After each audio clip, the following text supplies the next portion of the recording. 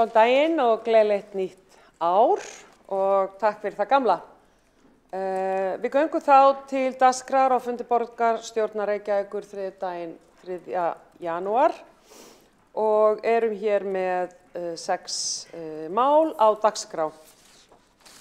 En áður en gengið til útsendrar dagskrá þarf forseti að leita samþykkis borgarstjórnar á afgreiðslu forsætisnefndar frá 30. desember síðastliðinn á dagskrá borgarstjórnar eins og framkemur í 6. lið á dagskrá þess fundar samanber 1. lið fundargerðar forsætisnefndar. Á fundi forsætisnefndar var lögð fram ósk fulltrúa Sjálfstæðisflokksins að taka á dagskrá þess fundar umræðu málefni ljósleiðarans EHF en því var hafnað af nefndinni með vísan til þess að umræða er trúnaðarmál á þessu stigi sem til meðferðar hjá þverpólitískum rýnihópi borgarráðs og mun koma til meðferðar á vettvangi borgarráðs og borgarstjórnar innan skamms. Samkvæmt samþykkt stjórn Reykjavíkurborgar og fundarsköp borgarstjórnar það forseti borgarstjórnar sem semur dagskrá borgarstjórnarfundar í samráði við borgarstjóra og forsætisnefnd og skal dagskráin fylgja fundarboði. Samkvæmt 27. grein sveitarstjórnarlaga á sveitarstjórnarmaður rétt á að geta tekið verði á dagskrá sveitarstjórnarfundar hvert það málefni sem sérstaklega varðar hagsmuni sveitarfélagsins eða verkefni þess. Það þó sveitarstjórnin sjálf sem hefur það endanlegt vald. Hvaða málefni verða tekin á dagskrá fundar og skal því ákvörðun synjun tekin af sveitarstjórninni þegar hún mætir til fundar. Og hér erum við komin í dag. Það og var ákvörðun forsætisnefndar að hafna að taka umræðuna á dagskrá að svo stöddu eins og við ræddum í desember og það alveg ljóst að málefni ljósleiðarans muni verða rædd hér í borgarstjórnarsalnum eins og eðlilegt en á meðan að þverpólitískur rýnihópur borgarráðs að störfum og ekkert hefur breyst frá því 20. desember sem var bara korter jól og hér erum við komin bara korter yfir nýtt ár að þá hefur í rauninni ekkert breyst og forsætisnefnd hafnaði því að taka umræðuna á dagskrá. Ég ber því þetta upp og þá hefur óskað eftir að taka til máls Kjartan Magnússon.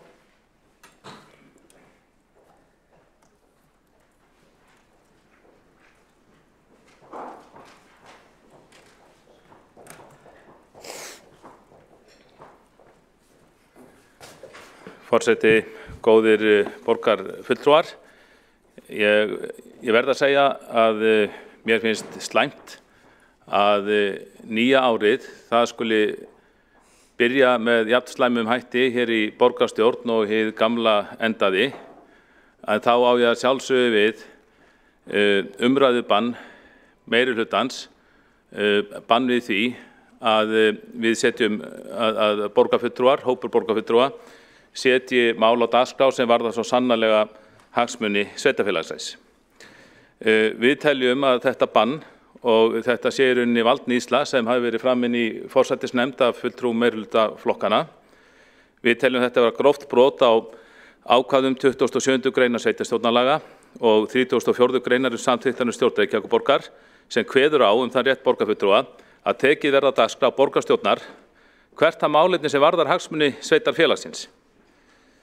Ég tel að meirihlutinn hafi enga heimild til að hafna því þannig að löglega framborið mál sé sett á dagskrá borgarstjórnarfundar. Hvað þá þegar það gerist endurtekið bæði á síðasta fundi liðinsárs og svo fyrsta fundi þessa árs. Það eru engar efnislegar ástæður því að banna umræðu þetta mál og ég tel að það sé engin heimild til þess. Það eru engin fordæmi fyrir slíku umræðubanni í borgarstjórn Reykjavíkur og með því gerist meirihlutinn sekur valdníðslu og einræðis tilburði. Það ekki hægt að ræða þetta mál neitt sem til umræðu efnislega og fulltrúar Sjálfstæðisflokksins þeir urðu við óskum meirihlutans að ræða þetta lítið sem ekkert í borgarstjórn frá því að miklar upplýsingar hefðu komið það allt frá því í september. Allt frá því í september viðræður hófust á milli umræddra fyrirtækja, það að segja ljósleiðarans og sínar. Það var alveg ljóst hver samningsmarkmiðin voru. Þau voru opinber, þau voru birt á tilkynningarsíðu Kauphallar og í öllum dagblöðum og víðar. Þannig það var ljóst hver markmiðin var. Við teljum að þessi markmiðið myndi ná fram að ganga myndi fela í sér stefnubreytingu gagnvart ljósleiðaranum og orkuveitunni og teldum þess vegna mikla þörf á að ræða þeir í borgarstjórn. og okkur varst líka furðulegt að hér skildi mikill tími og vinna, að mörgu leyti góð vinna, vera lögð í það, vera lögð í 100 og eitthvað tillögur að bæta fjárhag borgarinnar, samtals cirka milljarð króna, þegar að síðan bara tekin í stjórn Orkuveitunnar ákvörðun margra milljarða króna skuldbindingar sem ég sé ekki að verði fjármagnar öðruvísi heldur aukinni lántöku. Þannig það svona verið að smygla aukinni lántöku fram hjá borgarstjórn og svo má líka segja, ég nú ekki með því að í kollinu hverju stærstu viðskiptasamningar eru, en borgarstjórinn sem framkvæmdastjóri sveitarfélagsins, hann hlýtur að vera með það í kollinu. Ég bara fór að velta fyrir mér yfir jólin, eða fyrir jól. Hverjir eru stærstu viðskiptasamningar Reykjavíkurborgar? Ég ekki viss að þessu margir viðskiptasamningar stærri en var samþykktur í stjórn Orkuveitu Reykjavíkur og borgarstjórnarmeirihlutinn vildi ekki ræða í borgarstjórn. Mér dettur í hug margra ára svokallaður sölusamningur á Orkuveituhúsinu, minnir hann hafi verið upp á 5 milljarða, ekki samningur sem ég held að borgarstjórn hafi getað hreykt sér af en hann var þó ræddur í borgarstjórn. Og mér detti í hug nokkrir samningar sem ég veit að eru stórir, en enginn þeirra nær samt þeirri upphæð svona í mínu minni. En ég held að framkvæmdastjórarnir þeir hafi þetta svona í kollinum, þannig að mér langar að spyrja borgarstjóra, hverjir eru stærstu viðskiptasamningar Reykjavíkurborgar? Er þess ekki með þeim stærri? Og ef svo verið, það ekki ástætt að ræða hann í borgarstjórn? Ég tel sem sagt án þess að við förum beinlínis út í efnislega atriði málsins, þó að þau séu til umræðu í fjölmiðlum á opinberu vettvangi. Það hefur verið svo auðvelt að láta fara fram umræðu og mikilvægt þetta mál hér á vettvangi borgarstjórnar, þennan viðskiptasamning, þá stefnubreitingu sem hann í för með sér fyrir ljósleiðarann, Orkuveituna og Reykjavíkurborg. Ef að meirihlutinn við höfum getað rætt þetta mál á þess að missa út úr okkur ykkur trúnaðarmál, ef að meirihlutinn hefði talið að hann gæti ekki rætt máli á þess að bregða trúnaði, þá hefði verið hægt að loka fundinum eins og heimilt fyrir í samþykktum borgarinnar. En það var ekki gert, það bara algjört umræðu bann og sennilega til þess að koma í veg fyrir umræðu sem meirihlutanum finnst óþægileg, það stórfellda lántöku ljósleiðarans og áhrif hennar á fjárhagsáætlanir Reykjavíkurborgar og Orkuveitunnar. Og þetta ber þann svip því miður að borgarfulltrúar meirihlutans séu í einhverri örvæntingu að firra sig ábyrgð á þessu máli en varpa henni þess í stað á stjórn Orkuveitunnar eftir því sem hægt er. Borgarfulltrúinn hefur lokið máli sínu, einn hefur óskað eftir að koma í andsvar, það borgarstjóri? Gjörðu svo vel. Forseti, ágæta borgarstjórn, ég ætla að byrja á því að taka undir með borgarfulltrúnum að það bara eðlilegt og sjálfsagt að ræða þessi mál í borgarstjórn þegar við erum komið með gögn málsins og borgarráð skipaði sérstaklega rýnihóp til að fara yfir málið. Hann að störfum, hann hefur ekki lokið störfum og þess vegna finnst mér þetta ekkert óskynsamleg afstæði á forsætisnefnd að bíða með þessa umræðu á meðan hún á einhvers konar getgátu formi. Við höfum eftir að fá svör við ýmsum spurningum sem settar hafa verið fram í rýnihópnum, bæði af hálfu fulltrúa meirihluta og minnihluta. Það rétt sem borgarfulltrúinn segir að síðan síðasti fundur rýnihóps var haldinn hefur verið gengið frá samningi milli ljósleiðarans og sínar og það sjálfsagt að fá yfirferð yfir hann á fundi rýnihóps. Og ég bara bind vonir við það að við getum rætt málið í borgarstjórn þegar það hefur skýrst. Hvort það verður á næsta fundi eða þar næsta verður bara komið ljós en það mjög villandi að halda því fram að það standi til að einhvern veginn hleypa þessur umræðu hér ekki á dagskrá. Þetta snýst það að taka þá umræðu þegar rýnihópurinn hefur fengið tækifæri til þess að vinna í umboði borgarráðs og við höfum öll gögn málsins, vitum staðreyndirnar, þannig að umræðan verði markviss. En svo því sé til haga haldið, þá var farið yfir það alveg sérstaklega og meðal annars af hálfu borgarlögmanns að samningur sem slíkur kemur ekki til kasta eiganda, heldur staðfestur af annars vegar stjórn ljósleiðarans og hins vegar stjórn Orkuveitunnar eða heldur forstjórunum í umboði stjórnar Orkuveitunnar. Borgarstjóri hefur lokið við að veita andsvarsvara, þá andsvari Kjartan Magnússon. Gjörðu svo vel. Já, ég þakka borgarstjóra fyrir svarið. Sennilega erum við bara ósammála því hvernig skuli nálgast þetta mál. Ég ekki algjörlega sammála því að umræðin sé í einhverju getgátu formi eins og borgarstjóri sagði. Það hafa komið fram miklar upplýsingar þetta mál í fjölmiðlum og bara á heimasíðu Kauphallarinnar frá því að samningaviðræður hófust, og það svo bara augljóst í mínum huga að því nú búið að gera samningin, nú búið að gera skuldbindingi samning, ef svo ólíklega vildi til að honum rift, þá gæti það haft í för með sér álitsnekki fyrir borgina og kostnað, þannig að það er mjög erfitt að rifta honum hérna af. En vegna þess að hann felur þessi stefnubreytingu og felur ýmsa hluti sem rétt að ræða í borgarstjórn, það hefði verið miklu betra og eðlilegra að ræða samningin hér í borgarstjórn og það sem hann myndi hugsanlega hafa í för með sér bæði kostnaði og stefnubreytingu áður en að væri samþykktur. Áður en að var ekki samþykktur, en láta ekki borgarfulltrúa standa frammi fyrir orðnum hlut. Ég í stjórn Orkuveitunnar og hef ekki séð samningin, og enginn í þessum sal hér hefur væntanlega séð þennan samning, en samt svona í okkar nafni búið að samþykkja hann, og við eigum bara að þakka fyrir að fá að kynna okkur hann eftir á. Borgarfulltrúinn hefur lokið við að veita að svara andsvari og tekur þá til máls Marta Guðjónsdóttir, gjörðu svo vel.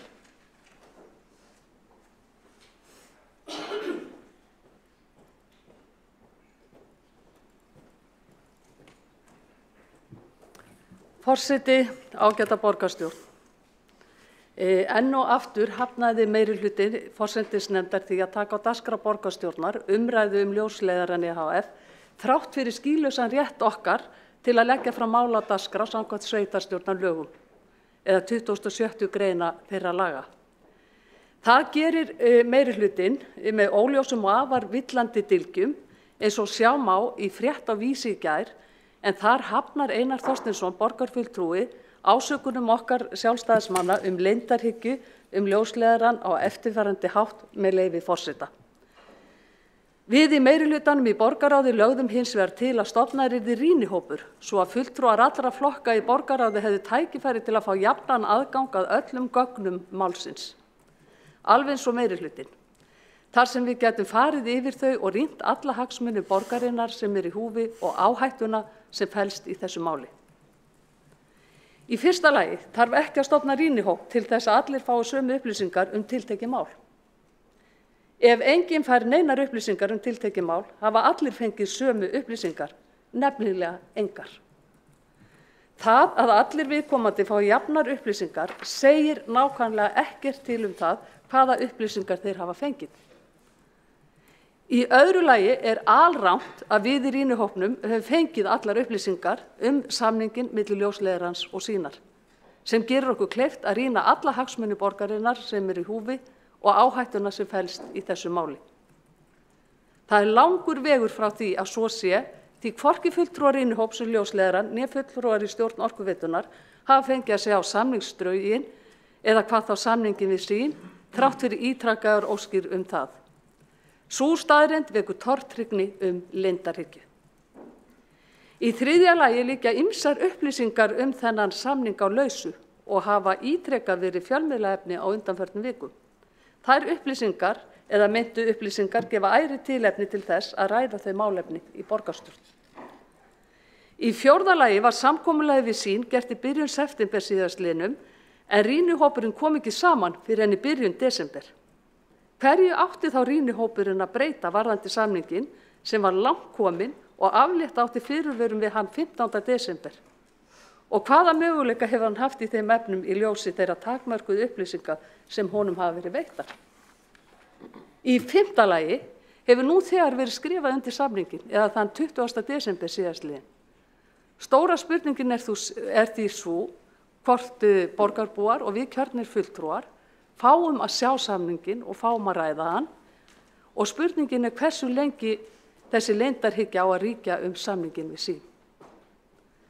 Í 6. lagi það rangt hjá Einari Þorsteinssyni borgarfulltrúa að það ríki góð samvinna við alla flokka þetta mál nema við Sjálfstæðisflokkinn. Ég minni borgarfulltrúann á að á forsætisnefndarfundi 16. desember síðastliðinn greiddi fulltrúi Vinstri grænna, Stefán Pálsson, ásamt mér, atkvæði gegn tillögu meirihlutans að hafna því að taka á dagskrá borgarstjórnar umræður ljósleiðarann EHF. Ef einhverjir hér að þyrlu priki það Einar Þorsteinsson borgarfulltrúi. Það mikill ábyrgðarhluti í máli sem varðar margra milljarða hagsmuni borgarbúa. Þá sakaði sami borgarfulltrúi okkur sjálfstæðismenn á síðasta borgarstjórnarfundi að setja upp leikrit þegar við leyfðum okkur að gera athugasemdir við það að því var hafnað að taka ljósleiðarann á dagskrá. Ef þetta leikrit, þá það tragedía með súrrealísku ívafi, ekki samin af okkur sjálfstæðismönnum, heldur meirihlutanum í Reykjavík.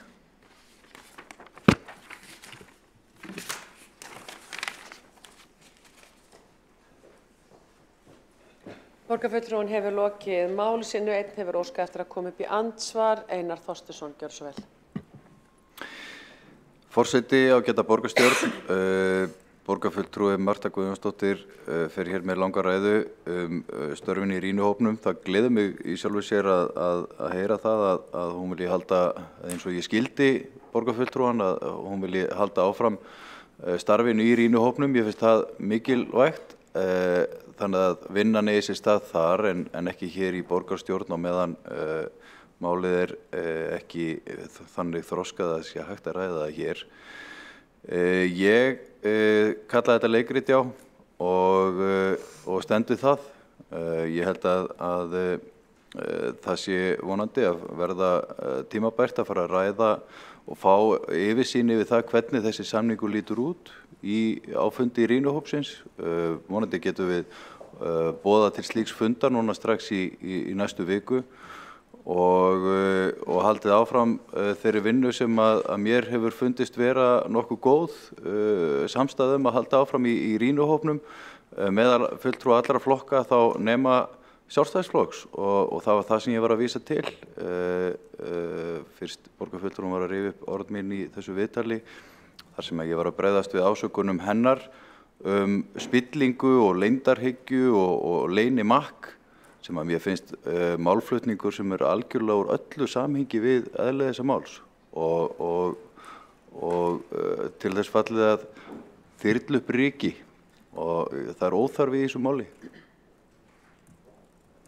Borgarfulltrúinn hefur lokið við að veita andsvar, svara þá andsvari. Marta Guðjónsdóttir, gjörðu svo vel. Forseti, ágæta borgarstjórn, ég ítreka þá skoðun mína hér að það leikrit sem að borgarfulltrúinn nefnir í boði meirihlutans og orðin að súrrealískri tragedíu og þeim til mikils vamsa að koma hér í veg fyrir það að lýðræðislega kjörnir fulltrúar fá að ræða mikilvæg hagsmunamál borgarbúa og kalla það að þyrla upp ryki og setja upp leikrit ekki boðlegt og ég vísa því til föðurhúsanna. Borgarfulltrúinn hefur lokið við að svara andsvari og þá mun forseti leggja þessa ákvörðun forsætisnefndar hér upp til staðfestingar og það sem sagt að hafna því að taka umræðuna á dagskrá að svo stöddu. Forseti vill brýna það að við erum bara að tala hér tíma. Það mjög eðlilegt að þessi umræða komi hingað og það var aldrei annað á áætlun. Þeir sem samþykkja það að hafna umræðu ljósleiðarann EHF að svo stöddu vinsamlegast gefi merki.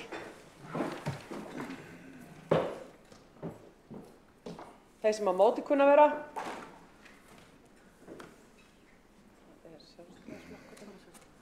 Hildur sem ekki í atkvæðagreiðslunni. Takk fyrir það. Þá það staðfest, þá ákvörðunin staðfest. Við erum með þetta. Hérna, Einar, þú mátt gjarnan slökkva á mikrofónunum. Takk fyrir það. Þá förum við í dagskrá, göngum við til dagskrá. Hún þá hér samþykkt. Það umræða fyrirkomulag snjórunings í Reykjavík að beiðni borgarfulltrúa Sjálfstæðisflokksins og frummælandi í því máli Kjartan Magnússon. Það rétt skil hjá mér, það ekki? Gjörðu svo vel. Kjartan Trausti Kolla.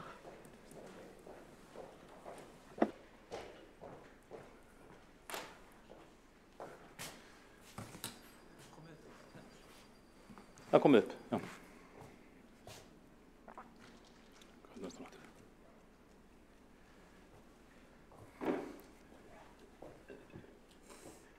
Já, ég vil byrja á því að óska öllum borgarfulltrúum og Reykvíkingum öllum gleðilegs nýs árs og bið á að afsaka gömlu árin.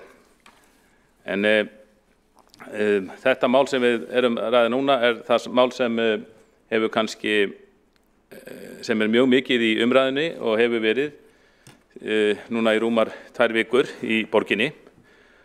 Og snjóruðningur í Reykjavík.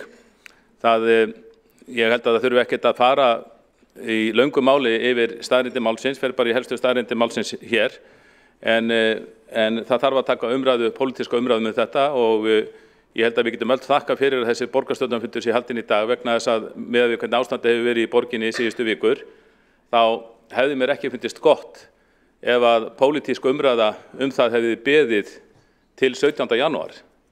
Snjókoman hófst 17. desember. Mér hefði fundist það vera mjög slæmt að bíða í heilan mánuð eftir pólitískri umræðu þetta mál. En hvað gerðist? Það snjóaði sem sagt sæmilega í henni Reykjavík, ekkert í fyrsta sinn. Við getum átt von á svona hvelli algjörlega á nokkur ára fresti og eins og veðurfræðingar segja okkur og fengum svona hvell síðasta vetur, þannig að við hefðum átt að vera í góðri æfingu. En það snjóar sem sagt 17. desember, þá hefst þetta snjókomu tímabil og það var þá spáð 25 til 30 cm jafnföllum snjó, en það snjóaði samt ekki svo mikið. Það var ekki raunin allavega ekki í fyrstu snjókomunni, að minnsta kosti ekki nema kannski þá í efstu hverfi. Nú síðan hefur snjóað nokkrum sinnum í hléum. Ekkert sem kemur á óvart í nyrstu höfuðborg heims, 64 breiddargráðu og þessum éljum hefur alltaf verið spáð með góðum fyrirvara. Nú, það verður bara að segjast eins og að hreinskilnislega að viðbragð Reykjavíkurborgar var arfaslakt. Það voru allt of fá tæki virkjuð, eitthvað sem hefði menn átt að læra síðasta vetur en það var ekki hægt að læra því greinilega.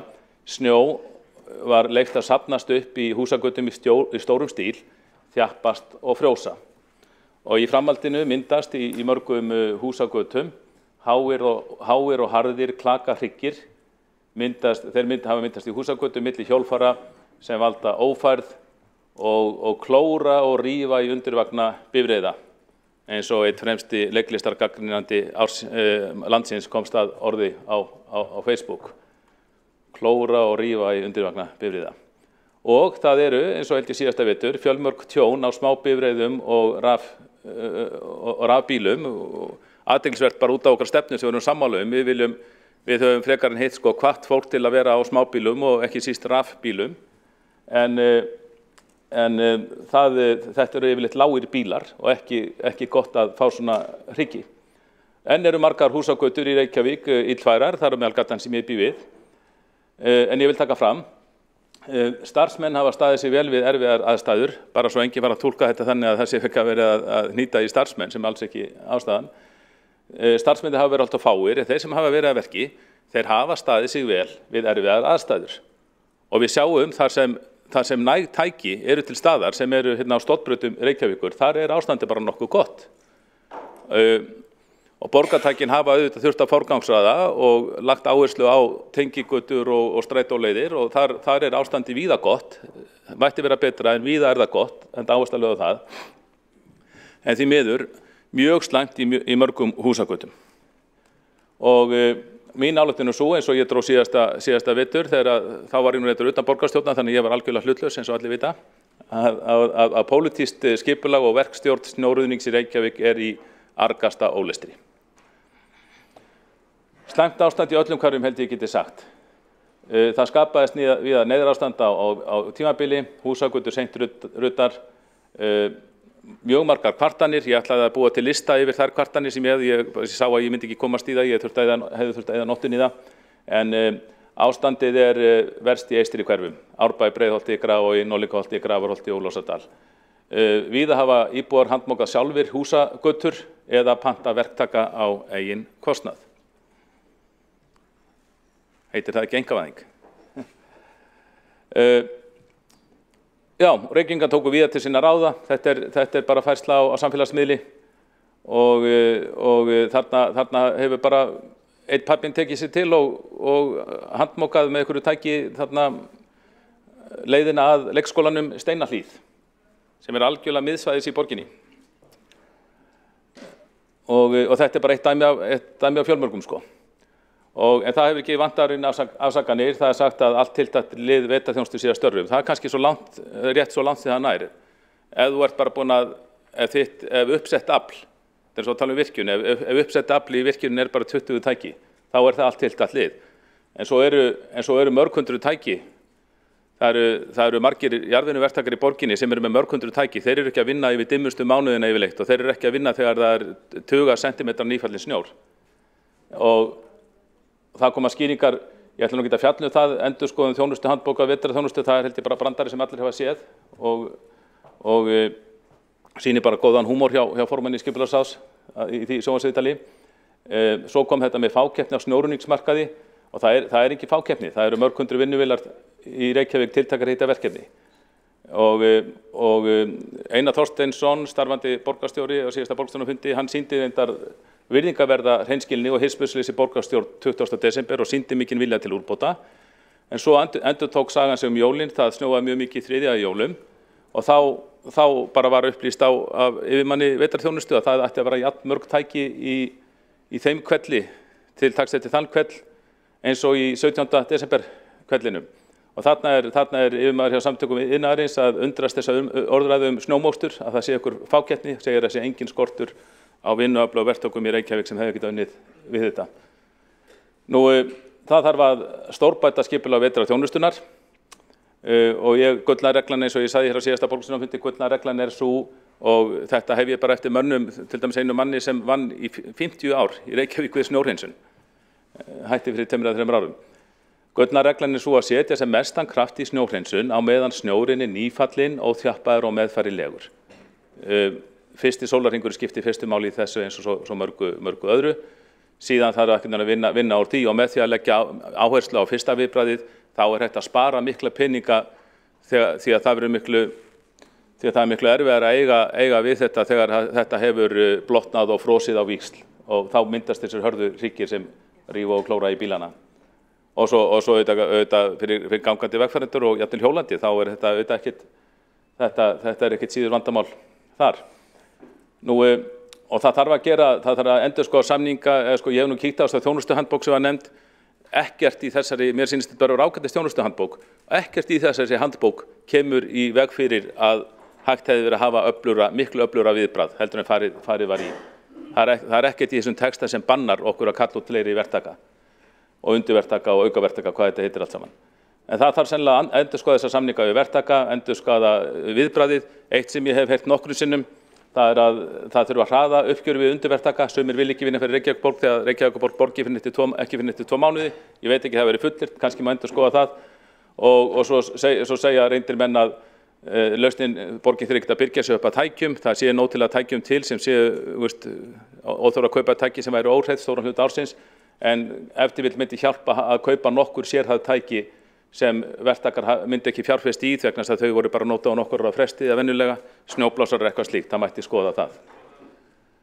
Og já, þarna sagt að 9 tæki hafi verið að störfum, þannig að fréttum það, hérna sáum við samanburð sem birtist í Morgunblaðinu, fjöldi snjó- og ruðningstækja vegum sveitarfélaga, þarna erum við að tala 17., 18. og 19. desember og Reykjavík í farabroddi tölulega sem 22 tæki en ef við sjáum bara samanburð á milli okkar og nágrannasveitarfélagana. Það voru fréttir alveg frá 9 upp í 22 tæki, Hafnarfjörður 20 tæki og við sjáum að það eru 56% fleiri íbúar í Reykjavík en í Hafnarfirði, Kópavogi og Garðabæ til samans. Þannig að þetta sýnir rauninni metnaðarleysið eða kraftleysi hjá okkur. 4.700 íbúar á Seltjarnarnesi, úthverfin okkar, það voru 6 tæki. Fjarðabyggð bara fekk sendingu þetta, 12 tæki. Þetta sláandi samanburður. 1984, þá var borgin miklu minni, þá vantaði heilu hverfi, vantaði Grafarvogin og fleiri hverfi sko, en Reykjavíkur hefur fjölgað 54% síðan, en þá var samt hægt að kalla út 100 tæki yfir Vestakvellin, enda sjálfstæðismenn við völd. Þetta eru bara myndir, bleikjukvísl, já, þetta er síðasta myndin. Þannig að ég held að við erum að ræta betur og þarna má alveg örugglega gera betur og fyrsta skref auðvitað það að viðurkenna hvað var illa staðið að þessu, að það þurfi að bæta eins og starfandi borgarstjóri gerði hér á síðasta fundi. Borgarfulltrúi hefur lokið máli sínu og tekur þá til máls Trausti Breiðfjörð Magnússon. Gjörðu svo vel.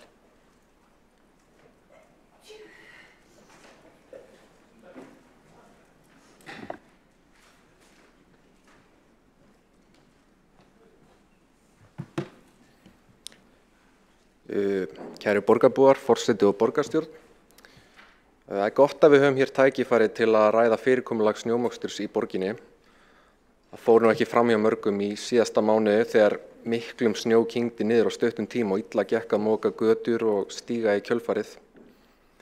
Þarna er náttúrulega mjög mikil vinna fyrir höndum og auðvitað er skiljanlegt að hlutinni taki sinn tíma, en það var eitthvað mikið að daginn. Hlutinir gengu mun hægar en við eigum að venjast og það hvernig forgangsraðað var í mokstrinum vekur upp fjöldan allan á spurningum. Ég kem nánar inn á það á eftir. Vetrarþjónusta Reykjavíkur er rekin í tveimur einingum, annars vegar vetrarþjónusta gatna og hins vegar vetrarþjónusta göngu og hjólastíga. Þetta heyrir bæði undir umhverfis- og skipulagssvið borgarinnar. Þetta eru fámennar einingar en þær nota annars verktaka til snjóhreinsunar og hálkuvarna. Meirihluti vinnunnar fer því fram í verktakavinnu og eru þeir valdir með útboðum. Borgin er þannig að litlum hluta með eigið starfsfólk í því að moka. Allar götur eru hjá verktökum, allar gönguleiðir eru hjá verktökum, þó með nokkrum undantekningum, og allar stofnanalóðir eru hjá verktökum. Þetta er gert svona því það ávíst að vera hagkvæmara. Ódýrara og þannig að vera að fá verktaka í snjómokstur heldur en að ráða fólk beint til starfa hjá borginni. Lítum aðeins tilbaka til ársins 1984 þegar hagaðstæður voru ekki nærri því eins góðar núna. Þá var borgin samt með 170 fastráðið starfsfólk í vinnu við það að ryðja götur og stíga. Í bréfi gatnamálastjóra til borgarstjórans í Reykjavíkur þann 24. janúar 1984 gerði hann grein fyrir stöður hreinsunarmála vegna snjóa og hálku. Þar kom fram að við hreinsun gatna hefði borgin þá yfir 100 tækjum að ráða. Síðan þá hefur fjöldi véla verið seldur frá borginni og mest allur mokstur af hendi hennar verið lagður niður.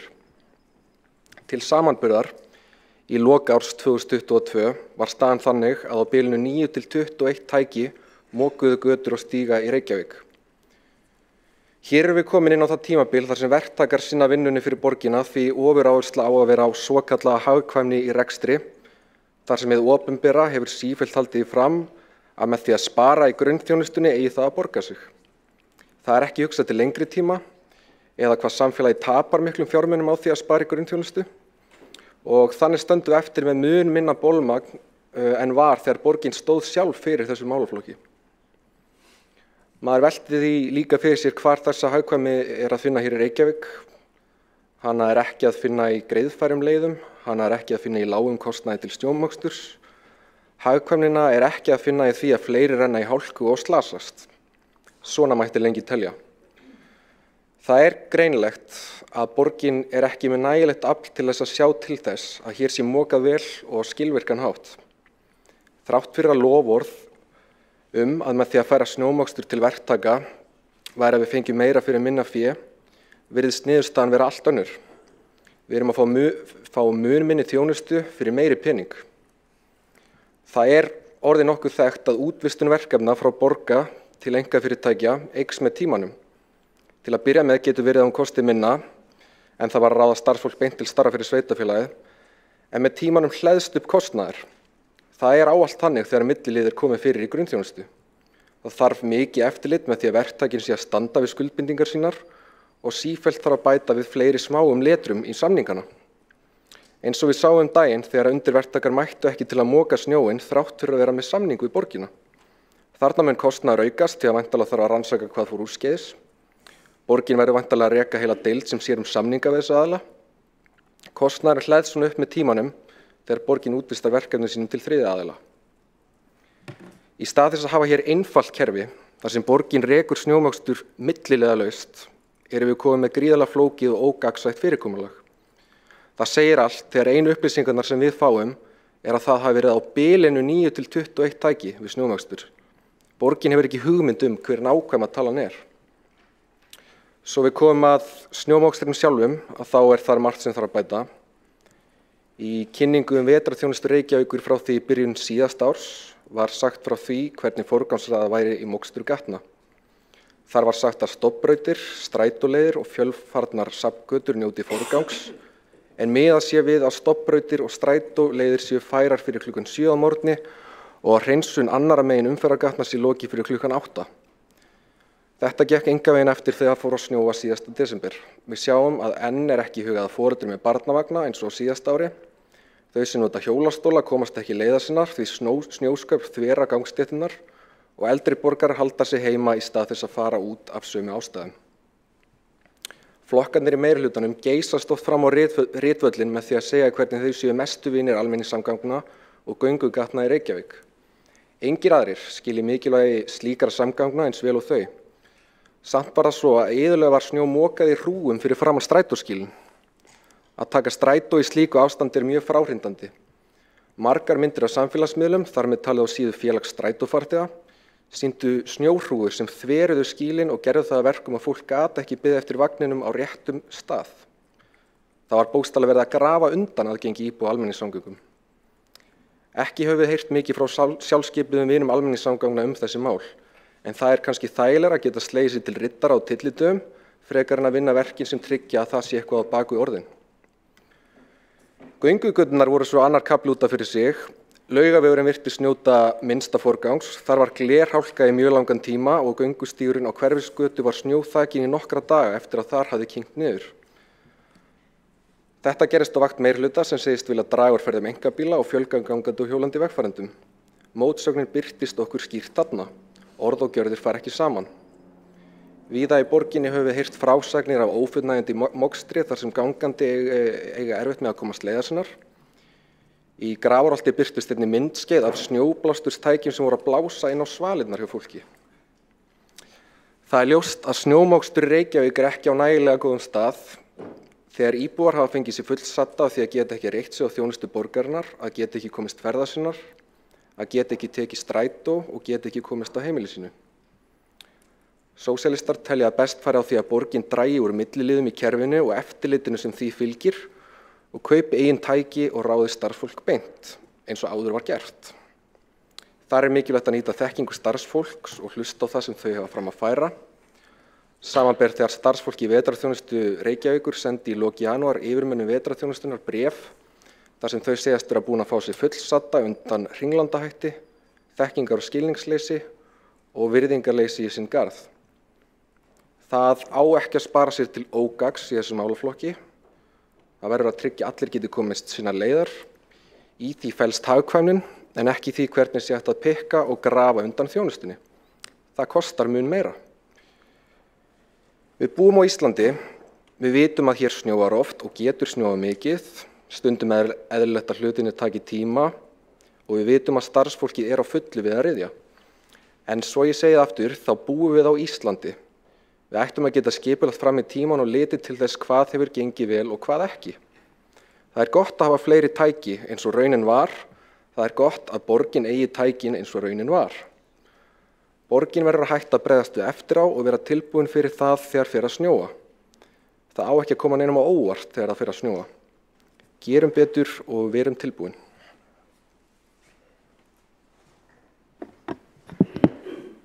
Borgarfulltrúinn hefur lokið máli sínu og forseta láðist áðan að vísa í 25. grein samþykktar sem snúa umræðum með að dragast að langinn.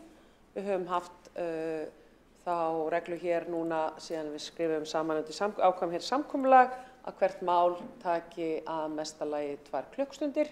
Nemi undantekningar tilfellum. Forseti vildi bara innbrá því að þetta þannig mál og margir á mælendaskrá að forseti gerir ráð fyrir því að þetta mál taki 2 klukkustundir og mögulega örlítið lengur. Þannig að forseti gerir það kunngjört hér. En þá tekur næstu til máls Marta Guðjónsdóttir, gjörðu svo vel.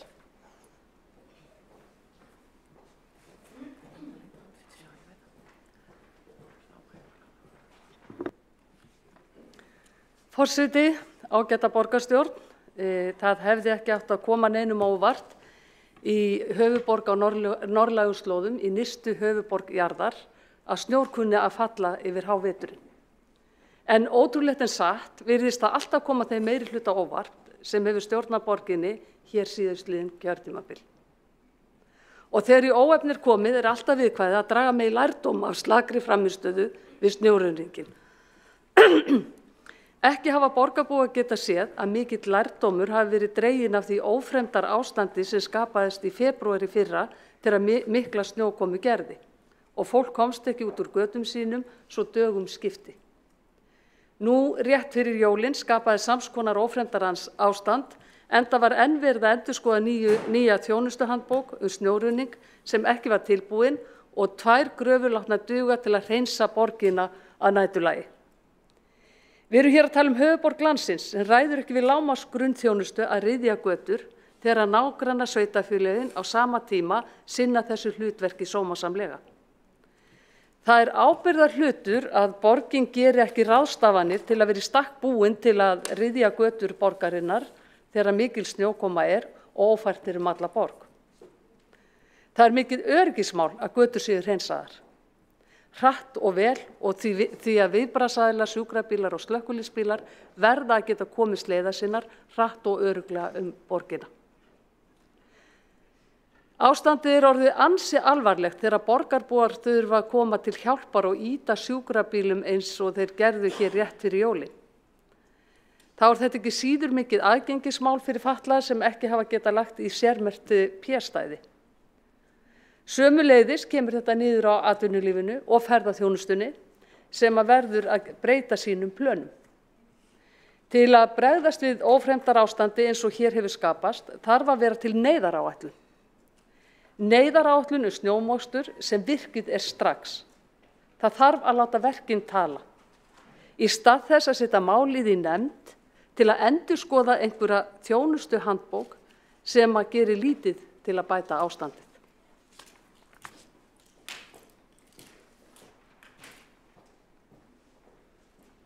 Borgarfulltrúinn hefur lokið máli sínu og tekur þá til máls Kolbrún Baldursdóttir, gjörðu svo vel.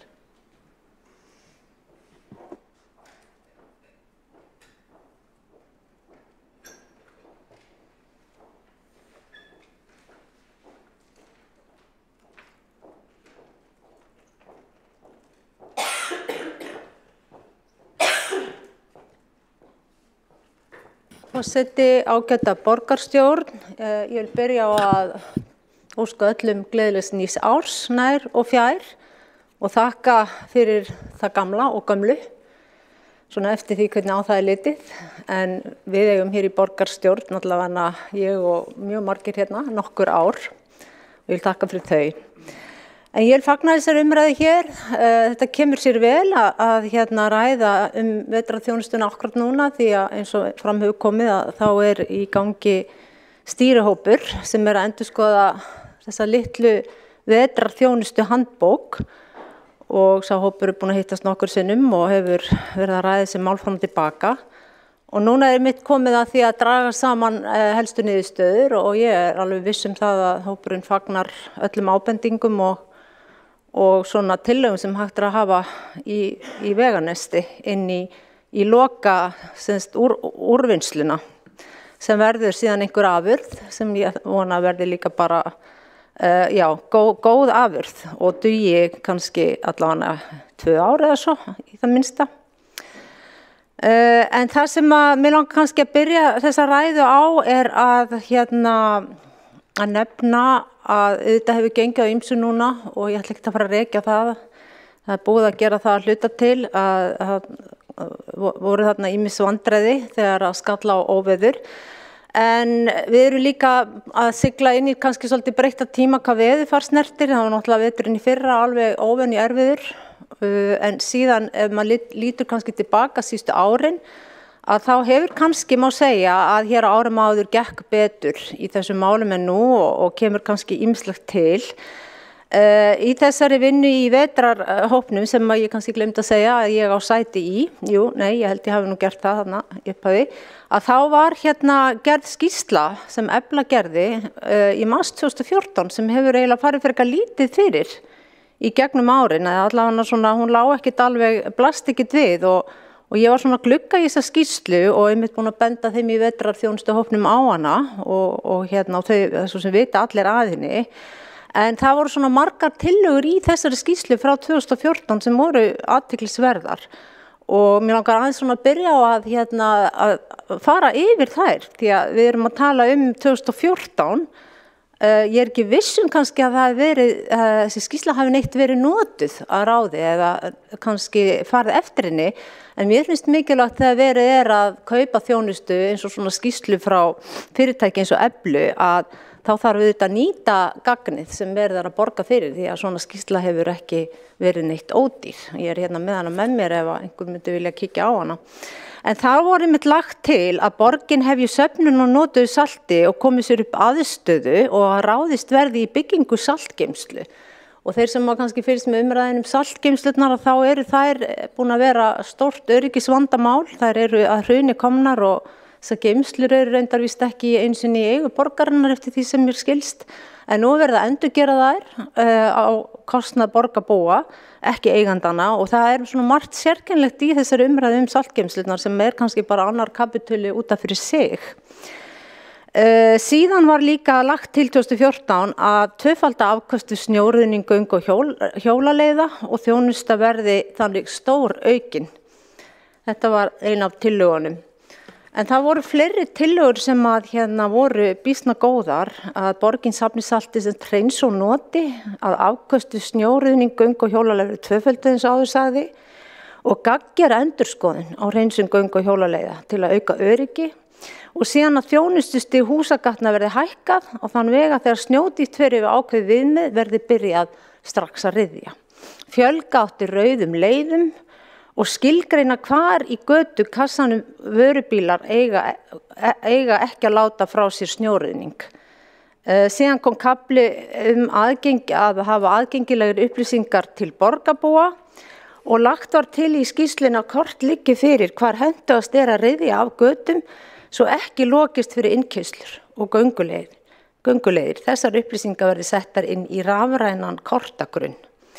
Og síðast en ekki síst sem ég fannst athyglisvert þarna frá 2014 í þessari góðu skýrslu frá Eflu að það átti að auka almenna kortlagningu vetrarþjónustu svæða og skýr skilaboð hvar megi ekki setja snjóruðning frá götum, hvar er hætta á að snjó sé rutt yfir hjól og gönguleiðir og þar að leiðandi myndi það auðvitað leiða til tvíverknaðar.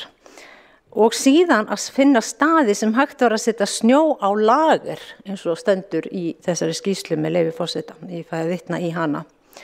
Og það að segja staðir sem má líka losa snjó í sjóin átti að vera skilgreind. Þannig að þetta var allt saman hlutir sem ég velti fyrir mér hvort að hefði ekki mátt taka meira alvarlega þarna 2014 og það væri við kannski bara mjög framarlega í þessum málum akkurat núna. En það er eins og við vitum búið að gagnrýna vetrarþjónustu borgarana mjög mikið og ég vil einmitt taka undir eins og áður sagði að þetta er ekki starfsmennir sem eru að gagnrýna því að þetta er allt saman fyrst og fremst pólitíkin og síðan yfirstjórnunin sem að skiptir máli hér.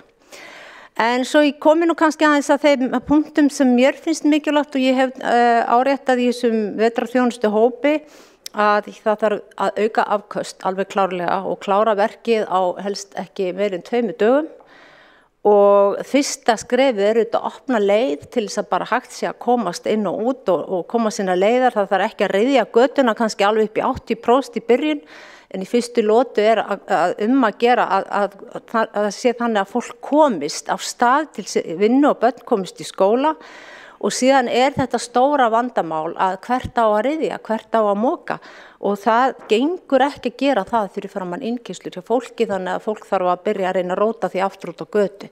Það segir sig sjálft að þetta bara gjörsamlega ólíðandi og stundum kannski verður að gera þetta, en þarna þarf bara alltaf að setja sig í spor viðkomandi íbúa og það er ekki allir sem geta tekið skóflu og mokað og síðan þegar þetta eru glerhart kannski, eins og getur orðið á mjög stuttum tíma, þá er ekki takt að moka þessu eitt eða neitt. Þannig að þetta kannski húsagöturnar aðalmálið, ég held við höfum ekkert verið svo mikið að kvarta yfir stofnvegunum, það gengur ágætlega, svona allavega gengur vel með að við húsagöturnar, það er þar sem að skóginn hefur verulega kreppt og það hefur valdið því að fólk hefur ekkert getað farið á nagladekkjunum, því að það kemst bara ekkert heim til sín öðru sinna að vera á nagladekkjum og gott að þau þurfi ekki að setja bara keðjurnar undir bílinn stundum til þess að komast yfir stóran glerharðan snjóskafl til þess að komast í innkeysluna ef að búið er að moka þarna ítrekkað fyrir. Þannig að þetta eru svona hlutir sem að ég held við verðum að fara að horfast í augu við.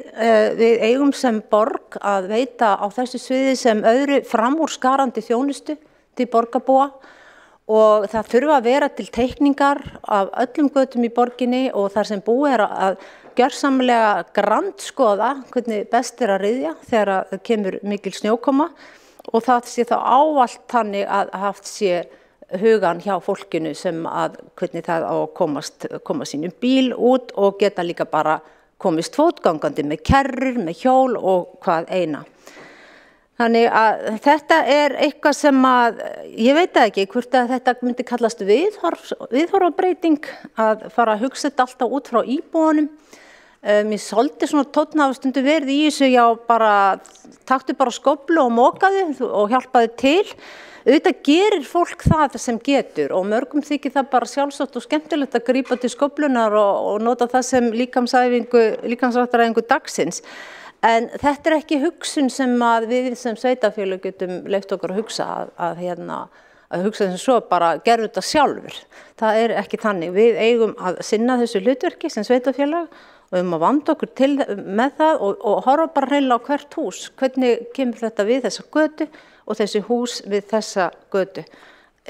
Og það er þessi þjónustulund sem að einhvers staðar kannski hefur týnst á leiðinni síðastliðin einhver 20 ár. Ég veit það ekki, kannski er þetta ekki rétt hjá mér og þá bara gott að fá einhvern sem andmælir mér í því að það hafa alltaf verið mikil þjónustulund en þetta er svona mín tilfinning allavega sem ég er hér að lýsa.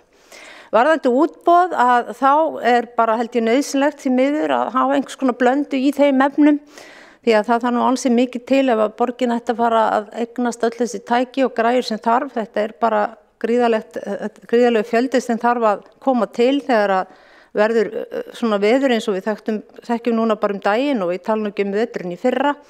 Þannig að ég held að ég treysti sérfræðingum innan borgarinnar til þess að skoða hvernig best fer á því og að gæta auðvitað hagkvæmni ávallt og hafa það að leiðarljósi við þessi útboð eins og önnur útboð. Tíminn búinn, þannig að ég þakka fyrir í bili. Borgarfulltrúinn hefur lokið máli sínu og tekur þá til máls Alexandra Briem.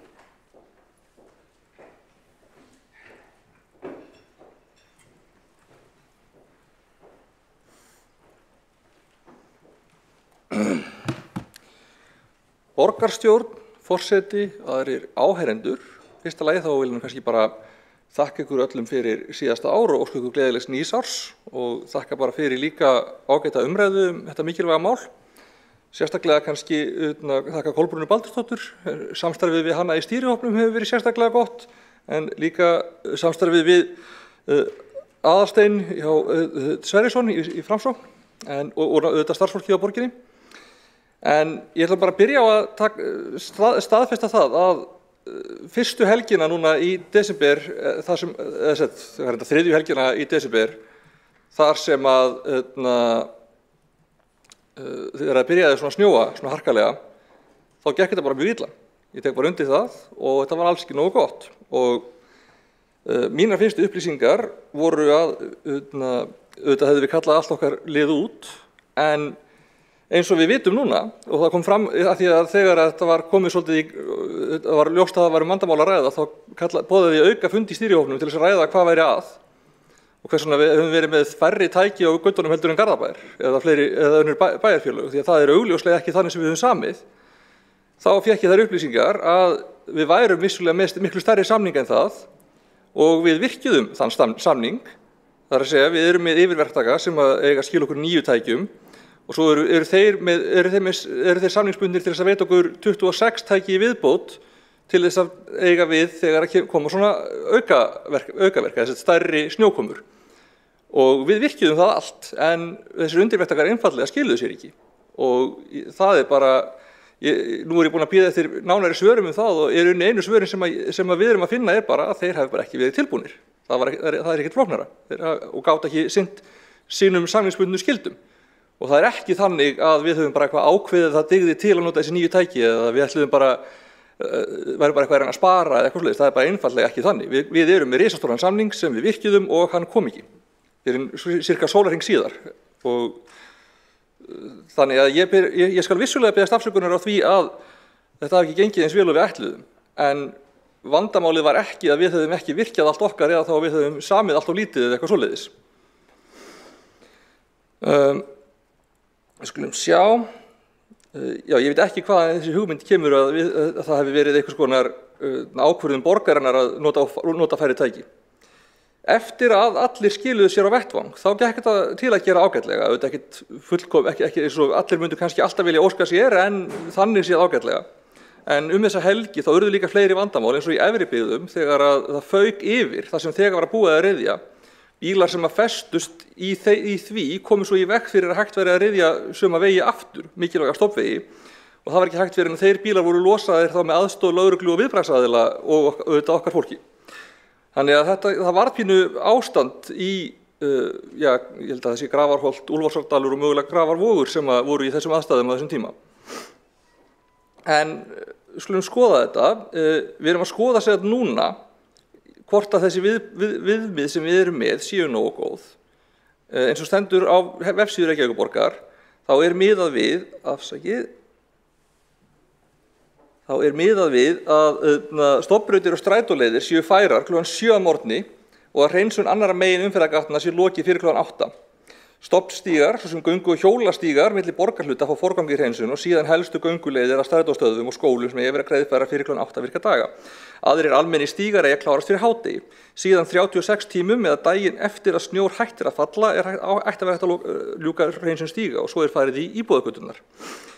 Það vinna núna 38 manns cirka hjá borginni sem hafa það starf á vetrum að ryðja stígana. Við erum með 3 útboð ruðning á götum og í þeim eru samtals 9 bílar sem eru svona stórir vörubílar með plóg framan á sem að ryðja stoppvegina og 26 tæki til viðbótar. Það geta við gröfur, hjólaskóflur, alls konar sem eiga að moka íbúðagöturnar og taka þessi viðbótarþyngsl.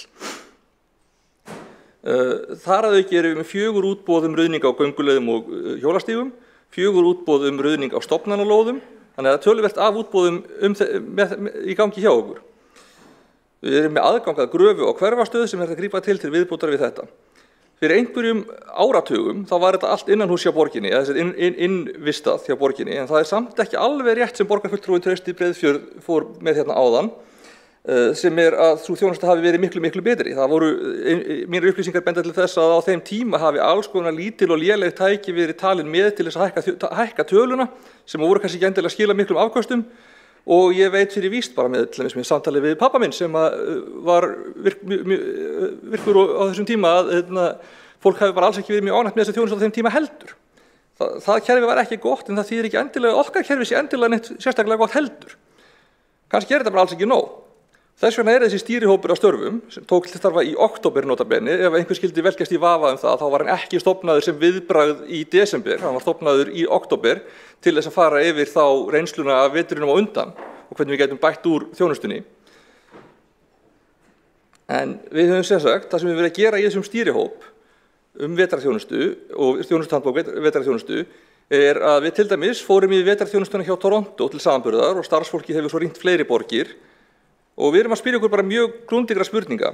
Viljum við fleiri samninga, stærri samninga, fleiri tæki, Viljum við meira þjónustunni í innvistun, minna í útboðum, það eru kostur og gallar, það er kostnaður, það er þá fastakostnaður við það fólk í vinnu og eiga tæki á lager og þannig, eitthvað af því getum við með stærðarhagkvæmni nýtt í önnur verkefni utan snjótíðar en það eru efri mörk á því hvað það nýtist mikið. Á einhverjum tímapunkti erum við farin að borga fólki fyrir að sitja og gera ekki neitt. Það er í rauninni veltur á því hvað við ætlum að vera með mikla kröfu. Viljum við að allt sé orðið greiðfært samdægurs, duga 2 dagar, 3, 5, 12.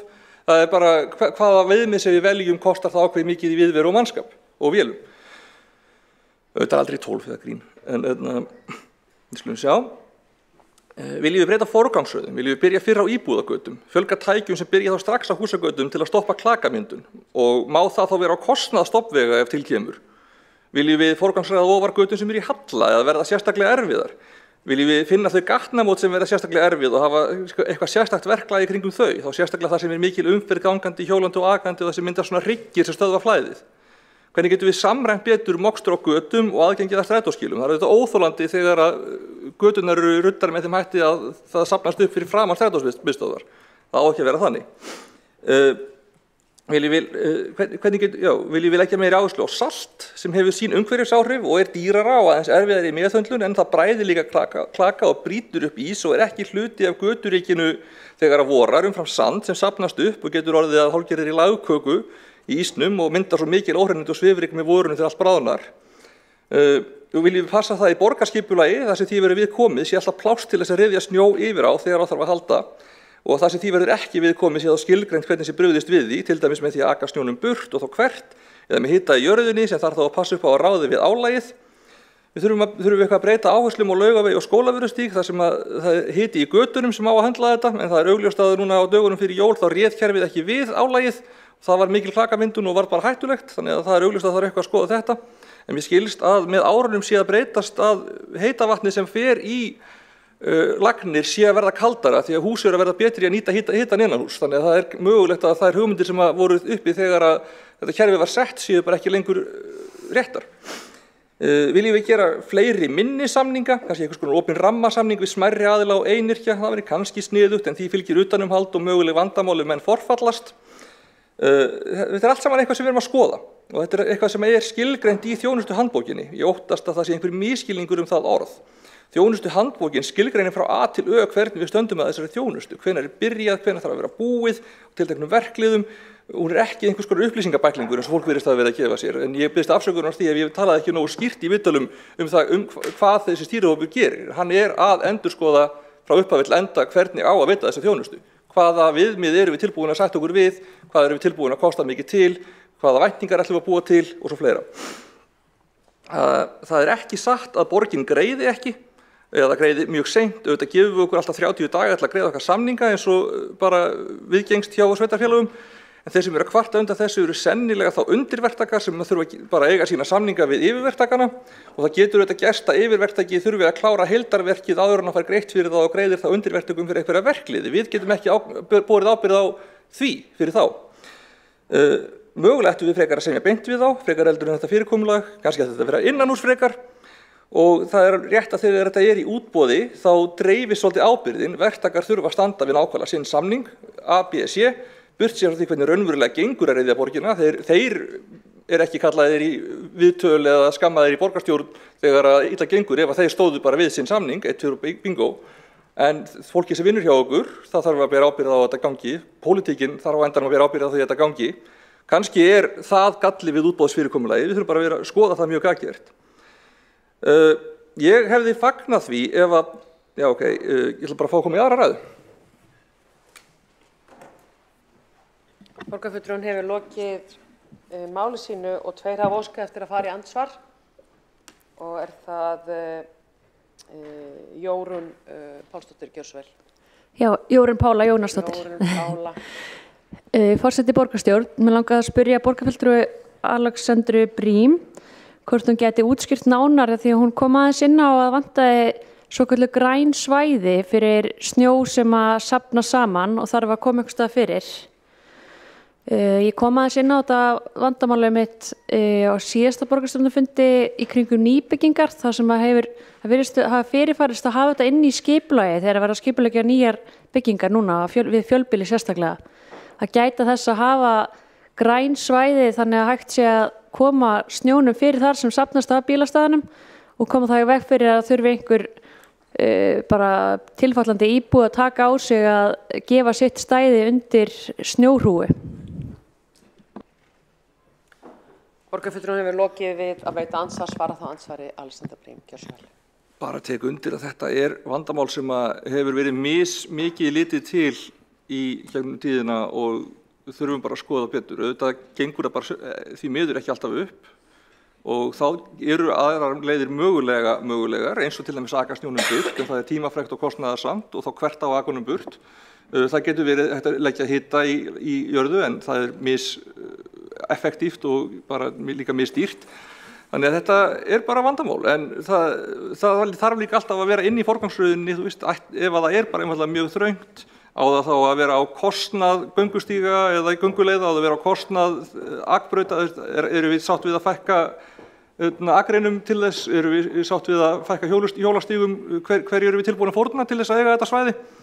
Þannig að það misjafnt eftir aðstæðum. Þetta þurfum við bara að vera, skýrari í því hvernig við forgangsröðum þessu þegar við erum að byggja upp ný hverfi eða gömul hverfi, en það ekkert eitt svar það hvernig þetta hefur alltaf verið, því að það hefur verið mjög mismunandi gegnum tíðina, eða hvernig nákvæmlega þetta á að vera, því að það eru líka mismunandi aðstæður á hverjum stað, en ég mjög sammála því að við þurfum að forgangsröða þessu ofar og skilgreina þetta betur. Takk. Borgarfulltrúinn hefur lokið við að svara andsvari, veiti þá andsvarari sinni Jórunn Pála Jónasdóttir. Já, takk fyrir. Ég held að þetta sé alveg skýrt að það sé ekki boðlegt að velta því yfir á húsfélög að ákveða með tilviljun hvaða íbúi taki þetta á sig eða fórna einhverju stæði sem eru mjög þröngt skipulega eins og staðan og þess vegna vil ég heyra bara skýr svör. Hverju þarf að breyta til þess að þetta sé almennilega á tékklistanum? Þarf að breyta byggingarreglugerð eða hvar borgarfulltrúinn að velta fyrir sér að gera breytingar þannig að þetta gerist ekki aftur? Borgarfulltrúinn er lokið við að svara andsvari, eða veita andsvari öðru sinni, svara þá andsvari öðru sinni Alexander Briem. Já, forseti, ég get auðvitað ekki lofa því að það sé hægt að gera þetta, búið að binda þannig hnútana að þetta gerist aldrei aftur. Og við búum einfaldlega í landi þar sem geta myndast mjög mikil snjóþyngsl og jafnvel þó við myndum alltaf gera ráð fyrir einhverjum góðum svæðum, þá eru alltaf svo möguleiki fyrir hendi að þau dugi ekki til, eða að einhver tilfallandi atvik auki þörfina. Það hins vegar þannig að ég hugsa að þetta ætti að vera inn í borgarhönnunarstefnunni. Það er allavega mínu viti staður þar sem hægt væri að skoða þetta. En sú stefna í vinnslu og við þurfum bara að ræða það við þann starfshóp sem að vinna að gerð þeirrar stefnu. Og eins og ég segi, það alveg til í dæminu að sumstaðar sé einfaldlega það þröngt að það sé ekki viðkomin nema fórna einhverju öðru sem við þurfum þá bara að ákveða hvernig forgangsröðum. Eins og ég segi, þetta mikilvægara en gangstétt? Þetta mikilvægara en hjólastígur? Þetta mikilvægara heldur en akbraut? Það bara, hvar drögum við línuna? En þetta eitthvað sem þarf að skoða. Borgarfulltrúinn er lokið við að svara andsvari öðru sinni og veit þá andsvar Helgi Ás Grétarsson. Gjörðu svo vel. Forseti, borgarstjórn, ég ætla að þakka borgarfulltrúanum Alexander Briem fyrir hennar yfirferð. Ég ætla að spyrja nokkra spurninga. Hvernig áætlað að störfum stýrihópsins endurskoðun þjónustuhandbókarinnar ljúki? Er til yfirlit kostnað á snjómokstri, við skulum segja undanfarin 10-20 ár? Skýrsla Eflu sem vísað var til hérna áðan frá 2014, það mikilvægt gagn í vinnu stýrihópsins? Svo út af því að það voru mikið snjóþyngsli í febrúar síðastliðnum, þessi febrúar 2022, og þá kannski tengslum líka við síðustu fyrirspurn kollega með Jórunnar Pálu Jónasdóttur, að það voru þá svona sögusagnir sem maður heyrði að það mætti ekki lengur losa snjó í sjó út af einhverjum reglum frá Evrópusambandinu. Þetta var einhver sem sagði með það.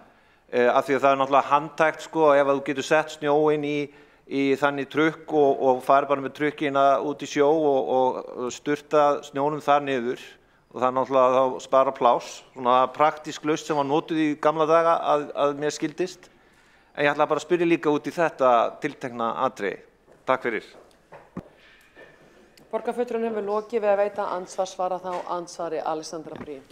Forseti, já, stýrihópurinn ætlaði upphaflega að ljúka störfum í desember en það gekk ekki eftir og við eigum núna von á að reyna að klára þetta helst í janúar eða þá síðastlega í byrjun febrúar en það er bara bæði var verkið stærra heldur og bara fleiri spurningum ósvarað og við vildum fá tækifæri á að kalla inn fólk til samráðs, bara þá fólk sem vinnur við tækin og fólk sem á öðrum sviðum hjá borginni og fá inn fleiri sjónarmið og það er líka bara komið í ljós að þetta var víðtækt verkefni, við vildum skoða hvernig aðra borgir hefur unnið, þannig að þetta var meira heldur en við kannski spáðum fyrir í upphafi.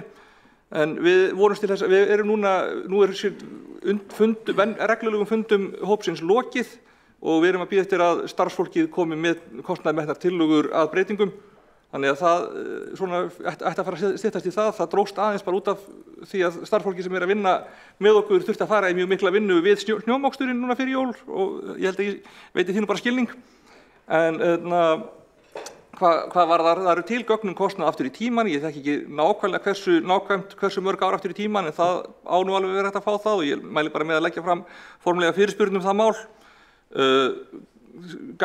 Skýrslan frá Eflu hefur alveg verið skoðuð hjá okkur en hún er ekki kannski megingagnið, það var alveg einhver hluti breyst síðan hún var unnin en já, hún er alveg eitthvað gagn sem við vitum af og já, varandi að sturta í sjóinn, mér skilst að það sé einhverjum vandkvæðum háð en það er í sjálfu sér ekkert eitthvað stórt vandamál að finna staði þar sem hægt er að losa snjó, það er bara spurning hversu langt þú þarft að fara til þess. Það er bara meira spurning það en ég er ekki með nákvæmt svar undir hvaða kringumstæðum það má ekki. Takk. Borgarfulltrúinn er lokið við að svara andsvari og tekur þá til máls Líf Magnúðardóttir, gjörðu svo vel.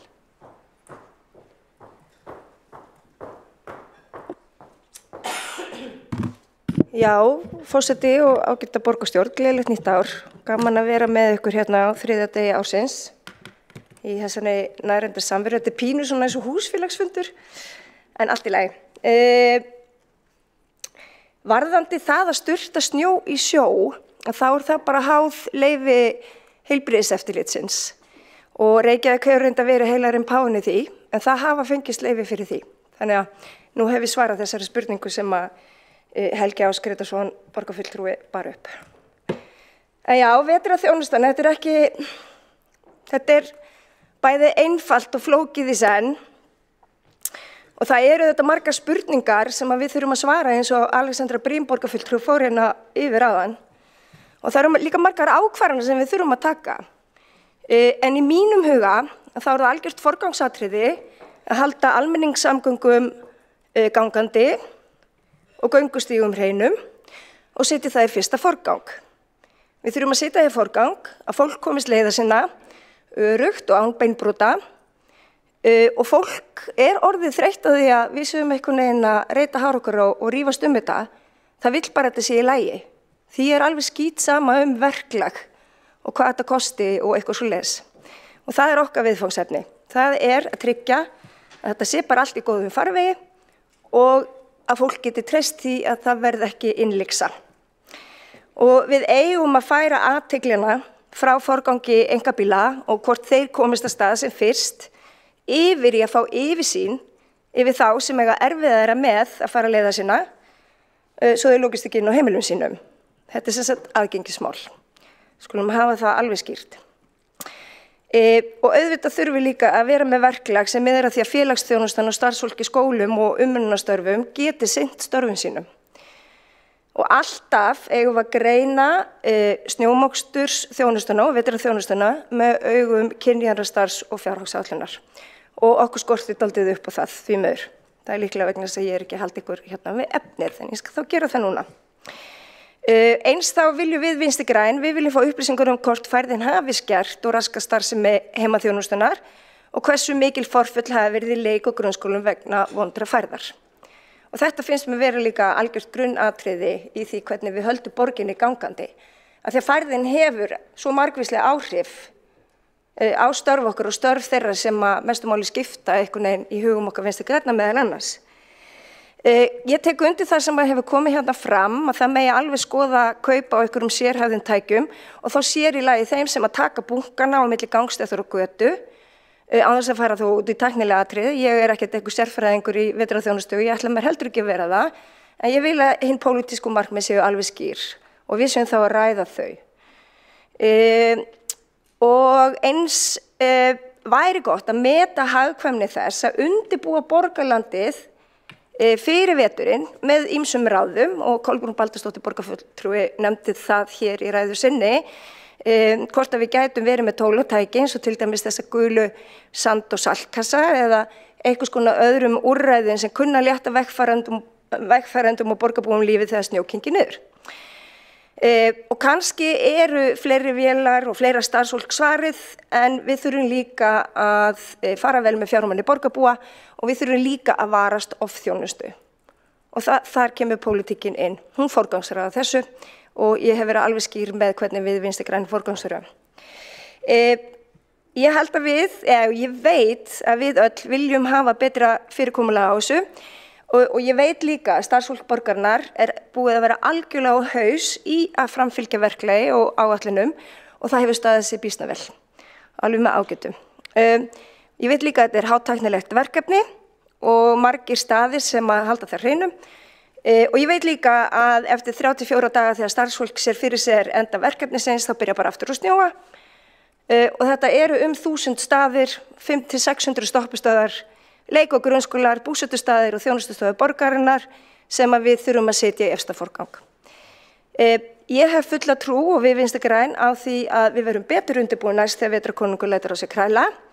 En auðvitað getur allt klikkað og það ekki hægt að taka mannlega þáttinn út úr þessum framkvæmdum og í því tilliti þá megum við líka temja okkur smá þolinmæði, kannski dassa æðruleysi, að því að stundum tekur bara lengri tíma en við höldum í að berjast við náttúruöflin.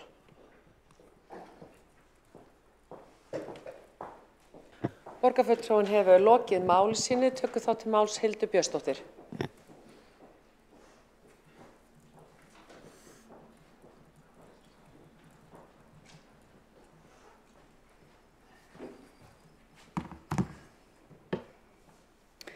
Forseti, ágæta borgarstjórn. Það ágætt að fá tækifæri núna loks til að ræða hér í borgarstjórnarsalnum vetrarþjónustu Reykjavíkurborgar, sem sennilega það mál sem hefur brunnið mest á fólkinu í borginni á síðustu vikum og ekki að ástæðulausu. Og í rauninni algjörlega óháð þeim faramáta sem fólk velur sér og það skiptir líka máli. Það skiptir engu máli með hvaða hætti fólk velur að ferðast hér í borginni, snjór og svona gríðarleg ofankoma eins og við höfum orðið vitni á síðustu vikum og vetrarþjónustan skiptir máli fyrir okkur öll. Hún ekki síður, öflug vetrarþjónusta ekki síður mikilvægt aðgengismál en það auðvitað ekki öllum gefið að klofa snjóskaplana hérna í borginni þegar að vetrarþjónustu ekki sinnt nægilega vel. Og þá líka ónefndur allur sá kostnaður sem samfélagið verður fyrir þegar samgöngur lamast eða raskast í ástandi eins og þessu. Þannig að það auðvitað heilmikið ómak sem að einstaklingar og fyrirtæki og samfélagið allt verður fyrir þegar að vetrarþjónustu ekki sinnt nægilega vel.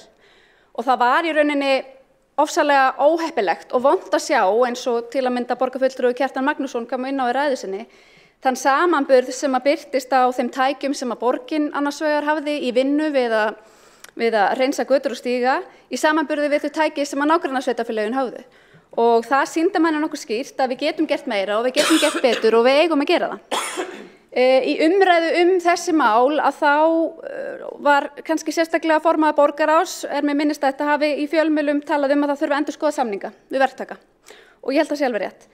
Og ég er aðeins búin að vera að rýna þessa samninga við einmitt verktakana og langar að bera upp nokkrar spurningar. 5 spurningar og þeir koma á eftir mér hérna, formaður borgarráðs og borgarstjóri í ræðu og það væri gott ef annar þeirra gæti svarað þeim. Þannig að mér þætti mjög vænt ef þeir myndu hlýða á svona þær spurningar sem ég hef af lestri þessara samninga. Við erum með samninga við 4 aðila og þar að vera aðeins 3 sem að sinna snjóhreinsun og hálkuvörn, gönguleiða og gatna. Og þetta Garðlist, Malbikunarstöðin Höfði og Íslenska Gámafélagið. Og ég var svolítið hissa, ég held að þetta væri fleiri aðilar og var svolítið hissa að það væri ekki samið við fleiri aðila, þó vissulega séu þessir aðilar sem ég síðan við undirverktaka sjálfir. Svo götu salt keypt af saltkaupum og afgreitt af Íslenska gámafélaginu. En þetta eru 9 samningar við 5 aðila, allt í allt. Þannig að ein spurningin hvers vegna ekki samið við fleiri aðila vetrarþjónustu í Reykjavík, svona beint, Reykjavíkurborg, hvers vegna sem Reykjavíkurborg ekki beint við fleiri aðila? Það ein spurningin.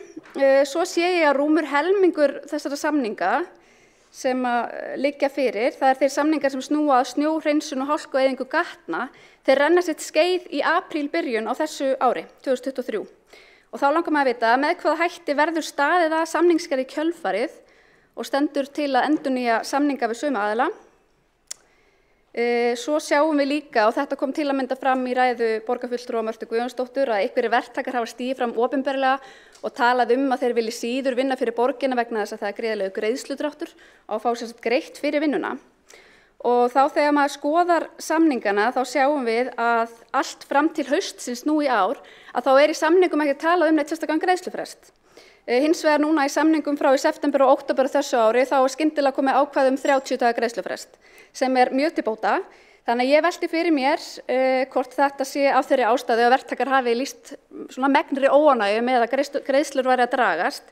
Þannig að ein spurningin með hvaða hætti voru greiðslur að berast til verktaka, hvað greiðslufresti varðar, áður en þetta ákvæði 30 daga greiðslufresti kom til sögunar. Svo það verktryggingin. Í samningum með verktaka þá ýmist kveðið á 5% verktryggingu eða 15% verktryggingu. Hún sést 5% þegar kemur að hreinsun stíga, 15% þegar kemur að hreinsun gatna. Og ef við skoðum útboðsskilmála og verklýsingu, annars vegar nágrannasveitarfélagana fyrir vetrarþjónustuna, þá sjáum við til dæmis í Garðabæ að það almennt miðað við 5% verktryggingu. Hins vegar í útboðsskilmálum Reykjavíkurborgar miðað við 15% verktryggingu. Og þegar við erum auðvitað í samkeppni við nágrannasveitarfélögin verktaka til að sinna þessari mikilvæga þjónustu, sem við erum öll sammála að grunnþjónusta, þá velti maður fyrir sér hvort að þetta ákvæði sé hamlandi til þess að fólk gangi til samninga við borgina. Þannig að ein spurningin hvers vegna fer borgin fram á svo háa verktryggingu vegna vetrarþjónustu í samanburði við önnur sveitarfélög og telur borgarstjóri eða eftir atvikum formaður borgarráðs að svo há krafa verktryggingu hafi hamlandi áhrif á verktaka sem vilja þá síður semja við borgina. Og að lokum, í samningum líka gert ráð fyrir að borgin geti innheimt tafabætur eða dagsektir ef að verktakar ljúka ekki verkinu eða einstökum áföngum á tilskildum tíma. Hefur þessum ákvæðum einhvern tímann verið beitt. Takk fyrir.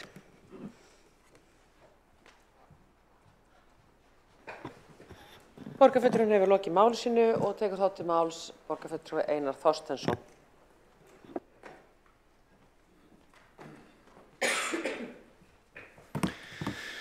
Forseti, ágæta borgarstjórn,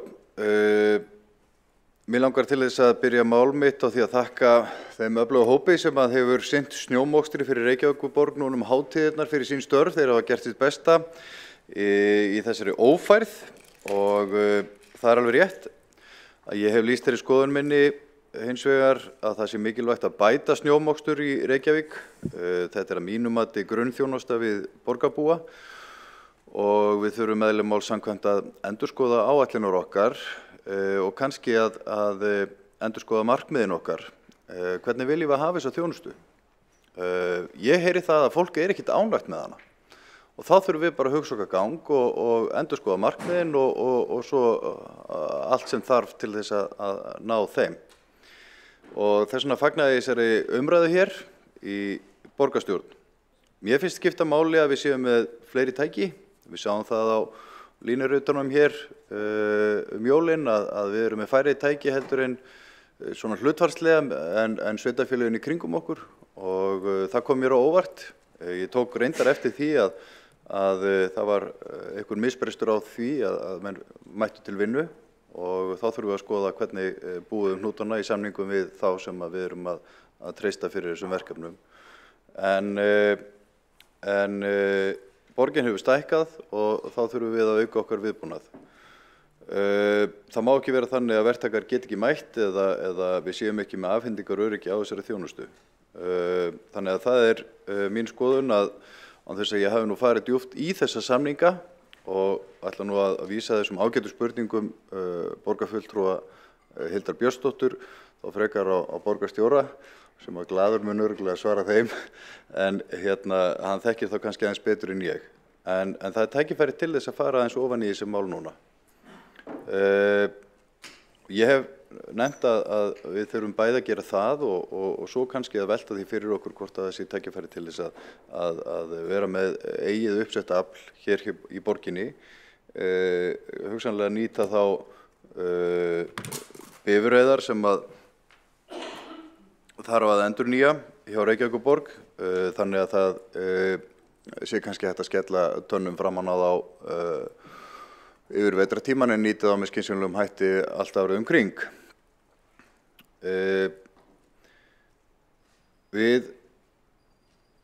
Það hefur gengið ágætlega að reiðja stofn- og tengivegi núna jólin í þessum 2 áhlauppum sem hafa verið, en að mínum mati, og það er bara mín skoðun, mér finnst að taka á langan tíma að reiðja húsagötur. Það hefur tekið 4 til 6 daga hingað til og það er ekki gott að vera íbúinn sem að þarf að bíða í 6 daga eftir að komast á bílnum frá heimili sínu. Og þetta er eins og borgarfulltrúi Líf Magnúðardóttir kom inn á hér áðan, þetta er bara mjög mikilvægt aðgengismál fyrir eldra fólk og fyrir fólk sem að reiðir sig á ferðaþjónustu fatlaðra og marga aðra og náttúrulega auðvitað alla borgarbúa.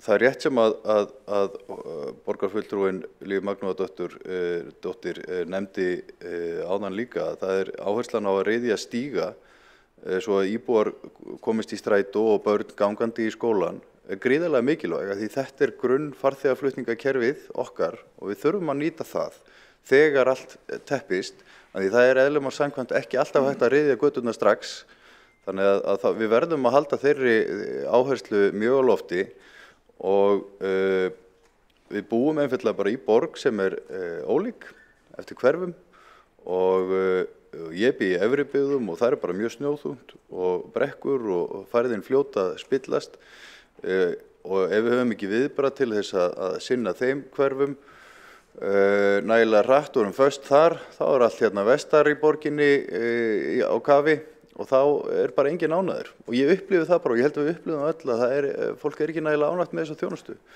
Starfsfólkið okkar er að gera sitt besta við að stýra þessu en árangurinn verður ekkert meiri heldur en bara það sem við setjum inn í þetta. Og þannig að við þetta er ekki kjarneðlisfræði, þetta er bara grunnþjónusta, moka snjó og við sem stjórnum borginni þurfum bara að taka mið af þörfum borgarbúa og það er víst, við búum á Íslandi og hérna snjóar og þetta er þjónusta sem að borgarbúar eiga skilið að fá. Við þurfum að rýna það vel núna í framhaldinu og kostnaðargreina þessa hluti og greina þetta bara vel en grípa dálítið hratt til aðgerða.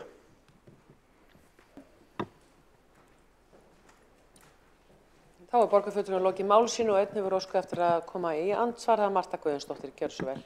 Forseti, ágæta borgarstjórn, borgarfulltrúinn Einar Þorsteinsson nefndi það hér að það tæki of langan tíma að ryðja húsagötur sem er alveg rétt og er ekki gott mál. En þegar þær eru ruddar, þá verða botlangar og þá sérstaklega efri byggðum, það er mikið botlanga í þeim hverfum, þeir verða eftir. Getur þú gefið skýringu á því? Borgarfulltrúi hefur lokið veita andsvars, var þá andsvari Einar Þorsteinsson, gjörðu svo vel.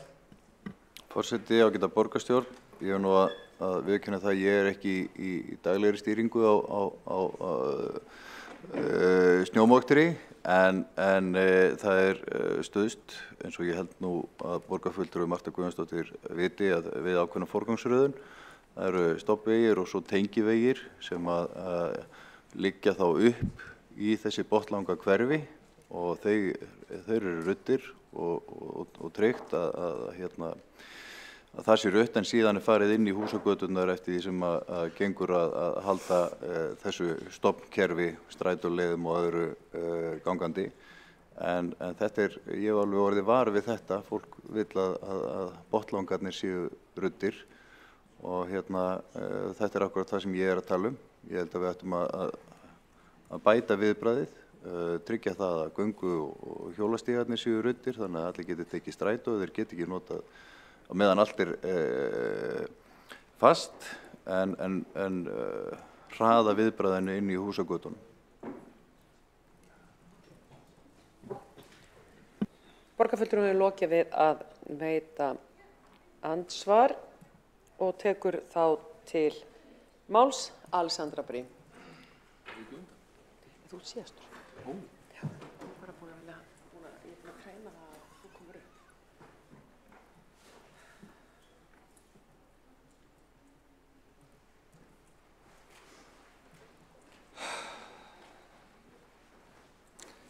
Forseti og ágæta borgarstjórn, ég kannski held það áfram með ræðuna sem ég var með áðan, en ég byrja kannski á að svara spurningum sem lagðar voru fram af borgarfulltrúa Hildi Björnsdóttur í millitíðinni, allan þeim sem ég get svarað, kannski borgarstjóri taki svo eitthvað sem ég er ekki jafnvel inn í. En sem sagt, varðandi fjölda samninga og stærð þeirra. Það er eitt af því sem við erum bara að skoða. Það eru fáir aðilar sem geta samið svona stórt og það er vist hagræði í því að borgin þurfi ekki að halda utan mjög marga litla samninga við undirverktaka eða aðra aðila og það getur líka verið óhagræði að því ef einn forfallast hvernig það er eða fleiri eða eitthvað þannig, hvernig þessi haldi utan það. En það er samt eitt af því sem við erum að skoða. Ættum við kannski bara að vera með, eins og ég segi, opin rammasamning eða gera fleiri minni samninga eða eitthvað svoleiðis. Það má bara alveg skoða, það er eitt af því sem við erum að skoða. Og það er alveg hugsanlegt. Varðandi hálkueyðing gatna, ég veit að það er eitthvað sem er að fara að renna út en ég veit ekki til þess að við séum eitthvað að fara að breyta því sérstaklega en það er eitthvað sem þarf að skoða líka, kannski borgarstjóri sé betur inn í því en ég, en veit það ekki. Þetta er bara eitt af þessum atriðum sem má skoða. Ég svaraði þessu áðan með greiðslu samningana. Ég veit ekki hvort það breytist eitthvað sérstaklega á síðari árum, samkvæmt mínum upplýsingum þá höfum við lengi miðað við 30 dagana en kannski bara gert það skýrt í samningunum. En ég gerir ráð fyrir því að þarna sé að ræða undirverktaka sem að gremst það að þeir fá ekki greitt fyrr en að yfirverktakin getur gert upp við þá, sem að getur verið eitthvað eftir atvikum lengra, ég veit það ekki. En ekki sjálfur sér okkar mál, það er ekki samningur sem við gerum. En annað, ég hef ekki kynnt mér þetta með verðtrygginguna, það er áhugaverður punktur og bara þakka fyrir hann, það er bara eitthvað sem má skoða.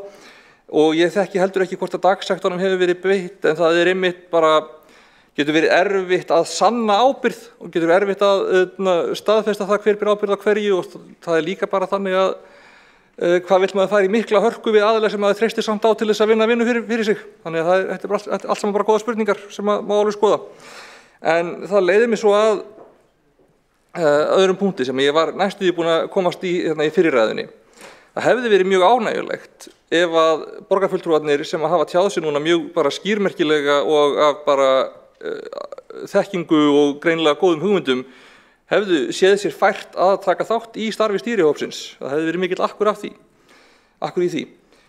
Þessi stýrihópur fór í gang, eins og ég sagði mér, 5. október, en honum upphaflega átti hann að vera samþykktur 21. september. Upphaf vikunar tafðist þarna aðeins og það var vegna þess að illa gekk að finna fulltrúa minnihlutan sem væri tilbúin að taka sæti í hópnum. Í samskiptum mínum við oddvita Sjálfstæðisflokksins höfðu við gert ráð fyrir því að Kjartan Magnússon myndi vera fulltrúi minnihlutans í hópnum. Hann hafði, taldi ég, lýst áhuga á því í samtali við mig þegar við nefndum fyrst að til skoðunar væri að stofna þennan hóp, en hann bað svo undan. Ég ætla ekki að segja að þetta hafi verið neitt úrslitaatriði, þessi frestun á málinu, en það sem ég kannski sé eftir er að það kemur mjög skýrt í ljós núna í umræðunum. Bæði Hildur og Kjartan eru mjög vel inn í þessum málum, þekkja mjög vel til bara hvernig samningar eru hjá Reykjavíkurborg, hvernig eru hjá Garðabæ, hvað eru mörg tæki, hvernig er verðtrygging, hvernig þetta forgangsraða götum, hafa mikla skoðanir á því og þó svo að hópurinn sem vera að starfi núna og sé að vinna bara mjög vel saman og ég fagna því að Kolbrún Baldursdóttir hafi að lokum gefið kost á sér í hópinn og samstarfið hann hefur verið mjög gott. Þá er það augljóst að það hefði verið mjög bara fínt að hafa þessi sjónarmið með okkur í vinnunni frá upphafi sem greinilega eru bara vel, eins og ég segi, ígrunduð. Og ég bara græt það nokkuð að á endanum hafi fólk annarkvort ekki haft tíma eða áhuga, ég þekki ekki hvort. En svo ég drífi mig þá loka orðin mín. Við þurfum augljóslega að gera betur. Það er engin vafi það. En við þurfum að ákveða hvernig því er best við komið, hvernig við nýtum peningana sem best og hvernig við forgangsröðum réttast. Það græðist ekkert á að spara þessari þjónustu til ógagns. Mögulega hefur vantað upp á að bæti þjónustuna eftir því sem borgin stækkar og kílómetrum fjölgar, bæði í stígum og vegum. Það þarf að laga, en við þurfum samt að ákveða hvernig á að veita þjónustuna. Hvað við séum tilbúin að borga fyrir það, hvernig við ætlum að veita upplýsingar það þjónustu sem veitt, svo fólk sé ekki í óvissu með sínar væntingar. Ættum við að skapa þá væntingu að sama hversu mikið snjói verði alltaf búið að ryðja og opna allt samdægurs, eða viljum við miða við sólarhring, 2 sólarhringa, 4, 5. Það getur munað mjög miklu í því hvernig viðbúnaður þarf að vera til staðar þá öllum stundum. Tækin þurfa samt að vera tilbúin og ekki einhverju öðru, fólki sem ekur þeim þarf að vera tilbúið og ekki í öðrum verkefnum og vill væntanlega fá laun til að eiga í sig á þó ekki snjói. Við þurfum að gera betur, við höfum einhver samlegðar áhrif, við getum haft eitthvað að tækjum og eitthvað að fólki sem við höfum pláss fyrir í öðrum verkefnum utan vetrartímans, en ekki endalaust. Einhverju tímapunkti erum við farin að borga fólki fyrir að sitja og gera ekki neitt þegar ekki snjóar. Þannig að já, við þurfum að gera betur, þetta ekki eitthvað sem við erum mikið ósammála en þörfin til að fara gaumgæfilega yfir þetta augljóst. Þannig að ég bara þakka fyrir góða umræðu. Borgarfulltrúinn hefur lokið mál sínu, einn hefur óskað eftir að veita andsvar. Hildur Björnsdóttir, gjörðu svo vel. Forseti, ágæta borgarstjórn, ég vil byrja á að þakka borgarfulltrúa Alexander Briem fyrir ágætt svör við spurningum mínum og hefði verið þetta gott ef ég átti mig á að beina þeim jafnvel til hennar. Mér langar líka að leiðrétta þannig kannski misskilning að það sé eitthvað samsari í því að Kolbrún Baldursdóttir sitji í þessum stýrihópi. Minnihlutinn átti þar einn fulltrúa og ég tel hún sé bara góður og öflugur fulltrúi þar. Hafandi sagt það að þá höfum við nú í minnihlutunum oft séð stýrihópa og starfshópa og hvað eina annað stofnað utan vandamál og okkar upplifun hefur svolítið meira verið svo að þessir hópar hafa kannski tafið lausnirnar fyrir mér að koma með þær eða við sjáum einhverjar lausnir raungerast. Það sem ég til skipta mestu máli að samningar við verktaka séu í lagi og það það sem ég vil ef einblínum okkur að því að það það sem er í rauninni raunveruleikinn, það sem við sjáum síðan raungerast í framhaldinu. Það þjónustan sem veitt, það eru aðilarnir sem eru út á götu, sem eru að moka og ryðja og salta og allt hvaðina. Þannig að það þetta sem þarf að vera í lagi. Þannig að við getum rætt alls konar í einhverju stýrihópum og auðvitað meðal annars þessa samninga. En mér finnst mestu máli skipta að þeir séu í lagi og við séum ekki að tefja það að koma þeim í lag og jafnvel fjölga þeim. Takk. Borgarfulltrúinn hefur lokið við að veita andsvar, svara þá andsvari Alexandra Briem. Forseti, já, ég bara tek að vissu leyti undir það, en stundum það þannig að auðveldasta lausnin bara ákveðum bara miðlægt, bara ætlum að fjölga samningum eða stækka þá eða eitthvað svoleiðis og setja bara meiri peningi í það. En ég tel og ég held að bara reynslan í stýrihópnum hefur sýnt að það var alveg löngur og tímabært að endurskoða þjónustuna heildrænna eldur en það og bara fara yfir að hvaða viðmið við viljum miða við, hvort að við séum að miða við bara úrelta borgarstærð hreinlega eða eitthvað svoleiðis og það ekki að tefja þegar að er að ræða viðamikil og mikilvæg mál sem eru komin til ára sinna og þarf að endurskoða. Kannski hefði verið hægt að koma með einhvern millileik, ég veit það ekki og mögulega sýnir reynslan okkur að við hefðum átt að gera það en ég held ekki að þessu stýrihópum sem sé að tefja að óþörfu og ég heldur reyndar að þeir séu ekki eins margir og sumir gætu ímynda sér. Þeir eru yfirleitt að vinna mikilvæga vinnu og munurinn á því að ákveða bara að stækka eitthvað með boðvaldi eða að fara í gagngera vinnu felst svolítið í því bara hversu mikil uppsöfnun þörf fyrir heildræna endurskoðun og hún mikil þarna. Takk. Borgarfulltrúinn hefur lokið við að svara andsvari og tekur þá til máls Helgi Áss Grétarsson öðru sinni. Ekki? Nú, fyrir ekki. Fyrst þannig að hann fór í andsvari.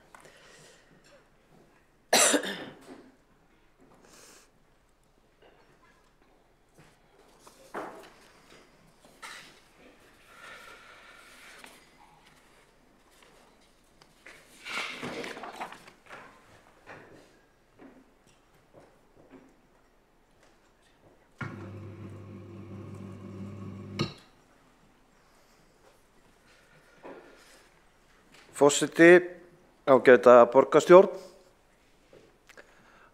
og gleðilegt ár og gaman að fá að byrja árið hérna að tala snjómokstur.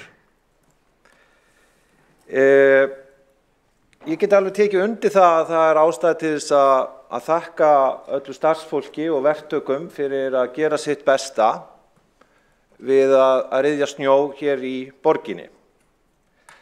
Vandamálin núna sem hafa verið að koma upp á síðustu 2 vikum eða svo eru hins vegar ekki ný á nálinni og eins og framkom í máli frummælanda Kjartans Magnússonar borgarfulltrúa þá lítur þetta pólitískt að ákveðinni forgangsröðun og verkstjórn.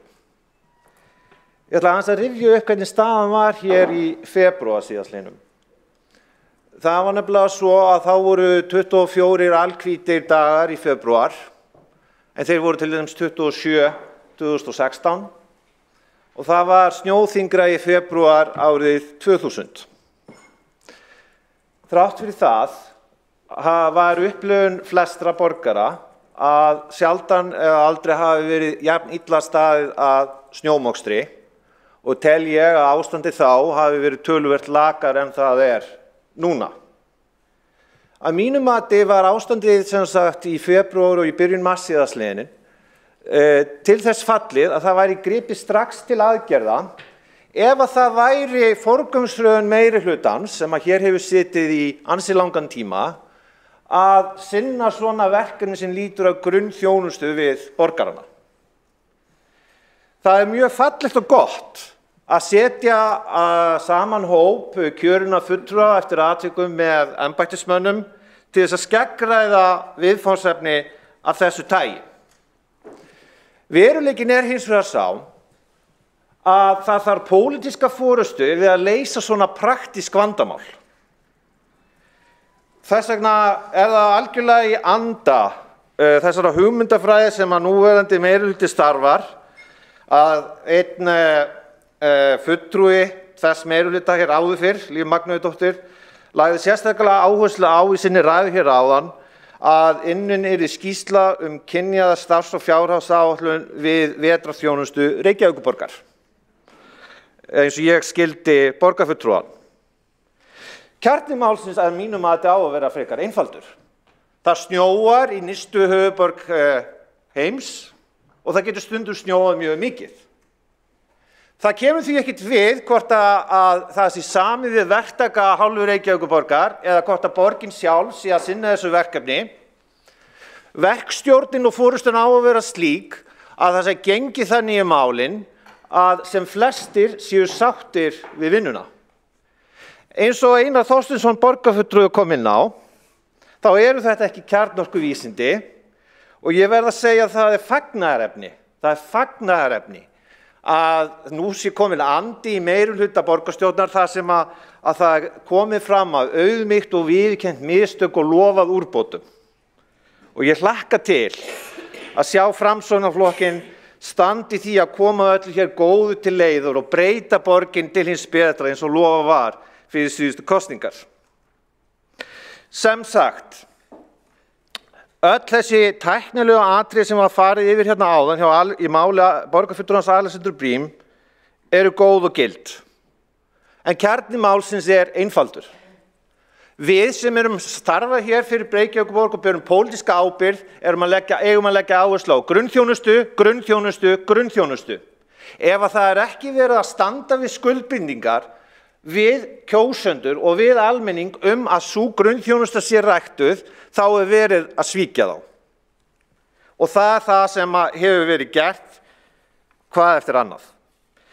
Það er líka mjög fróðlegt fyrir svona nýgræðing, ef svo má komast í borgarmálunum, að fara í síður einstakra íbúa samtaka, eins og til dæmis í Breiðholti og sérstaklega þá í Efribyggðum og í Árbæ og sjá myndir, eins og til dæmis hér er ég með eina hérna fyrir framan mig, þar sem að það er fasteignareigandi sem er í Efra Breiðholti að mér sýnist, sem að upplifi það í daginn að hann kemur út og það er búið að moka svo miklum snjó að hann kemst varla út úr heimreiði sinni. Þannig að það var ekkert pláss.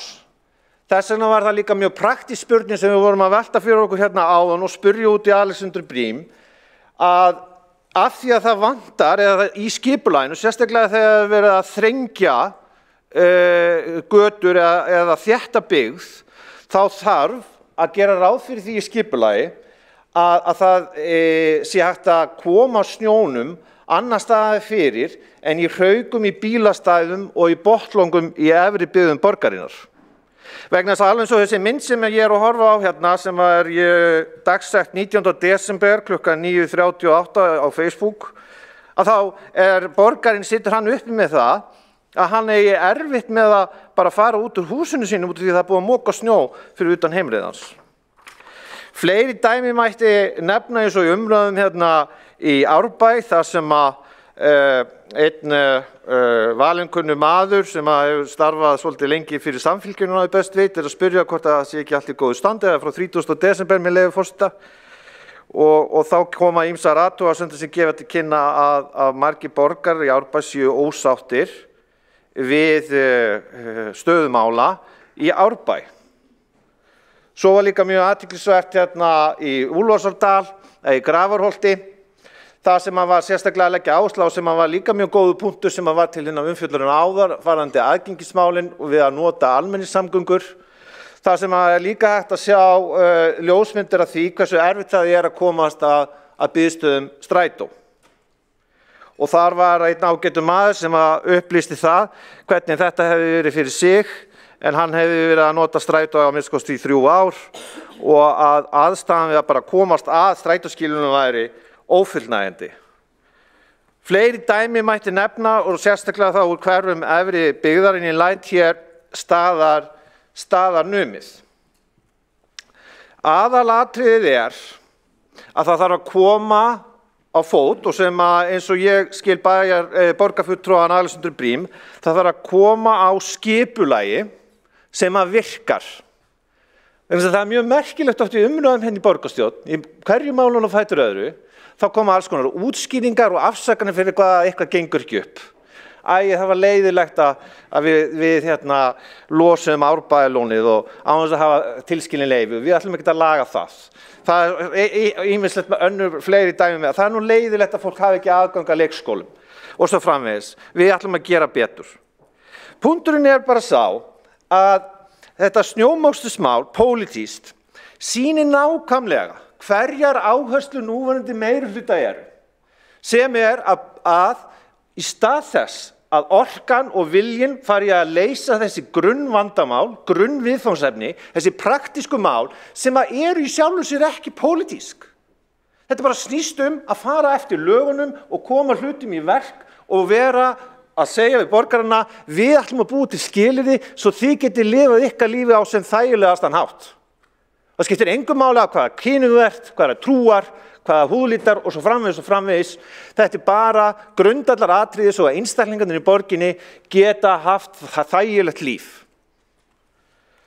Ég vil nú ekki hafa þetta mikið lengur, annað en það kannski bara í blálokin að eins og hefur verið komið hérna inn á, að þá held ég að það sé ekki aðalatriði málsins hvort að það sé borgin sjálf sem eigi tækin og tólin eða hvort að það séu einkaaðilar vegna þess að það er náttúrulega praktist vandamál ef að borgin að fjárbinda verulegu fé í laun starfsmanna og svo í tækjum og tólum sem eru síðan kannski lítið notuð vegna þess að það eru mismunandi aðstæður hversu mikill snjór á hverjum tíma. Þannig það getur verið alveg málefnilega og eðlilegt að séu þá samningar við verktaka að sinna þessari þjónustu. En þá þarf að vera líka pólitískur vilji og færni í að koma þannig málum fyrir að borgararnir fái þá þjónustu sem ég held að við öll hér viljum að sé veitt.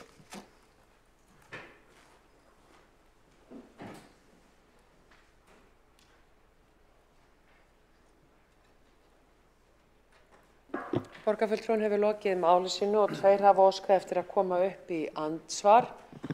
Alexandra Briem og Aðalsteinn og Alexandra Briem, gjörðu svo vel. Forseti, já, bara þakka fyrir ágæta ræðu hjá borgarfulltrúanum, Helga Árs Grétarsinni. En eins og kannski fórum aðeins yfir áðan þá var það eina leksíunum frá síðasta vetri að þyrfti að fara í heildræna endurskoðun á þessari þjónustu og hefði gjarnan vilja byrja á henni fyrr og ég veit að það hljómar asnalega en miklu tilleiti til dróst það að byrja vinnuna fyrst og fremst út af því að það voru kosningar og svo að það þurfti bara að afgreiða nokkur mál í sumarlok og byrjun haust þegar það er yfirleitt mikið að gera. En þetta var eitt af fyrstu pólitísku málunum sem ég setti á dagskrá í ráðinu. Það tafiðist aðeins að afgreiða það út af þessum hlutum sem ég nefndi áðan en ég tel ekki að það hafi verið nein úrslit áhrif í því. en þetta og endurskoðun á, og hönnun á, sem sagt, hönnunarleiðbeiningum fyrir, hvað segjum við, hönnunarleiðbeiningum fyrir borgina voru svona 2 fyrstu pólitísku málin sem við settum á dagskrá eftir að ég tók við formennsku í ráðinu eftir að Dóra Björt fór í fæðingarorlof. Þannig að það var ekki verið ég til ekki að við höfum verið eitthvað að draga lappirnar með þetta.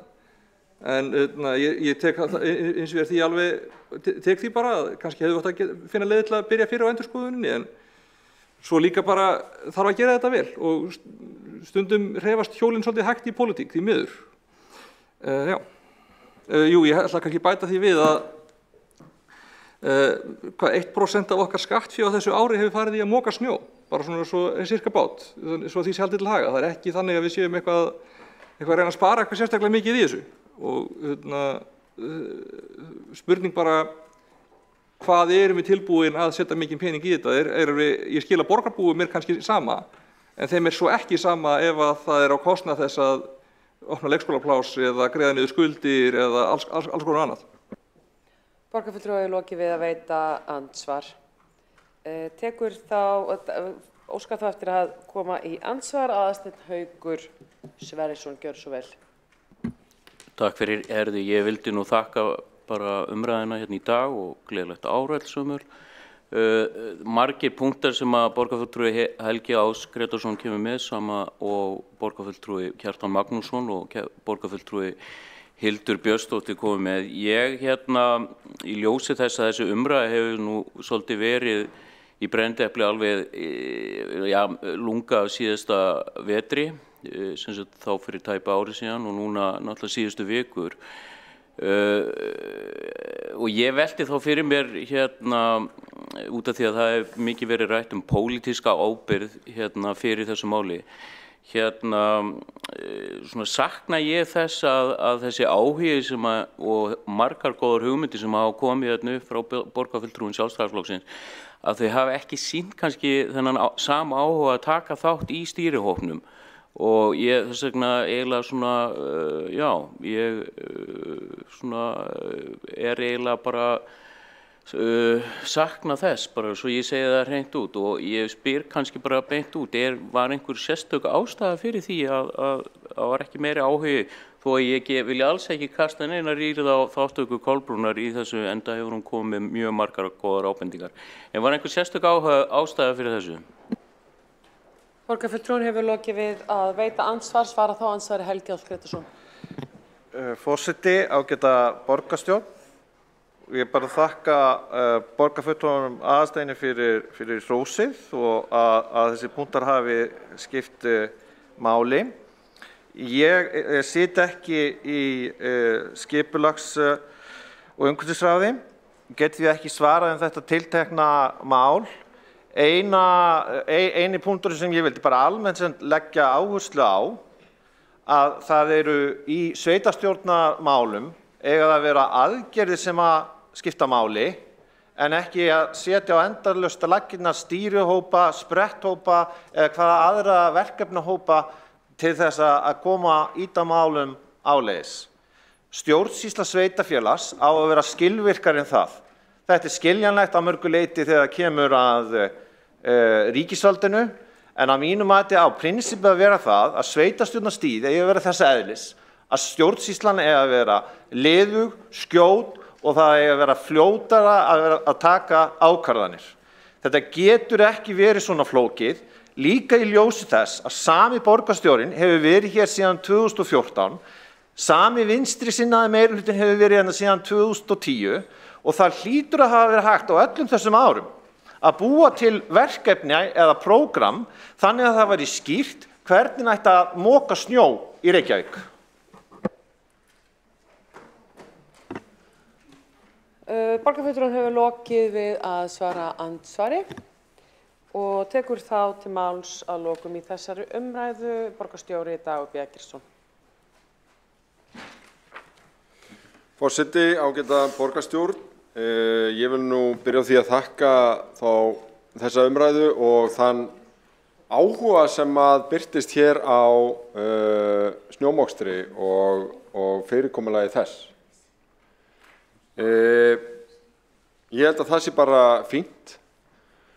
Þó að svona kaldhæðin hlustandi myndi líklega staldra við það að örfáum vikum áður en snjóbylurinn skall á fór fram umræða fjárhagsáætlun í nákvæmlega þessum sal og engin, ég endurtek engin tillaga kom fram að tvöfalda framlög til snjómoksturs eða neitt slíkt, enda var hugur borgarfulltrúa þá annar staðar, eins og greinilega líka í haust þegar var verið að skipa í hóp sem átti að fjalla þetta. Þá fékkst engin borgarfulltrúi Sjálfstæðisflokksins til að taka sæti í þeim hópi. En látum það nú vera. Ég ætla að halda því fram að skipulagið á snjómokstri í Reykjavík sé gott í grunninn og hafi verið það í mörg ár.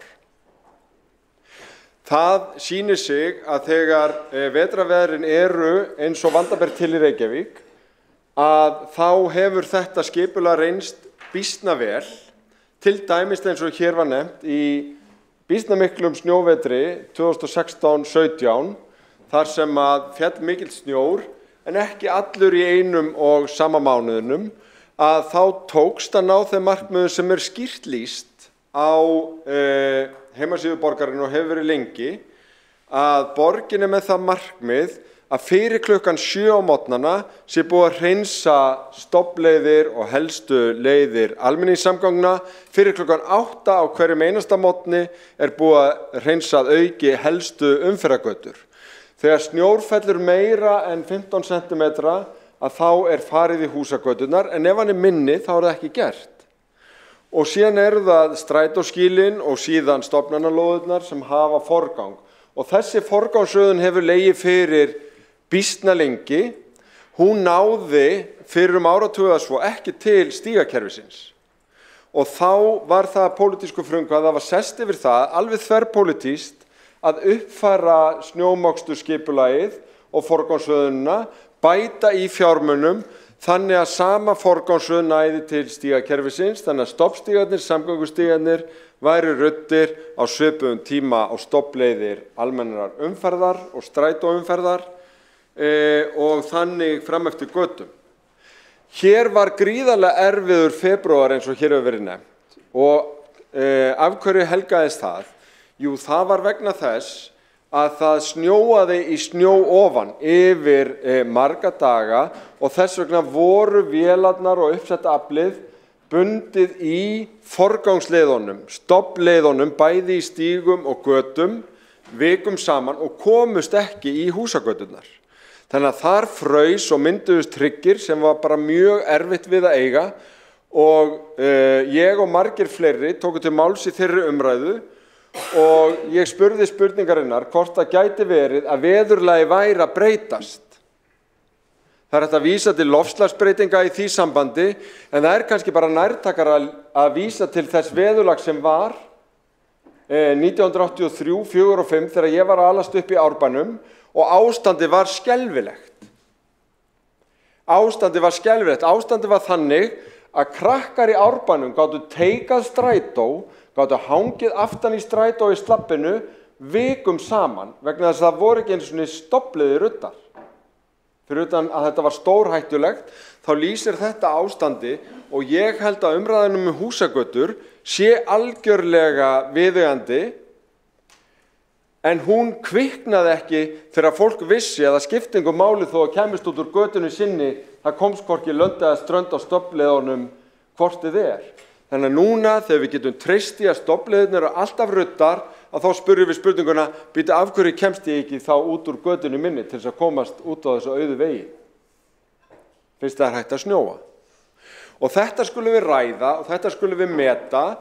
Hér hefur verið slegið fram af borgarfulltrúa Kolbrúnu Baldursdóttur sem hefur tekið virkan þátt í starfi stýrihópsins snjómokstur að fara frá væntingunum að klára húsagötur á 4 götum í 2. Myndi það tvöfalda kostnaðinn eða fjórfalda? Þetta þurfum við bara að meta. Það þess virði?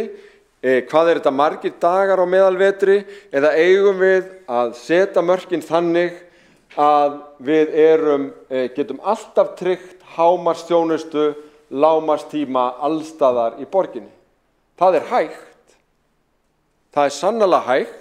Spurningin hvað kostar það og treystum okkur til að eiga samtalið við borgarbúa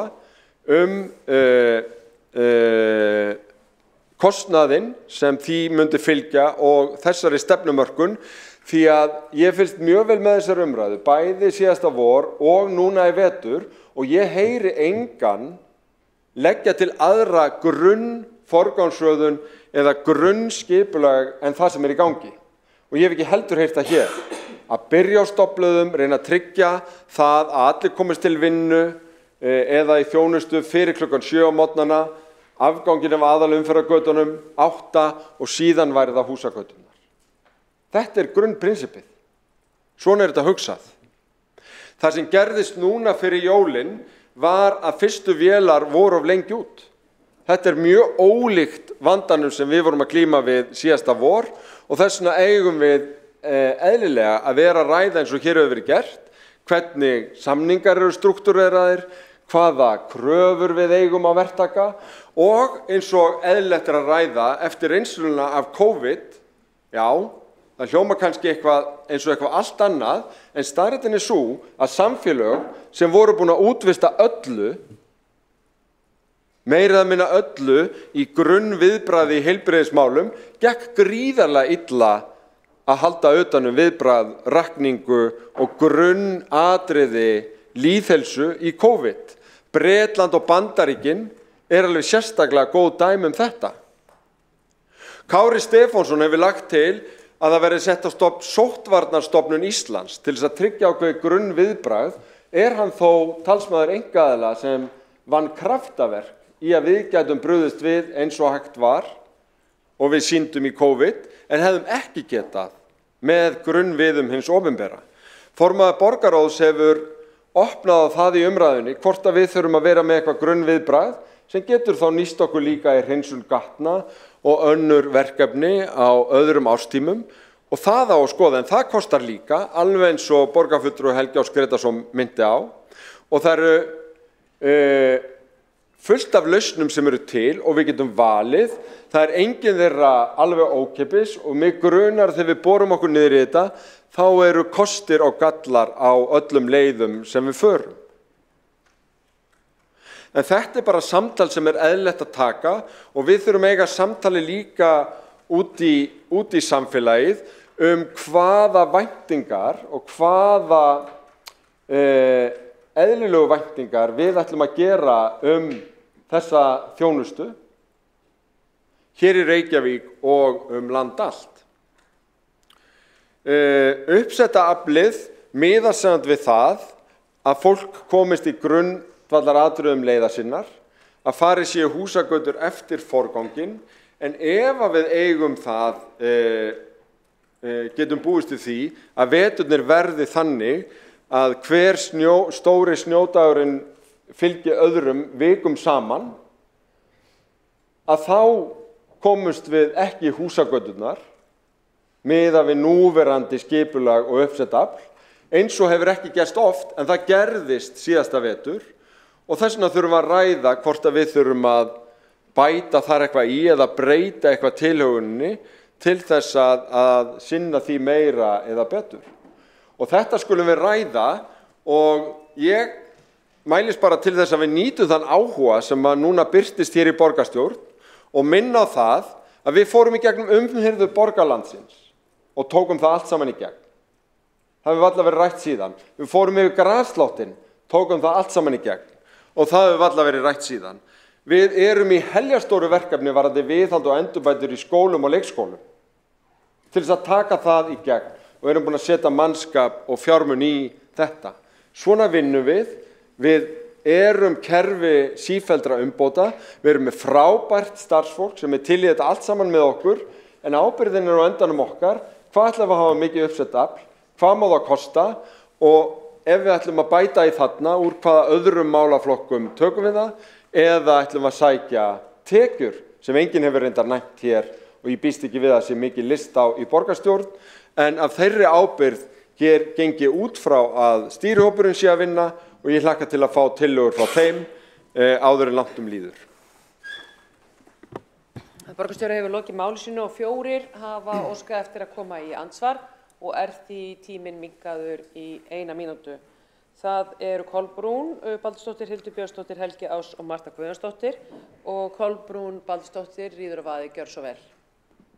Forseti, ágæta borgarstjórn, ég vil nú byrja að þakka borgarstjóra fyrir hans yfirferð í þessu máli og sögurnar úr Árbænum. Ég ætla nú vona að enginn fara að taka upp á því að teika strætó hérna eitt. En þetta var skemmtilegt, ég er alveg sammála á sínum tíma, en stórhættulegt. Stofnleiðirnar og grunnprinsipin, það er alveg rétt. Ég held að það myndi ekki verið neinn ágreiningur það. En það eru húsagöturnar sem eru vandamál og mér finnst borgarbúar hafa sendt mjög skýr skilaboð núna að auðvitað kostar þetta, það þarf að gera betur þarna og það mun kosta og það er sjálfsagt að fara í það og ég held að það eigi að gera, það á eftir að kostnaða með þetta alla tillögurnar sem stýrihópurinn hefur verið að ræða og það getur nú formaður hópsins betur sagt frá heldur en ég. En eins og verðandi borgarstjóri sagði áðan, Einar Þorsteinsson, að það gengur náttúrulega ekki að vera innilokaður með bíl sinn fyrir framan húsið í 6 daga. Þannig að það þarf eitthvað mikið að breytast og 4 dagar er heldur ekki boðlegt. Þannig að ég held að 2 dagar sé bara þangað sem við stefnum og það mun kosta. En ég held að borgarbúar hafi verið að kalla eftir að setja fjármagn í þetta og finna þar fjármagnið og þá þarf að fara að hagræða og spara á öðrum stöðum. Borgarfulltrúi hefur lokið við að veita andsvarsvara þá andsvari borgarstjóri, gjör svo vel. Forseti, ágæta borgarstjórn. Já, það þetta með að teika, það er stórhættulegt og ég var alla við því, en það sem ég var fyrst og fremst að draga fram að breytingin í borginni felst einkum í því að það er búið að moka og skafa alla strætóleiðir fyrir klukkan 7 á morgnana. Þannig að það er nánast ekki hægt að teika í borginni lengur þegar strætó annars vegar. Og þetta er bara mjög mikil breyting. Þannig að þegar við verðum vör við þessa umræðum að allt hafi verið betra í gamla daga, þá held ég við ættum raunverulega að rifja upp hvernig það var þegar við vorum bara að alast upp. Af því að það fer nú allavega fljótlega að falla undir skilgreininguna gamla daga. En ég ætla bara að taka undir og ítreka það sem ég sagði áðan að já, viðfangsefni er svolítið að ræða húsagöturnar og hver þjónustun á að vera þar. Vegna þess að stofnleiðirnar eru í býsna góðu lagi. Borgarstjóri hefur lokið við að svara andsvari og fer þá í andsvar Hildur Björnsdóttir, gjör svo vel. Forseti, ágæta borgarstjórn. Borgarstjóri sagði í ræðu sinni að skipulag á snjómokstri í Reykjavík væri gott í grunninn og hefði verið undanfarin ár. Og mér er svona rogast að heyra þessa fullyrðingu og þetta áhugavert að heyra hvað borgarbúa finnst þessa fullyrðingu borgarstjóra. Borgarstjóri fullyrti jafnframt í ræðu sinni að minnihlutinn hafi ekkert fjallað öflugri vetrarþjónustu í umræðum fjárhagsáætlun. Það er alrangt. Margir borgarfulltrúar Sjálfstæðisflokks komu upp og töluðu mikilvægi þess að efla vetrarþjónustu. Í fjárhagsáætlun er gert ráð fyrir því að þeir fjármunir sem renna til vetrarþjónustu aukist ca. 45 milljónir milli ára. Það er vel, þó við vitum ekki nákvæmlega hvernig á að útfæra það. Við einbeitum okkur hins vegar í síðari umræðu að hagræðingartillögum sérstaklega. Loks vegna þess að mikið er búið að ræða stýrihópinn, það er bara ágætt að koma því mjög skýrt á framfæri að Sjálfstæðisflokkurinn trúir því ekki að stýrihópar og starfshópar séu almennt lausnin á aðkallandi vandamálum.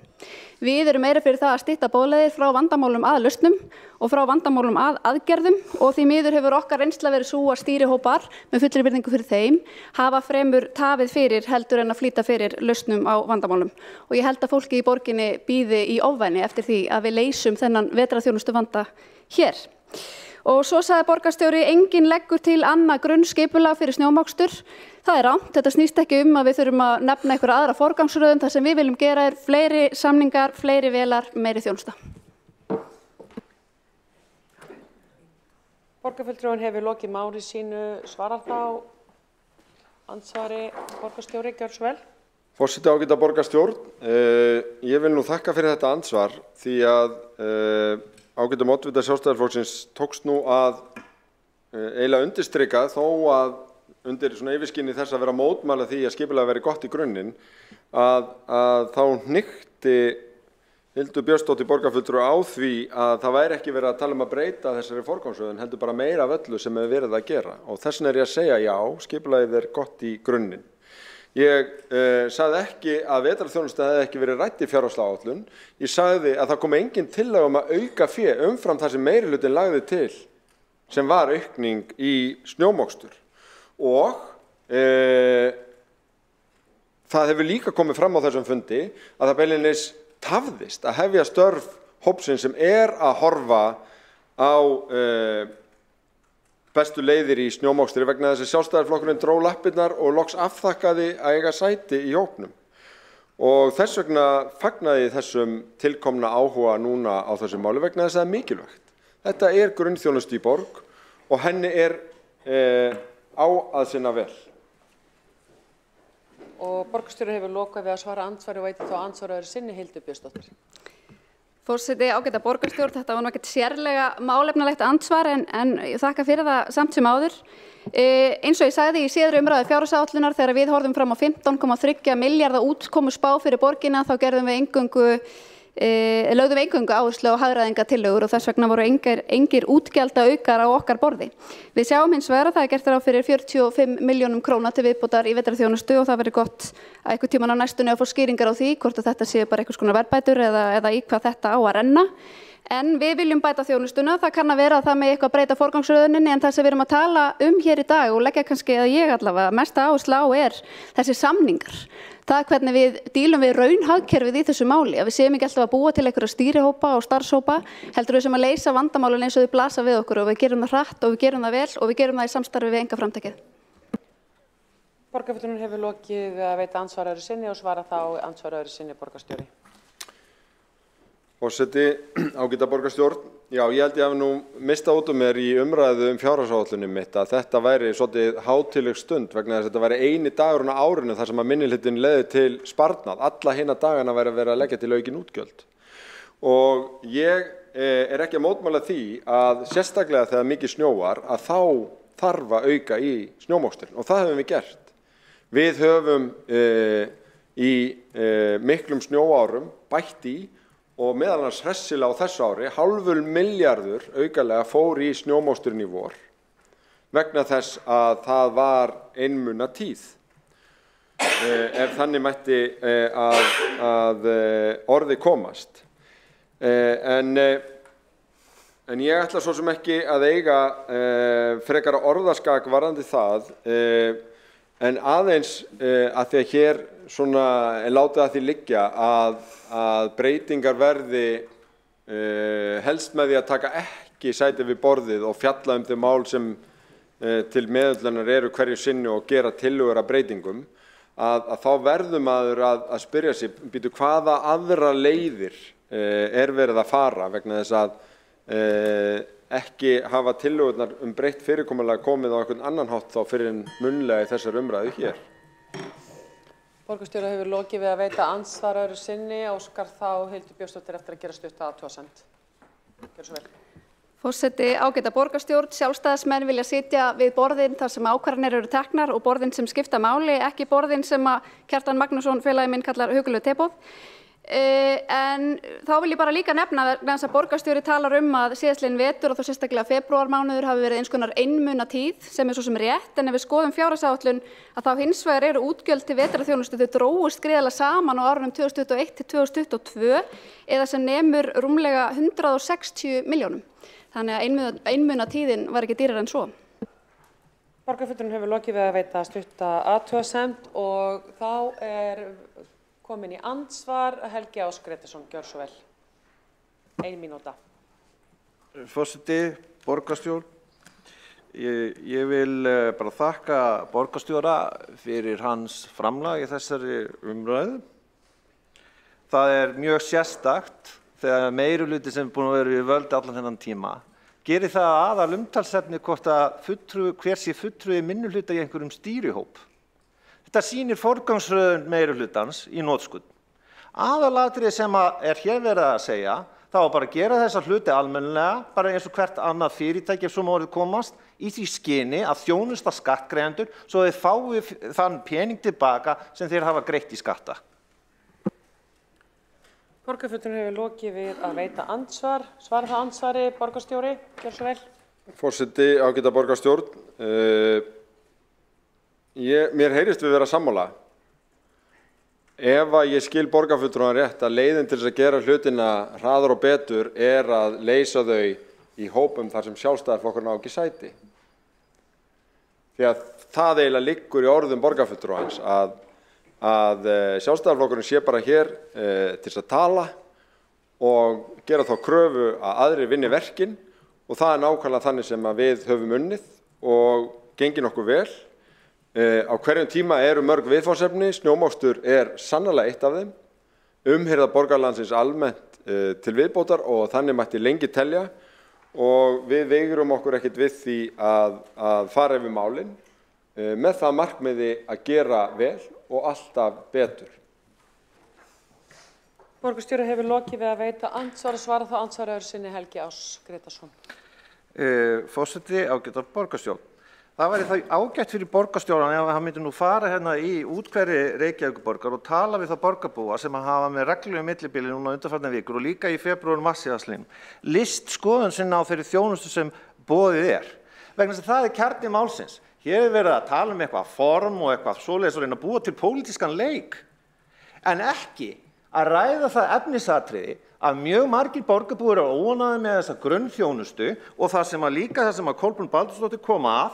Það þarf að auka hér fjármagn og kraft í þetta og á sama tíma hagræða og spara á öðrum sviðum eins og hún nefndi.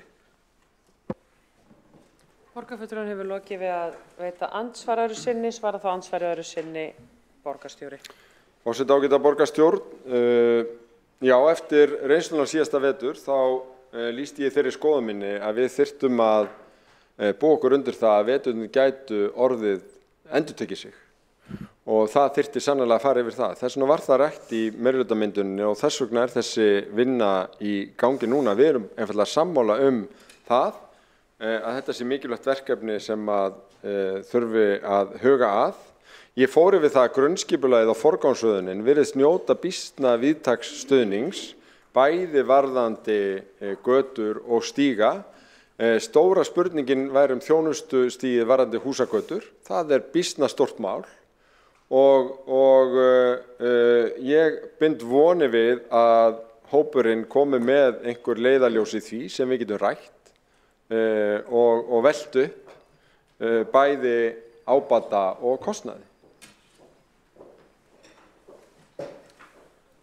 Borgarstjóri hefur þá lokið við að veita andsvar öðru sinni og þá komið að Martu Guðjónsdóttir að veita andsvar. Gjörðu svo vel. Forseti, ágætu borgarfulltrúar, borgarstjóri spurði hvaða væntingar við gerum til vetrarþjónustunnar. Væntingar borgarbúa að það sé forgangsraðað í mikilvæga grunnþjónustu en ekki hvert gæluverkefni á fætur öðrum og að götum sé haldið greiðum og öryggi borgarbúa sé þannig tryggt. Enda eru borgarbúar að greiða þessa þjónustu með himinháu útsvari og það lágmarkið að borgarbúar fái eitthvað fyrir þá útsvar sem þeir greiða og einhverja þjónustu sem að sinnt af borginni. Ef að borgin treystir sér ekki til þess, þá langar mig til þess að spyrja borgarstjóra hvort að hann vilji þá ekki bara lækka útsvarið og útvista þessari þjónustu. Borgarfulltrúi hefur lokið að veita andsvar og svara þá andsvari borgarstjóri. Forseti, ágæta borgarstjórn, hér spurt hvort að í ljósi krafna úr mér heyrist öllum flokkum í borgarstjórn aukinn snjómokstur sé ekki rétt að lækka útsvarið, þar sé að lækka tekjurnar og útvista þjónustunni. Þá ber þess að geta að það eru áratugir síðan þjónustunni var útvistað, þannig að umræðan hér miklu frekar hvort að sé ástæða til þess að hafa einhverja grunnþjónustu á vegum borgarinnar auk þess sem hugsanlega yrði þá keypt af verktökum. Það búið á útvistinni, það þarf ekki að svara spurningunni hvort það eigi á útvistinni og ég heyri engar sparnaðarhugmyndir hér, heldur þvert á móti óskum aukna þjónustu og meira fé. Þannig að verri rökstuðning fyrir útsvarslækkun hef ég sjaldan heyrt. Borgarstjóri hefur lokið við að svara andsvari og óskar eftir að svara andsvari öðru sinni þá Marta Guðjónsdóttir. Forseti, ágætu borgarfulltrúar, ég ekki sammála borgarstjóra þetta mál vegna þess að ég þá að tala að útvista þessari þjónustu alfarið, talandi það að hér hafi ekki verið nefndar sparnaðarhugmyndir, það rangt. Ég nefndi það að það ætti að forgangsraða í vetrarþjónustuna í stað þess að fara í hvert gæluverkefni á fætur öðru. Hér hægt að sleppa ýmsum gæluverkefnum og hér hefur verið farið í mjög mörg gæluverkefni á undanförnum misserum og það ekki langt að minnast þess þegar það var farið í braggann og stráin voru keypt fyrir himinháar upphæðir. Borgarfulltrúi hefur lokið við að svara andsvaraður sinni, svara þá andsvari borgarstjóri. Gjörðu svo vel. Forseti, ágæta borgarstjórn, bara þannig að einhverju hugsanlegi hlustendur ruglist ekki að þá hefur komið mjög skýrt fram í umræðum hér, meðal annars af hálfu fulltrúa Sjálfstæðisflokksins að öllum snjómokstri með að minna útvistað og það eru aðalega 4 samningsaðilar í þeim samningum. Þeir renna út í apríl, hér var spurt hvort það væri búið að taka ákvörðun að endurskoða þá. Nei, það verður ekki verið tekið mér að vitandi ákvörðun það, en þessu hefur hingað til öllu verið útvistað og það hluti af umræðunni.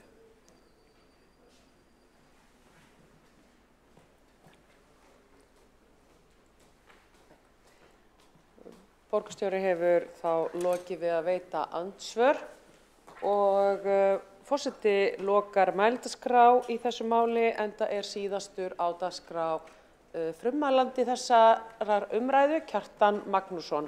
Gjörðu svo vel.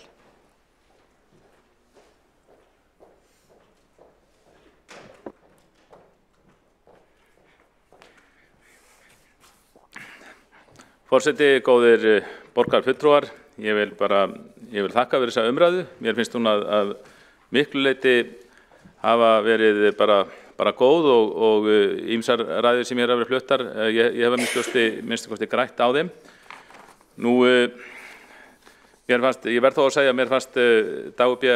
Eggertsson borgarstjóri vera í afneitun með það sem að gerast. Þrátt fyrir að við sjáum öll hvað að gerast og borgarbúar og þegar við örugglega fengið, aðrir borgarfulltrúar hafa örugglega fengið ábendingar með ýmsum hætti eins og ég, þá svo borgarstjóri hef ekki heyrt þau sko. Því miður, í staðinn fyrir að svara fyrir málið, þá fór borgarstjóri í felur, svaraði ekki fyrir þetta, reyndi að vísa þessu á nefndarformenn eða staðgengilsinn eða það var með sér að komið bara í mjög lágt sett embættismenn þurfti að svara fyrir þetta og fjölmiðlamenn hafa sagt mér það var sagt sem var örugglega sagt að borgarstjóri væri í útlöndum.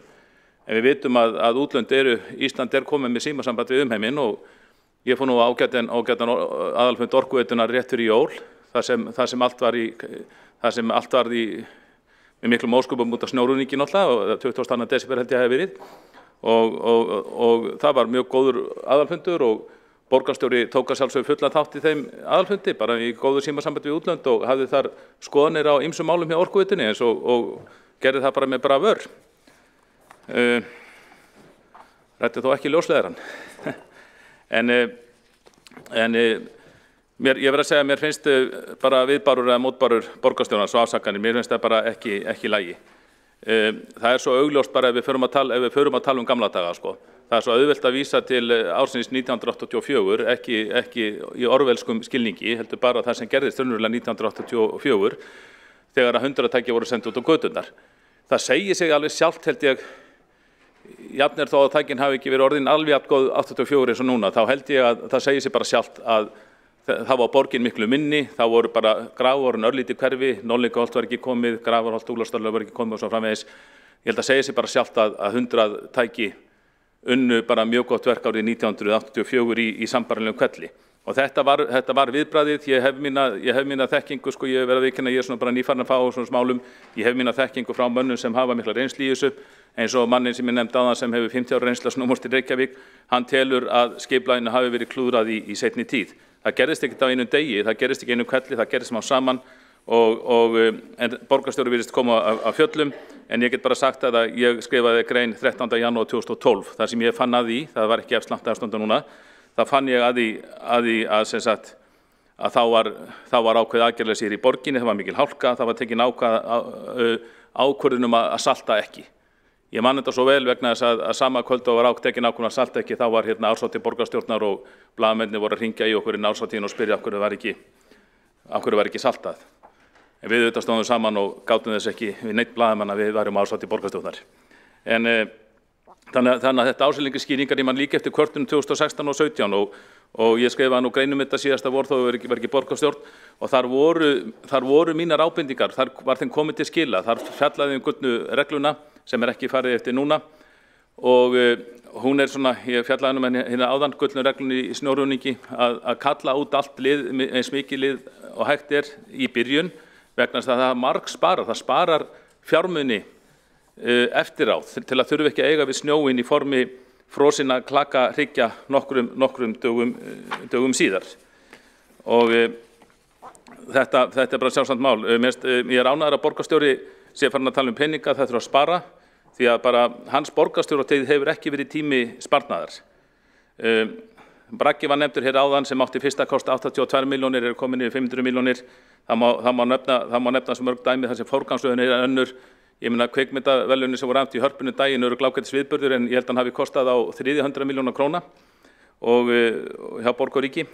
Þannig að forgangsröðun meira á svona hluti, ekki þessa grunnþjónustu sem snjómosturinn er. Og við sjáum bara þegar bara þessi áramót þá eru skuldir borgarinnar 442 milljarðar, samkvæmt fjárhagsáætlun eiga þær að aukast 22 milljarða á þess ári og fari í 464 milljarða í árslok 2023. Auðvitað þarf að spara en við viljum samt að grunnþjónustunni sé sinnt. Og ég ætla að vísa borgarfulltrúum á ágæta Facebook-færslu Benedikts Jóhannessonar, stofnanda Viðreisna, þar sem hann gagnrýnir mjög aulaháttinn í stjórnun borgarinnar, segir að aulahátturinn gangi fram af sér þegar hann öslar snjóinn eða fjölfarnar götur þar sem vegheflar hafa greinilega ekki komið og hryggurinn í miðju strýkur undir vagninum á bílnum. Þetta mjög góð lýsingar á ástandinu, þetta aukast að vera stofnandi Viðreisnar, svona reyndasti stjórnandi landsins, bæði í einkabransanum og hjá hinu opinbera og ég held að við eigum að leggja við hlustir þegar að slíkur maður fellir dómi yfir störfum borgarstjórnar. Borgarfulltrúi hefur lokið máli sínu, einn hefur óskað eftir að koma í andsvar. Aðalsteinn. Forseti, kærar þakkir borgarfulltrúi Kjartan Magnússon. Ég vildi bara svona benda á að ég skrifaði líka grein þetta í síðasta vetur þar sem að ég talaði óánægju borgarbúa og mína upplifun á þessu. Gerði það kappsmáli að taka þátt í þessari umræðu núna með haustinu út af því að ég vildi leysa þessi mál. Þess vegna vil ég kannski beina spurningunni sem ég kom með til borgarfulltrúa Helga Ás Grétarssonar áðan. Hefði ekki verið betra ef að þú sem situr í umhverfis- og skipulagsráði hefðir kannski tekið þátt í þessari umræðu með okkur og sérðu kannski eftir því að hafa ekki gert það? Borgarfulltrúin hefur lokið við að veita ansvar, svara þá ansvari Kjartan Magnússon, ekki satt? Já, Forseti borgarfulltrúar. Ég segi bara svo dugól, ég segi ekki eftir neinu. Hann fekk sína hörðu á garginni alltaf. Nei, ég held að, borgarfulltrúi er góður. Ég hef bara setið í svo mörgum stýrihópar, starfshópar, spretthópar, stöðuhópar og ég ekkert mann kallaði þetta í gríni svona stólhópa ef að menn einhvern veginn veigra við sér eru eitthvað verkvíðnir, treysta sér ekki til að takast á við einföld atriðum bara að því sumt bara svona just do it. Og ég velti alveg fyrir mér sem stýrihópi en ég hugsaði bara með því að lesa greinina mína sem ég skrifaði í Moggann síðasta vor og greinina þína borgarfulltrúi góður, bara með því að fara að ræða málin lauslega á fundi umhverfis- og skipulagsráðs sem við gerðum, þar var hægt að orða þetta bara á 5 mínútum. Og við langaði að taka þátt í hópnum, síðan ég minna Sjálfstæðisflokkurinn er gegn í minnihluta, þannig að það var minnihluta fulltrúa, Kolbrún borgarfulltrúi sem hefur með alveg sama sjónarmið og við í þessu og hefur bara séð þetta mjög vel. Heimurinn verður ekkert betur eftir sem fleiri stýrihópar eru skipaðir. Stundum þurfa bara röggsamir stjórnendur að taka til hendinni, hætta að afsaka sig og gera bara hlutina rétt. Borgarfulltrúin hefur lokið við að veita svara ansvari og þá er umræðu þennan lið, fyrsta lið á dagskrá borgarstjórnar í dag lokið. Þá erum við komin að máli númer 2 sem umræðan baráttuna gegn spilakössum að beiðni borgarfulltrúa Sósíalistaflokks Íslands og frummælandi þar Sanna Magdalena Mertudóttir. Gjörðu svo vel.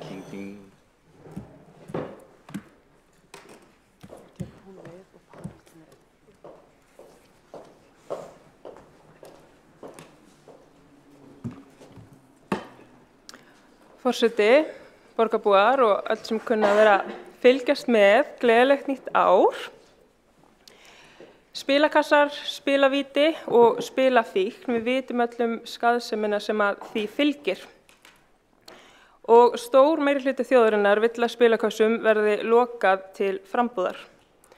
En nánar tiltekið 86% landsmanna samkvæmt viðhorfskönnun sem að Gallup vann og var framkvæmd árið 2020 fyrir samtök áhugafólks spilafíkn sem ég ætla hér eftir að vitna í sem SÁS. Og í könnuninni þá kemur fram að mjög lítill hópur landsmanna spili í spilakössum að staðaldri og það hefur mikið verið fjallað líka aðgengi að spilakössum og spilavítum.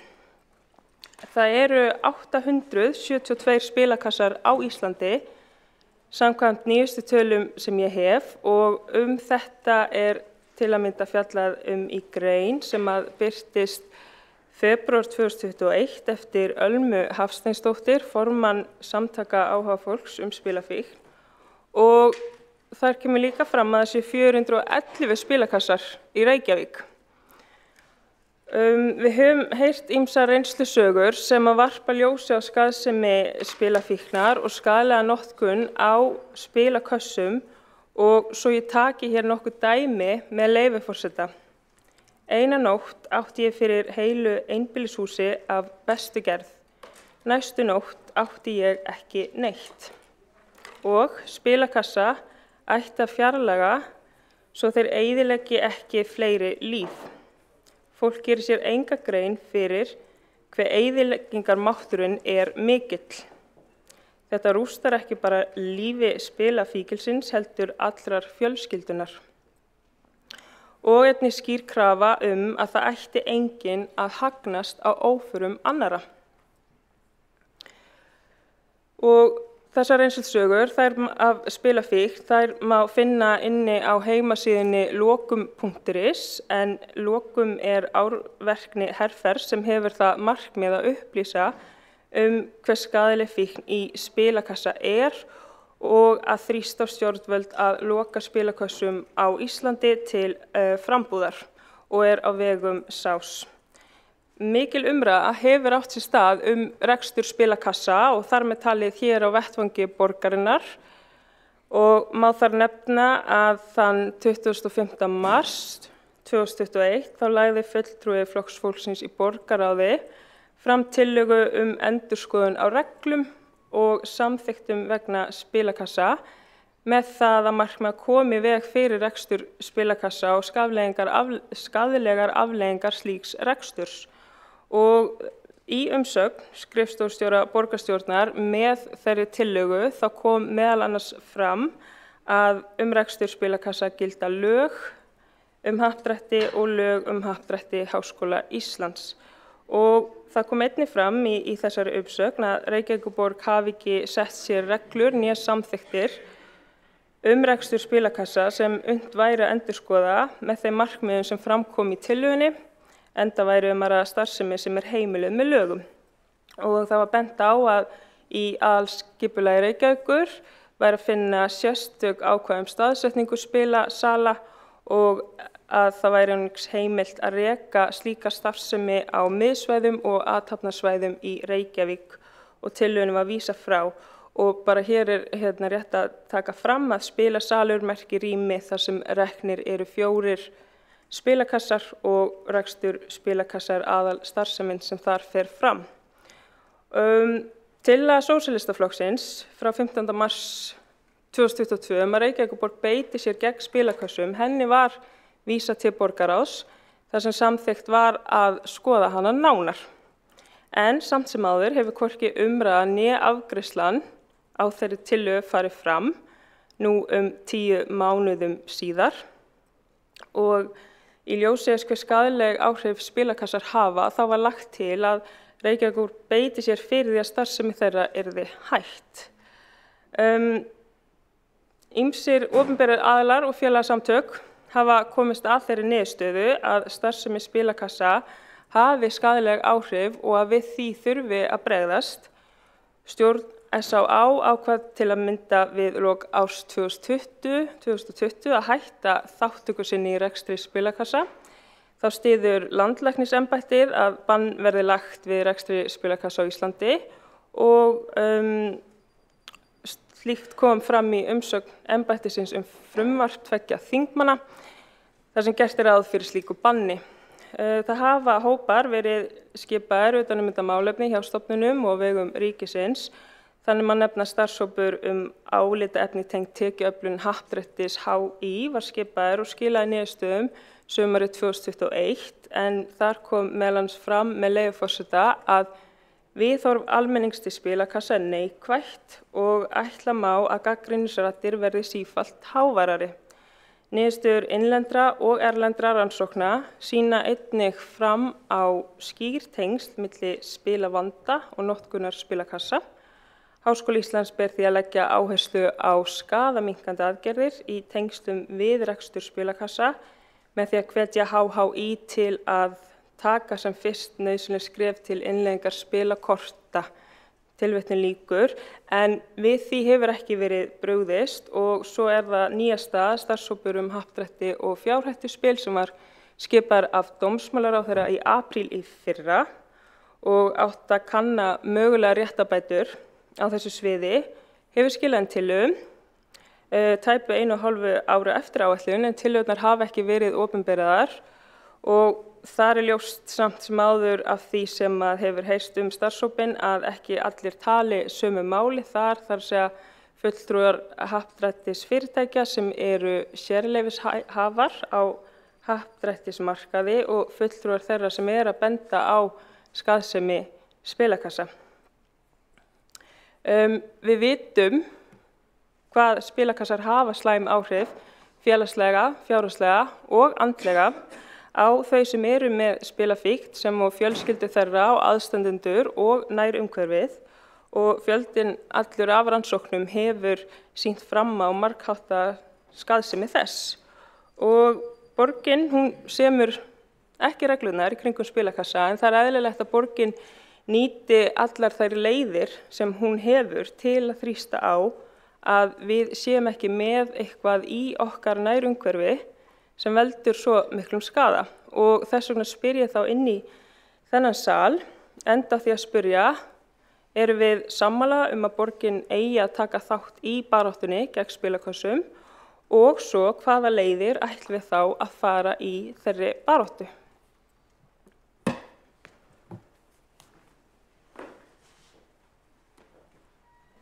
Borgarfulltrúi Sanna Magdalena Mörtudóttir hefur lokið við mál sitt. Næsta mælendaskrá er borgarfulltrúi Kolbrún Baldursdóttir.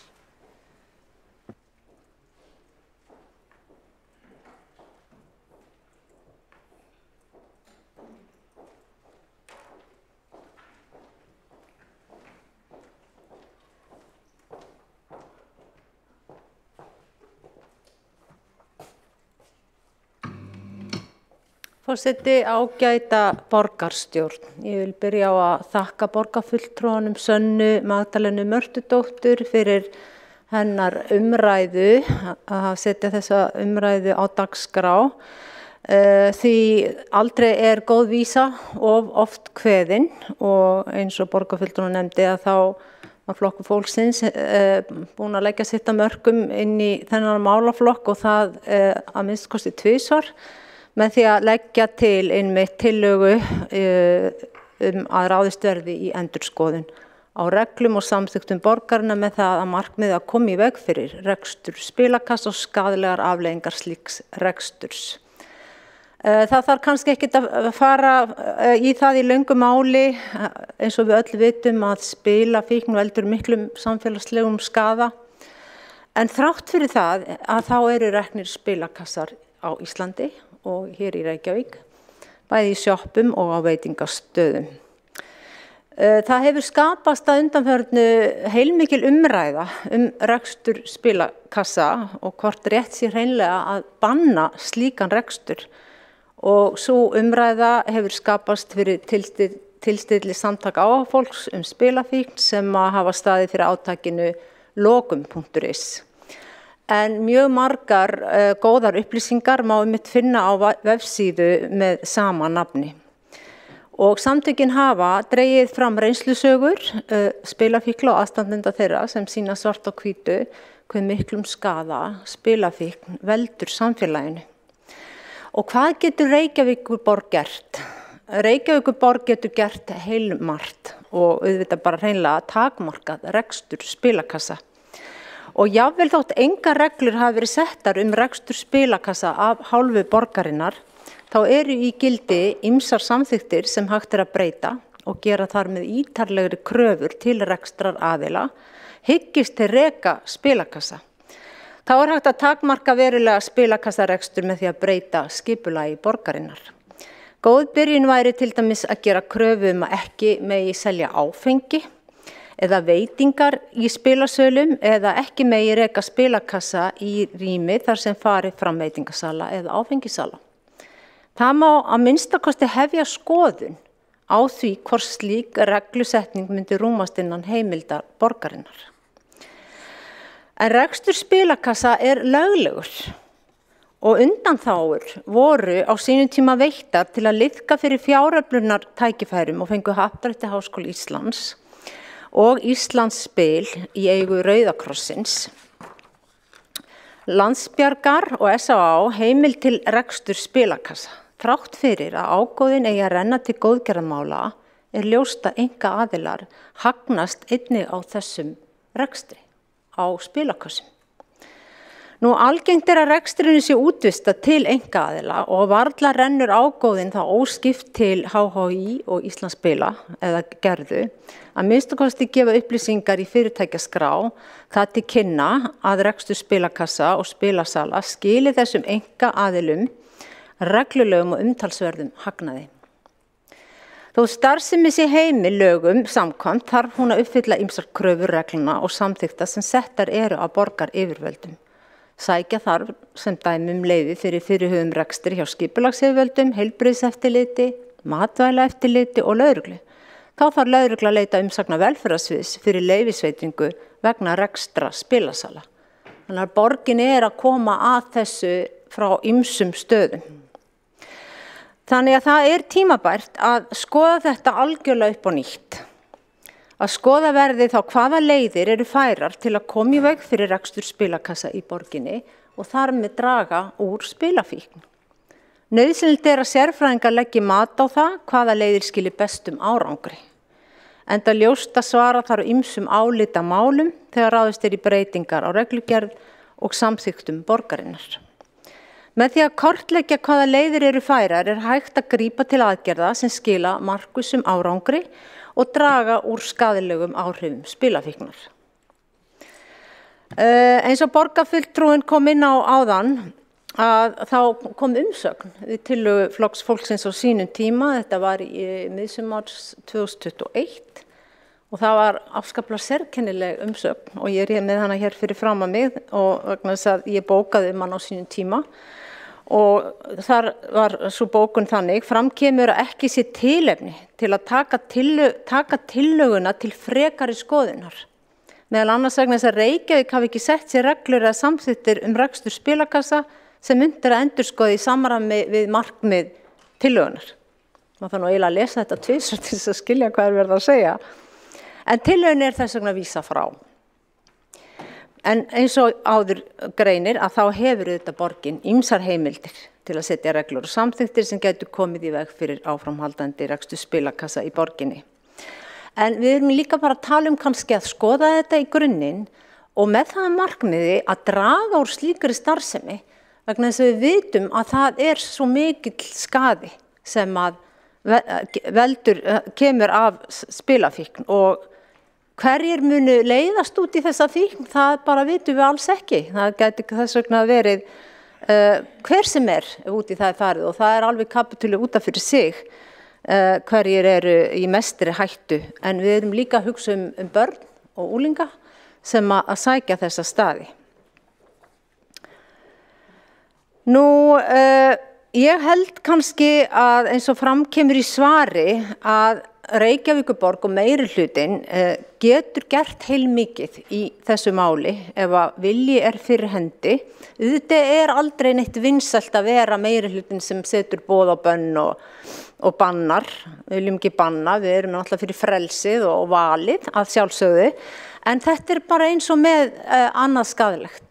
Eins og með áfengið, hvernig við höfum verið að reyna að standa mörg hverju vörðum að það fari ekki í verslanir til þess að venda okkar viðkvæmustu hópa sem eru í þessu tilfelli börn og unglingar fram til 18 ára aldurs. En allavega sem dæmi væri hægt að byrja á að gera kröfu að ekki megi selja áfengi eða veitingar í spilasölum og sjá hvernig það muni einhvern veginn svona reka sig. Og skoða má hvort slíka reglusetning myndi ekki bara einfaldlega rúmast mjög vel innan heimilda borgarinnar. Þetta eitt af þessum málum sem eru svona viðkvæm mál að því leyti að þau eru náttúrulega umdeild og þarna eru miklu peningar í húfi. Það mjög sérkennilegt að ágóðin af spilakössum skuli síðan fara í að styrkja samtök sem eru að hjálpa þeim sem eru með fíkn. Ég hef reyndar aldrei skilið almennilega, mér finnst þetta svona paradoxikal dæmi einhvern veginn, en svona var þetta, en það ekki þar með sagt að það megi ekki fara aðeins að stokka þetta upp og umfram allt held ég að hljóta að vera aðalatriði fyrir okkur sem sveitarfélag að það að gæta að okkar fólki hér í borginni og hér sterkt ákall komið frá samtökunum lokum.is og af og til koma upp mjög erfið mál í þessu sambandi og þetta líka þannig fíkn eins og komið var inn á áðan að þetta tekur einhvern veginn allt hjá fólki og ekki bara viðkomandi, heldur alla fjölskylduna. Það bara rústar fjölskyldu, hreinlega. Og auðvitað mun þetta alltaf vera til staðar einhvers staðar, en það borgarmeirihlutann sér að ákveða eins og með skipulagið og hversu mikið við viljum leggja áherslu á að laða einstaklinga á staði þar sem að spilarkassar eru í boði. Takk. Borgarfulltrúi Kolbrún Baldursdóttir við lokið við mál sitt. Næstur á mælendaskrá borgarstjóri Dagur Bjarkertsson. Forseti, ágæta borgarstjórn. Ég vil nú bara þakka fyrir það að taka málefni spilasala eða spilakassa hér á dagskrá borgarstjórnar. Þau mál hafa komið reglulega til tals og til kasta borgarstjórnar.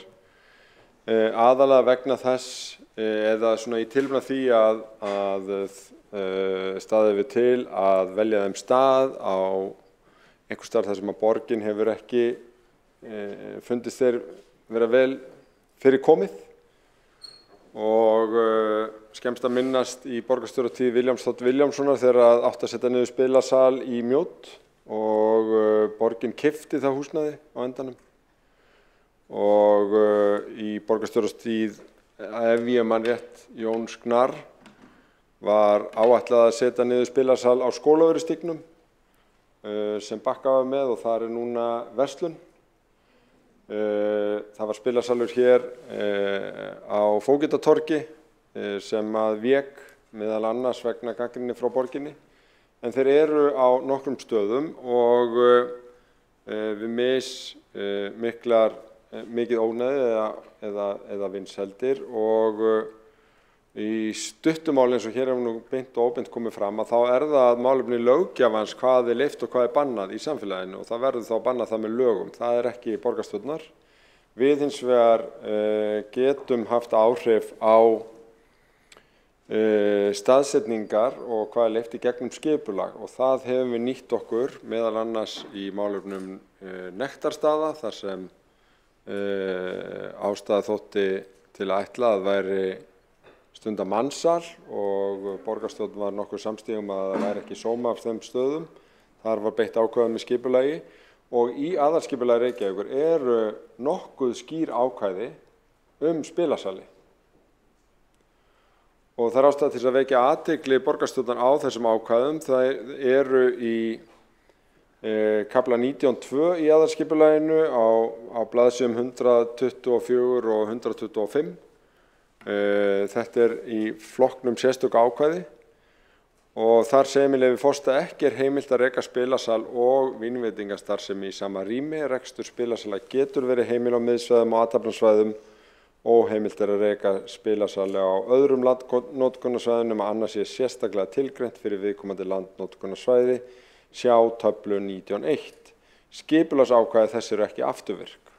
Þetta auðvitað mikilvæg lokasetning út frá lögum að við getum ekki bannað þetta afturvirkt. Í málefnum nektarstaðanna svokölluðu að þá týndu þeir tölunum hver á öðru vegna þess að reksturinn á viðkomandi kennitölum fór í þrot og þá var ekki heimilt að opna nýjan stað. En að því að hér var talað það af hálfu borgarfulltrúa Kolbrúnar Baldursdóttur að fyrsta skref að tryggja að væri ekki vínveitingar á sama stað. Þá hefur það nú þegar verið tryggt í aðalskipulagi. Tafla 19.1 í aðalskipulaginu varðandi það hvar spilasalir eru leyfðir, skiptir spilasalum í spilasali 1, þar sé án vínveitinga og spilasali 2 með vínveitingum og yfirlitið svo hljóðandi fyrir spilasali 2, íbúabyggð, nei, nærþjónustukjarnar nei, aðalgötur nei, blönduð byggð nei, samfélagsþjónusta nei, verslun og þjónusta nei, hverfiskjarnar nei, miðborg og miðsvæði nei, miðborgin nei, miðborgin blönduð, miðborgarbyggð nei, miðborgin blönduð, miðborgarbyggð M1C nei, Hlemmur Grensás nei, Skeifan Sogamýri nei, Höfðar Keldur nei, Vatnsmýri nei, Borgartún nei, Skógahlíð nei, Kringla nei, Þjónustukjarnar við Stofnbrautir nei, Fossaleyni nei, Hádegismóar nei, Köllunarklettur nei, Knarravogur nei, Borgarhlutakjarnar nei, Gerðuberg nei, Listabraut nei, Hallar nei, Nautálsvegur nei, Gufunes nei, Veðurstofuhæð nei, Malarhöfði nei, Leirtjörn nei, Egilsgata Snorrabraut nei, Miðsvæði Vatnsmýri nei, Snorrabraut Hringbraut nei, Bændahöll Hagatorg nei, Skaftahlíð Safamýri Miklabraut nei, Kvíslar nei, Holtagarðar Klessvegur nei, Korpa Egilshöll nei, athafnasvæði nei, iðnaðarsvæði nei, hafnarsvæði nei, Örfirisey nei, hafnarsvæði nei, afþræðinga- og ferðamannasvæði nei, íþróttasvæði nei, kirkjugarðar nei, opin svæði nei, strandsvæði nei, óbyggð nei, landbúnaðarsvæði nei, svæði fyrir skógrækt og landgræðslu nei, frístundabyggð nei. Þannig að það hvergi leyft að spilasalur sé með vínveitingar. Ég ætla ekki að endurtaka listan fyrir spilasal í flokki 1 en þar svarið nei á öllum öðrum svæðum heldur en í miðborg miðsvæði og þar sem að voru spilasalir fyrir að þar já, til dæmis Hlemmur Grensás, Skeifan Sogamýri, Höfðar Keldur og Kringlan. En athafnasvæði já, en annar staðar nei nema á 2 stöðum má gera grein fyrir því deiliskipulagi, þar sé Örfirisey annars vegar og í blandaðri byggð í miðborginni M1B. Þannig aðalskipulagi notað til þess að reyna að stýra þessari landnotkun þó að borgarstjórn hafi ekki valdheimildir til þess að banna eitthvað, þá getum við stýrt í hvar þetta og þannig stendur þetta.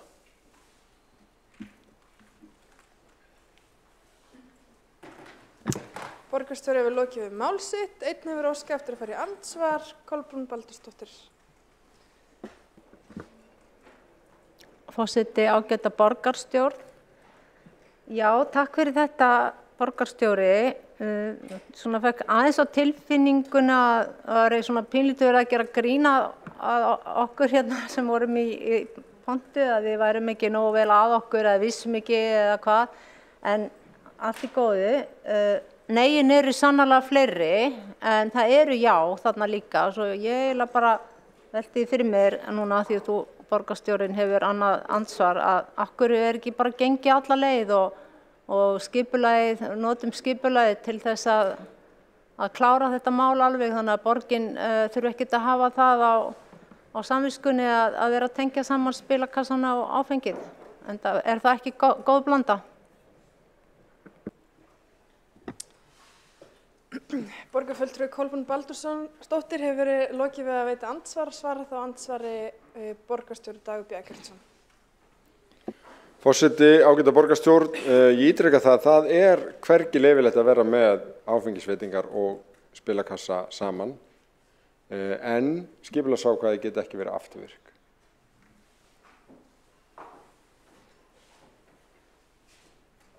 Ekki hafa fleiri óska eftir að veita andsvar, telst á andsvörin lokið. Næstur á mælendaskrá borgarfulltrúi Pavel Bartosek.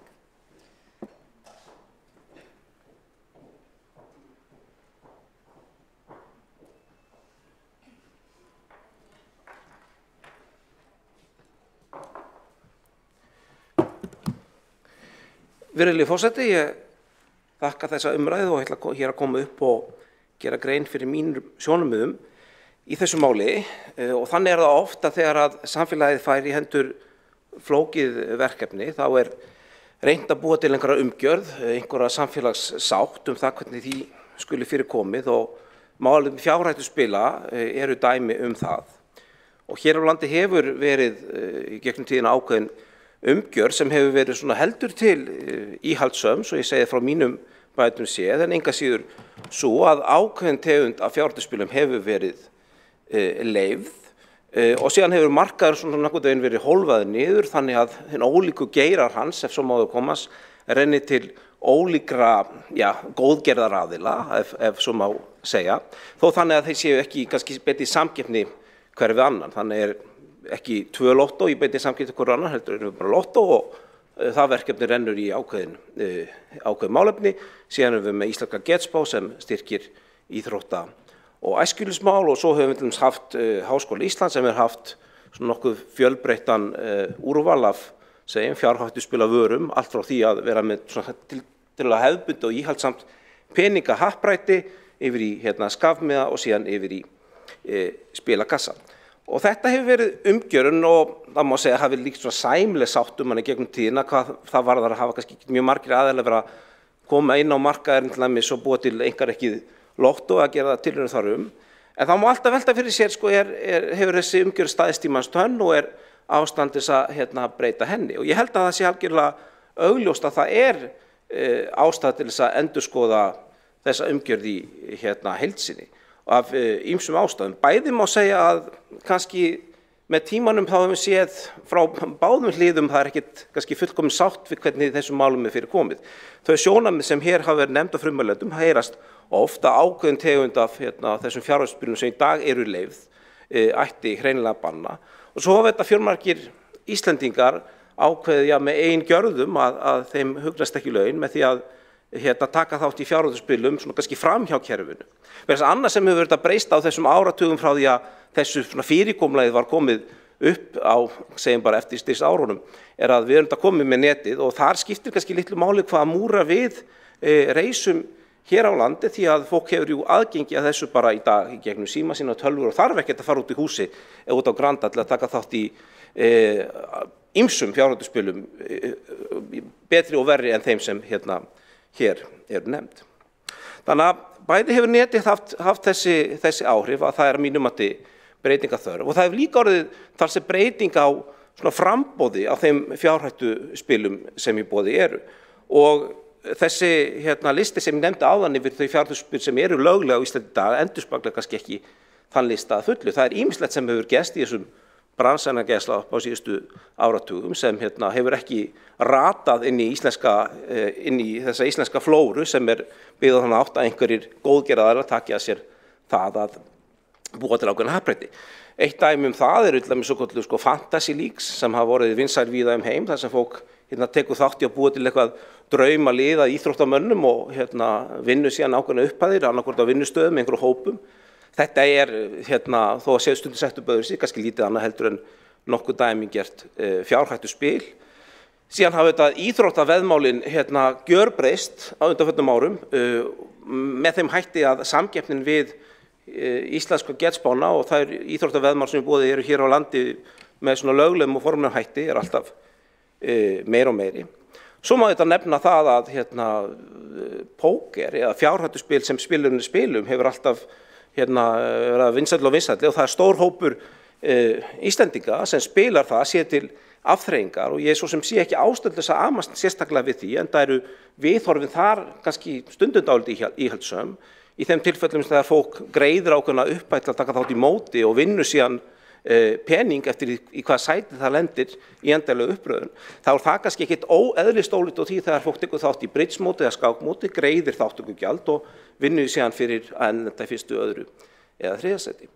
Og síðan má líka nefna að það hefur að undanförnum árum orðið ákveðin vöxtur í svokölluðum betting markets, þar sem fólk veðjar á ákveðna viðburði, hvort sem einhver verði þá næsti borgarstjóri eða formaður Sjálfstæðisflokksins og svo bara láta menn hlutabréf í þessum viðburðum hækka eða lækka og svona ef ég ætti að koma með ábendingu til Háskóla Íslands þá væri það kannski grínlaust, svona forvitnilegasta fjárhættuspili fyrir Háskóla Íslands að taka þátt í vegna þess að þar er ekki aðeins að ræða fjárhættuspil, heldur rauninni sannarlega athyglisverðar upplýsingar sem hægt er að fá út úr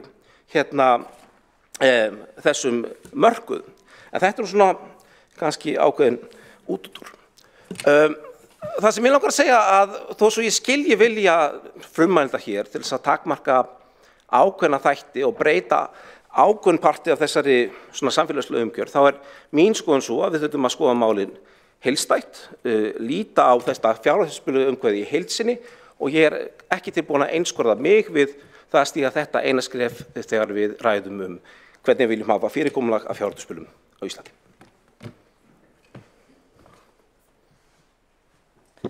Borgarfulltrúinn hefur nú lokið mál sitt, einn hefur óskað eftir að veita andsvar, borgarfulltrúi Líf Magnýjudóttir.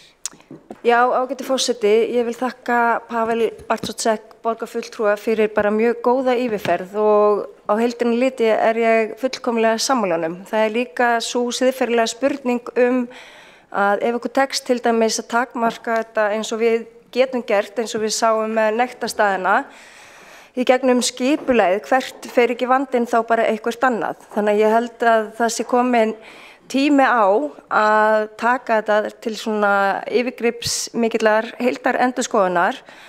Það þarf líka lagabreytingar og svo er þetta eins og Pavel Bartošek, borgarfulltrúi, fór mjög vel yfir að þá er þetta færist þetta á netið. Þannig að fjárhættuspil, vandi fjárhættuspils er ekki bundinn við staði í borginni sem að geta skenka bjór eða áfengi. Það er nú bara staðreyndin. Og það væri ánægjulegt ef að við gætum borgarstjórn hnoðað einhverju saman eins og ræða borgarfulltrúans gaf í skyn að við gætum gert og saminast það hér í þessum sölum. Þannig að ég held að borgarstjórn geti gert fullmargt rétt eins og við sáum með nektarstaðina og ég held að þetta sé enn eitt máli sem við þurfum að skoða og ég held að þetta takmarkist ekki við Reykjavíkurborg heldur allt samfélagið.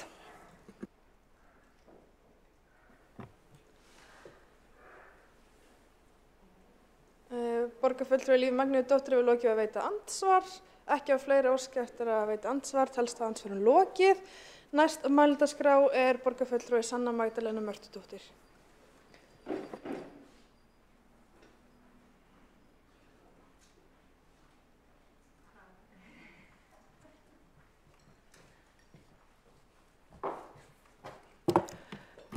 Forseti, valda spilakassar skaða? Já. Hafa spilakassar hræðilegar afleiðingar á þau sem eru með spilafíkn? Já. Er nauðsynlegt að bregðast við? Já. Hér eru 411 spilakassar í borginni og aðgengið því mikið. Og eftirstendur spurningin varðandi hvort við séum sammála að það þurfa að bregðast við eða ekki og hvernig við getum þá nýtt þennan vettvang til þess að koma þeim skilaboðum á framfæri.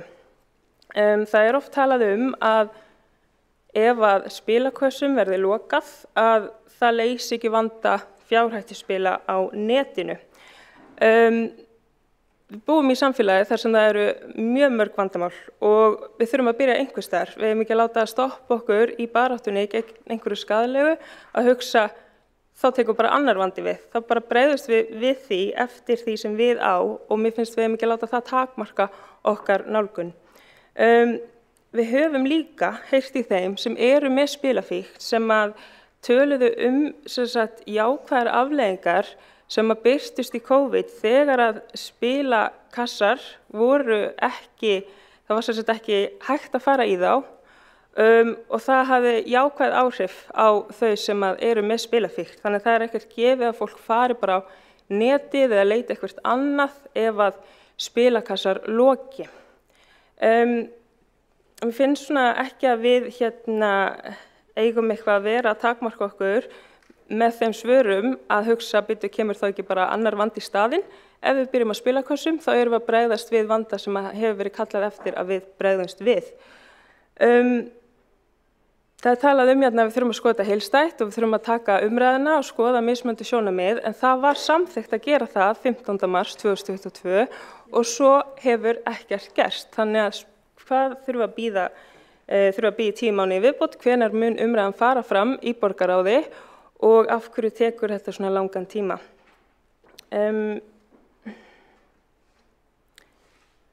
Já, svo ég bara ítreki að þá er þetta spilakassana og hvernig borgin geti nýtt sína rödd til þess að koma ákveðnum kröfum eða skilaboðum á framfæri, og ég trúi því að við getum gert það ef að viljinn er fyrir hendi.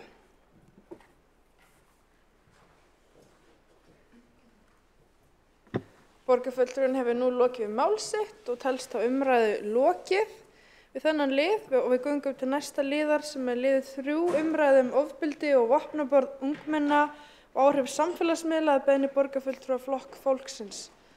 Og til þess að hefja þá umræðu er borgarfulltrúi Kolbrún Baldursdóttir.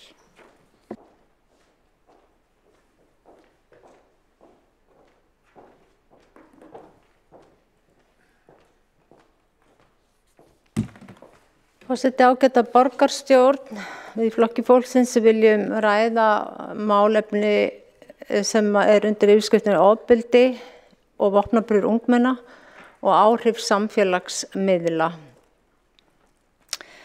Á síðasta ári reið bylgja ofbeldis yfir meðal íslenskra barna og ungmenna í Reykjavík, þar sem vopnaburður er notaður þar með talið eggvopn.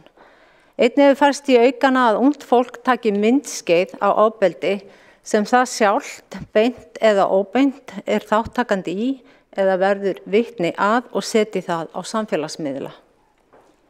Myndskeið af þessu tagi hafa farið eins og eldri sinu og verið stækkandi hópur barna sýna þeim áhuga og dreifa þeim áfram netmiðlana.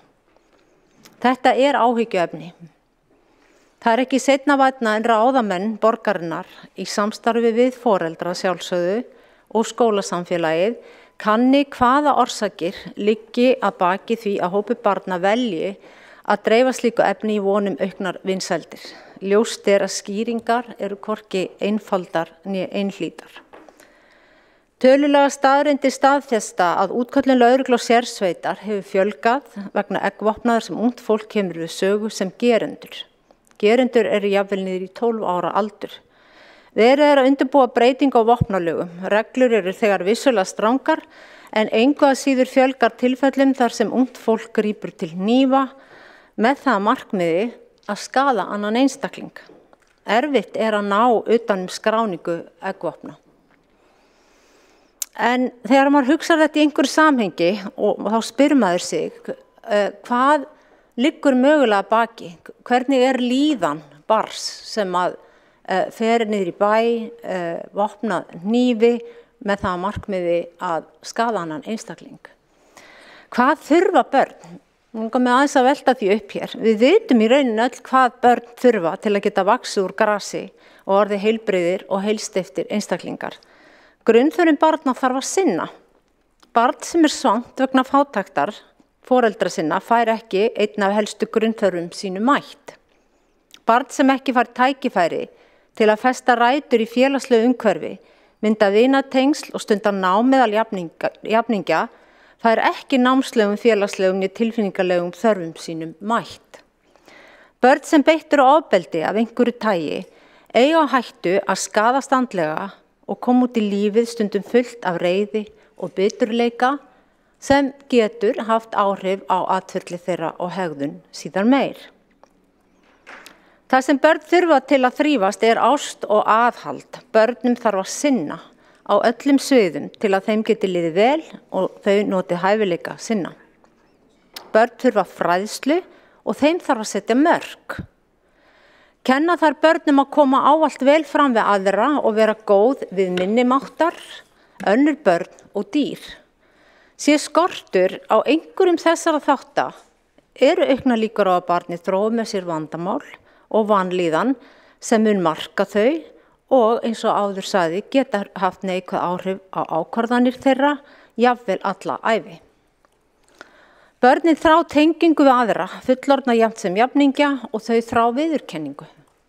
Fái þau ekki umbun ást og viðurkenningu í raunheimi, eru auknar líkur á að þau leitað henni á samfélagsmiðlum eða í gervi veröld.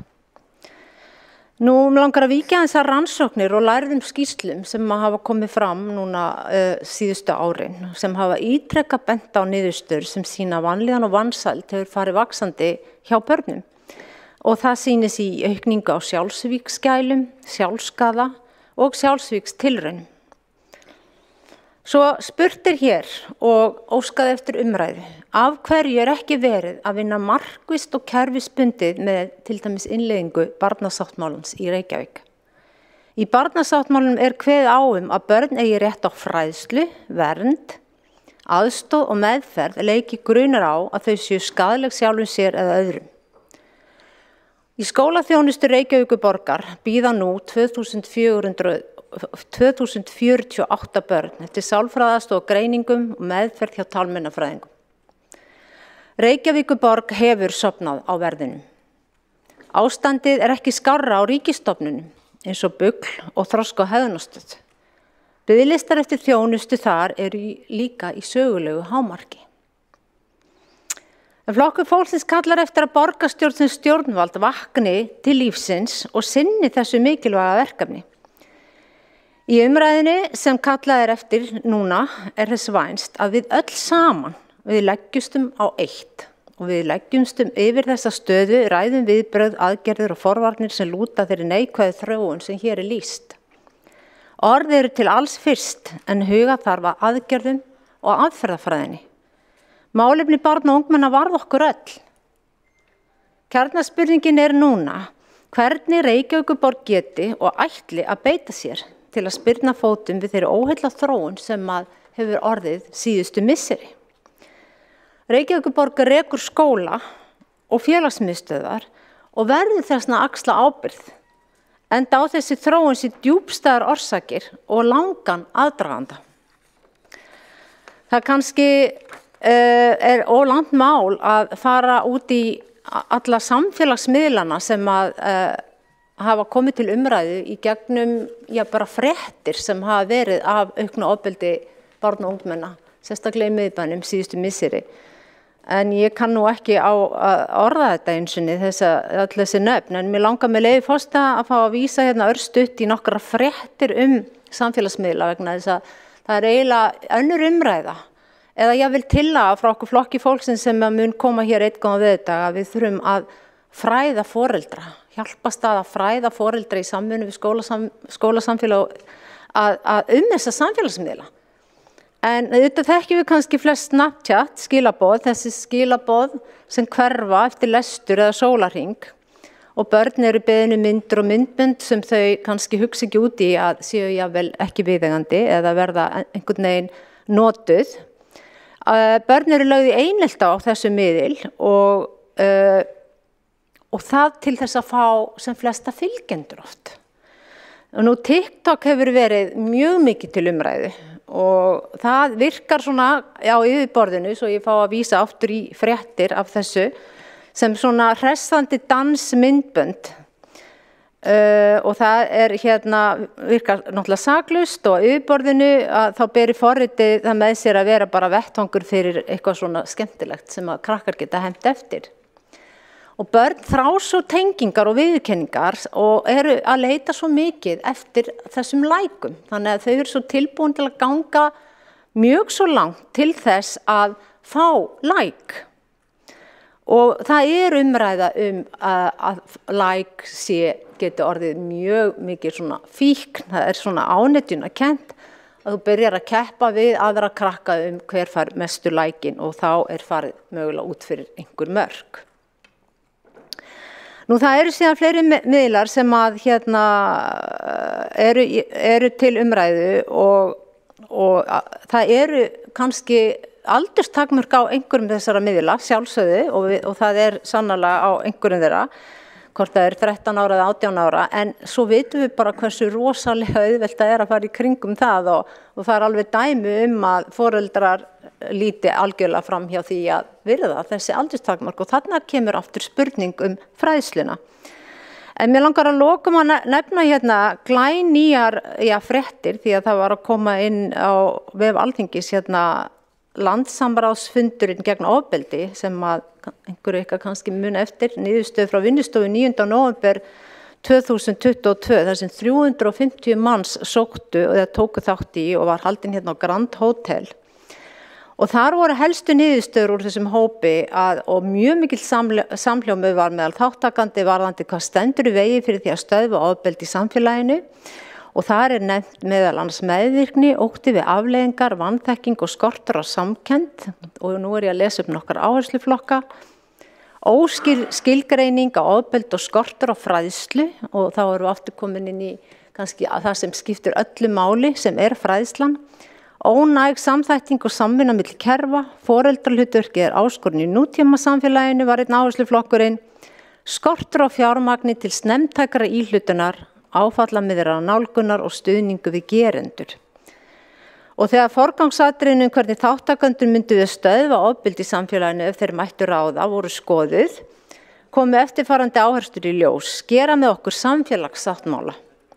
Skilgreina ofbeldi betur, auka fræðslu til foreldra og skóla, aftur kemur fræðslan, beita snemmtækri íhlutun, auka úrræði fyrir gerendur og stoppa endurtekin ofbeldisbrot. Auka fjárframlög til að stytta biðlista og efla og bæta við úrræðin. Og það fylgir þessu stærri skýrsla sem að ég hveti ykkur til að skoða. Ég get sendt þeim sem hafa áhuga á að skoða hana, ég get sendt það bara strax á eftir, af því þetta nýtt plagg. En ég veit að við erum öll við viljum hafa stutta borgarstjórnarfundi en mér finnst þetta svo mikilvægt mál. Ég ætla að vona og ég skora okkur inn í borgarstjórn, bæði til hægri og vinstri megin í salnum, að taka þátt í þessari umræðu með okkur í flokki fólksins. Takk. Brún Baldursdóttir, borgarfulltrúi, lokið máli sínu og næstur á mælendaskrá Pavel Bartošek, borgarfulltrúi.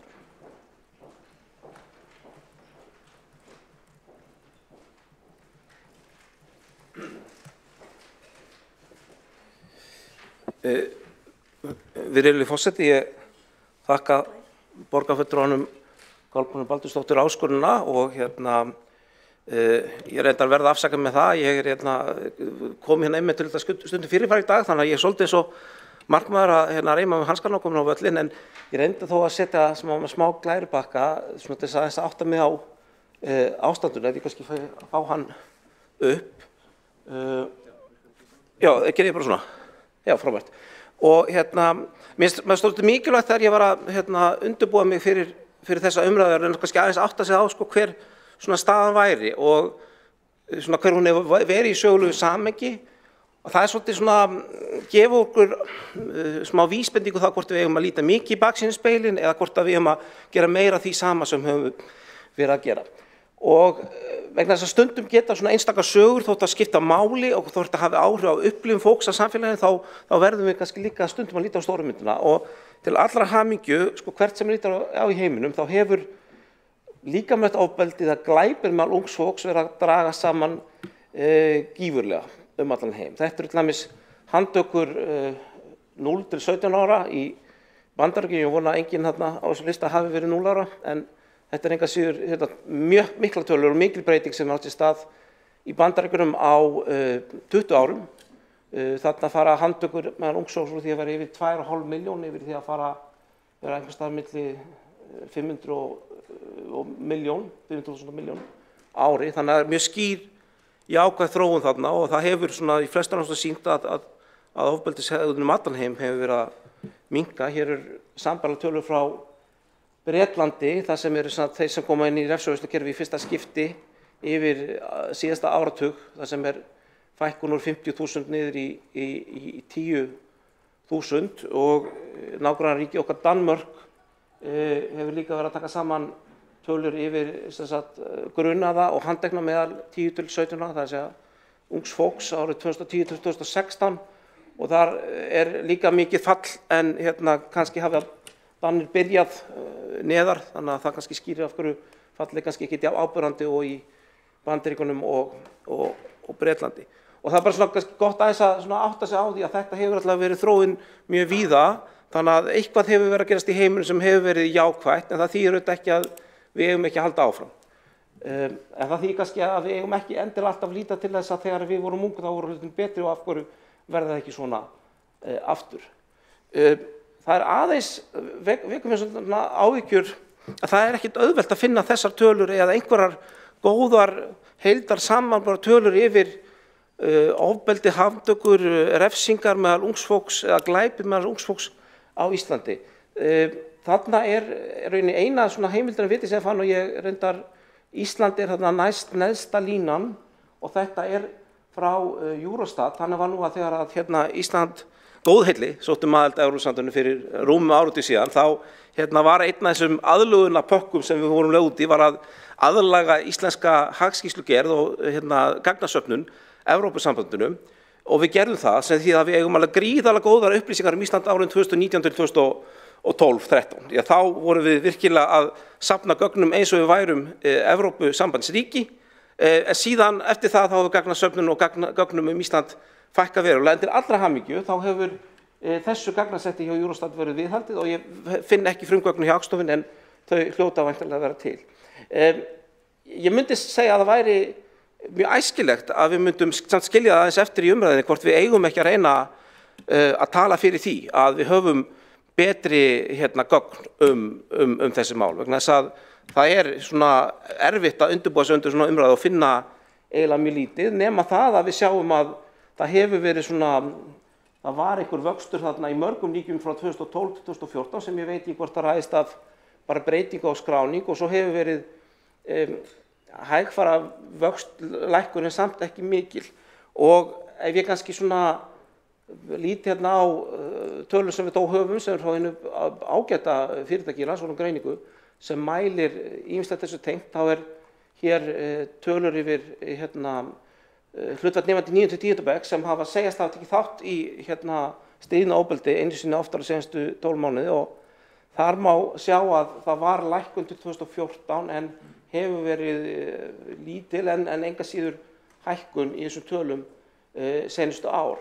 Þannig að ef ég á kannski að reyna að túlka hvernig staðan hefur verið heilt yfir á Íslandi frá seinustu 2-3 áratugi, þá myndi ég halda að við höfum rétt eins og aðra þjóðir verið að lækka mjög mikið, mjög hratt. En það ekki hægt að fullyrða, þó ég myndi gjarnan vilja geta gert það, þá ekki hægt að fullyrða seinustu 5-6 árin höfum við haldið áfram að lækka. Það virðist vera sem við höfum annarkvort stað í stað eða mögulega farið upp þó því að við þórum ekkert fullum að heldur. En það allavega ekki að sjá að þessi, kannski höfum við náð bara á loka takmarki með þeim tólum sem höfum beitt í hingað til. Þannig að mér langar bara að skilja þetta eftir þess að hafa einhverja tölur á borðið því að ég hef nú gaman að þeim. Loka umræðan að heildarþróun á heimsvísu áratugi hefur verið bara mjög jákvæð og ekki síst meðal ungs fólks. Það sýna það allar tölur að það miklu ólíklegra að ung manneskja hvað sem hún fædd í heiminum í dag verði að gerandi að þolandi í ofbeldi samanborið við fyrir 2-3 áratugum síðan. Ég vil líka segja það að gögn vegna líkamsofbeldi sérstaklega á Íslandi benda saman en þau mættu vera miklu betri til þess að getum átt hér örlítið vitrænni umræðu þetta. Það má líka nefna að fólk hefur velt mikið fyrir sér hvers vegna hvernig þessi þróun á heimsvísu hefur verið svona eins og það sem sumir kenna vilja aðrir meina að sé jákvæður hvati. Fólk hefur nefnt íþróttaiðkun sem ástæða fyrir almennt minni neikvæðri hegðun hjá fólki. Margir hafa nefnt lestur og fólk hefur stundum nefnt reynda tölvuleiki og það að fólk sé meira í tölvunni. Það bara minna einhvers staðar úti, það sem það lendir í aðstæðum sem skapa hættuástæður. Þannig að það ekki algjörlega hægt að útiloka það að tæknin hefur beinlegis búið til andrúmslofta sem fólk aðeins ólíklega til þess að verða fyrir ofbeldi og ólíklega til þess að vera gerendur í því. Ég þori ekki að fullorða það, en það má velta fyrir sér hvaða einn undirliggjandi þáttur á heimsvísu getur ráðið því að breytingin svona markverð yfir þessa áratíð. Og þá vil ég líka segja að það nauðsynlegt fólk að hvorki sofna á verðinum, þess vegna þakka ég þessa umræðu, en við þurfum auðvitað líka að passa umræðan til þess að mála ekki þá mynda af því að ungt fólk í dag sé hættulegra eða sé einhvern veginn líklegra til þess að verða gerendur að þátt einhvern neikvæða hegðun áður við hefur verið, því það ekkert sem bendir til þess, þannig að við þurfum að gæta okkur en leið að passa umræðan. Takk fyrir mig.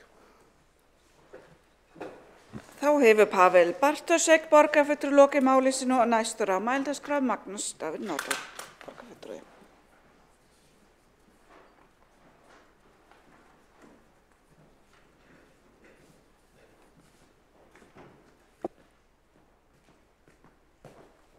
Já, forseti, borgarstjórn, vil þakka borgarfulltrúum Kolbrúnu Baldursdóttur og Pavel Bartošek fyrir góða umræðu. Ég ætla nú að hafa þetta mjög stutt varðandi þær fréttir sem okkur hafa borist af auknu ofbeldi hjá ungmennum, sérstaklega á síðasta ári. Þá alveg ljóst að við þurfum að skoða það grundigt. Og ég vil nefna það hér að þau mál eru til sérstakrar skoðuna núna hjá Mannréttindaskrifstofu Reykjavíkurborgar og Mannréttinda- og ofbeldisvarnaráði. Eins og ég hef nefnt áður þá sérstök úttekt í gangi hjá utanaðkomandi aðila á stöðu ofbeldisvarnarmála almennt hjá borginni í gangi og niðurstöður eru væntanlega núna í upphafi nýs árs og það held ég að geti orðið svona góður upphafspunktur til að taka ákvörðun næstu skref hvað varðar ofbeldisvarnir. Þannig að þetta í skoðun og í vinnslu.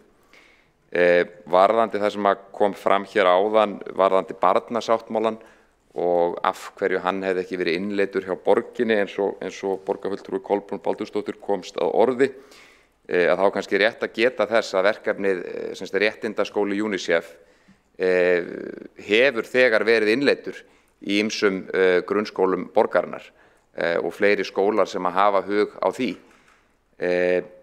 Varðandi verkefnið Barnvæn sveitafélög sem síðan innleiðing barnasáttmálans í svona allt starf sveitafélagsins, að þá það líka í vinnslu.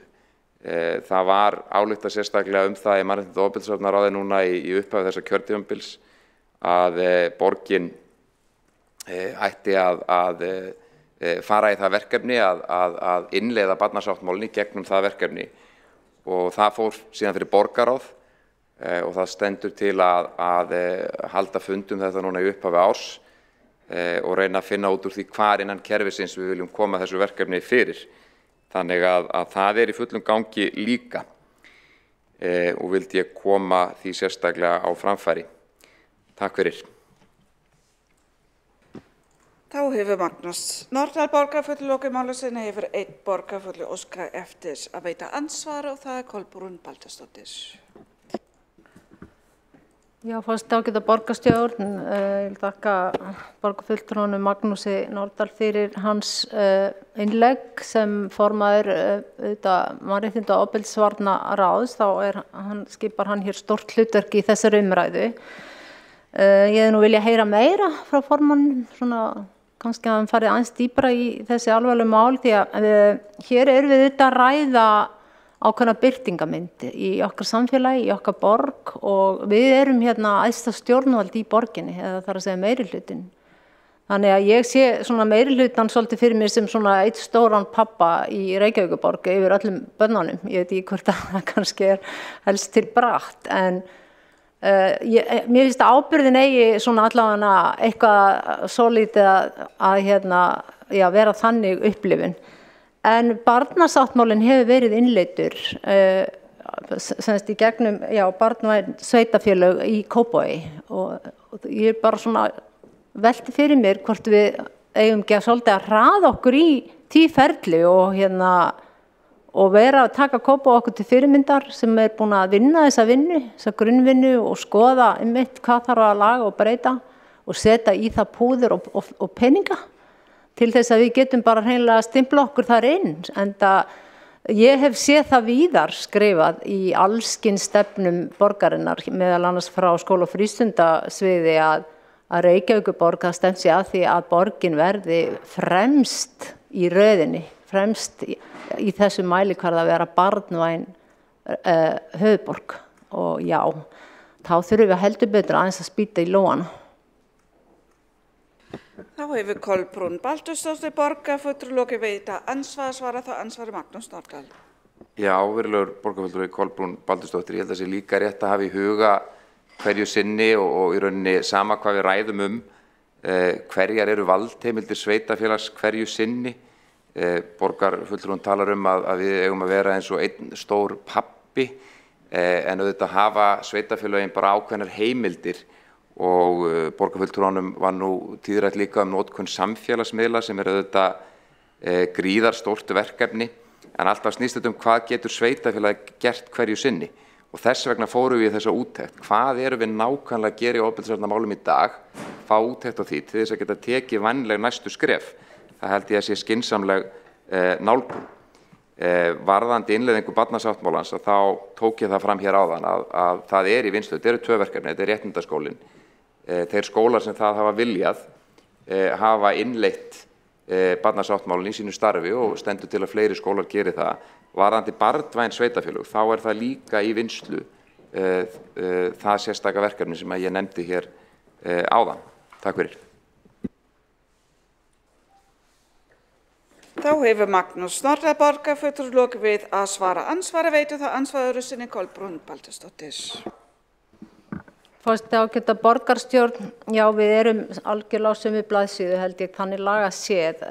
Kannski mínar áherslur eru örlítið þær að enda þótt ég sé mjög sammála og sátt við að það sé gerð svona úttekt því að upplýsingar eru alltaf af hinu góða og vandaðar upplýsingar sem fengnar eru með góðum svona könnunum og rannsóknum munu sannarlega hjálpa að þá líka það blasir alveg við hvað þarf að gera og þó svo að skýringar á ofbeldisatferli barna og ungmenna séu ekki kannski einfaldar að þá hljótum við samt öll að vita að undir niðri kraumar vanlíðan og vansæld og óhamingja einstakling sem að gengur út með það markmiði að ætla að meiða annan og hvað þurfum við að gera til þess að koma í veg fyrir það?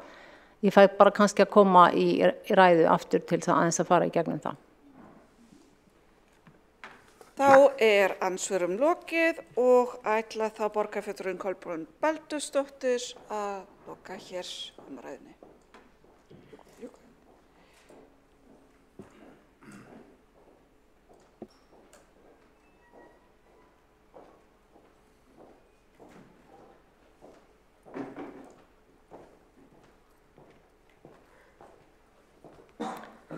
Forseti ágæta borgarstjórn, það sem sagt komið þá að lokum þessara umræðu og mikið bara, ég vil þakka þeim sem tóku þátt. Þetta hefði ég viljað sjá aðeins meira svona líf í salnum í þessari mikilvægu umræðu. Þetta getur verið börn okkar hérna sem umræðir eitt góðan veðurdag þó að við sitjum kannski mörg mjög heppin núna og hugsum sem svo að börnin okkar eru ekki út í bæ að skaða annan eða fara sér að voða á samfélagsmiðlunum. En það alveg ljóst að það engin einstaklingur sem einhvern veginn fæddur með það að vilja meiða aðra. Sá sem gerir það á sama hvaða aldri hann myndi ég segja, hún líður ekki vel og þeim einstaklingi þarf að hjálpa. Og þegar við erum að hugsa börn fram til 18 ára aldurs þá það okkar hlutverk sem stjórnvald, að því að við erum hérna, borgin rekur sko mörg bara ótrúlega stórar stofnanir eins og skóla og íþrótta félagsmiðstöðvar þar sem að meirihlutin hefur aðkomu að og geta svona stutt við baki á skólasamfélaginu sem dæmi til þess að styðja enn betur við baki á foreldrum og fræðslu. Því að foreldrarnir eru að lokum þeir sem eru tengdastir og umgangast börnin sín mest. Þannig að það fræðsla sem við getum gert mikið meira í, sett mikið meira púður í og auðvitað hjálpað skólasamfélaginu í því sem þau að gera.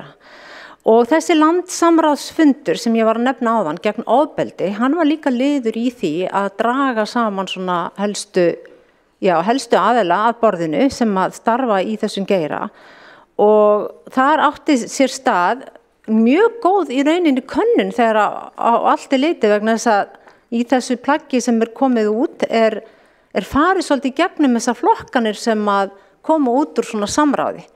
Þannig að strax með því að bara lesa þessa skýrslu að þá erum við komið með mikið efni og getum vel farið af stað með aðgerðir.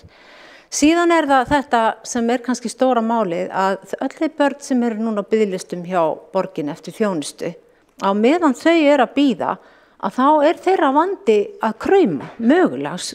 Það getur verið eitthvað af þeim börnum hafa líður betur og þau hafa fengið aðstoð annar staðar eða vandi þeirra hefur einhvern veginn þroskast í burtu en af þessum 2048 börnum að þá má gera ráð fyrir að mjög stór hluti, allavega einhver hluti þeirra, séu ennþá bara hreinlega með sína vanlíðan, sinn vanda. Þau væru ekki á þessum biðlista nema það væri eitthvað sem þau verða að sækjast eftir að fá hjálp við. Sem foreldrar og skólasamfélagið að sækjast eftir að fá hjálp handa þeim við. Og ef við ekki sinnum þessu hlutverki sem við eigum að gera sem borgarstjórn og borg, að þá erum við að taka mikla áhættu. Og það þessi börn, þeir munu eitthvað við þetta verða fullorðnir einstaklingar.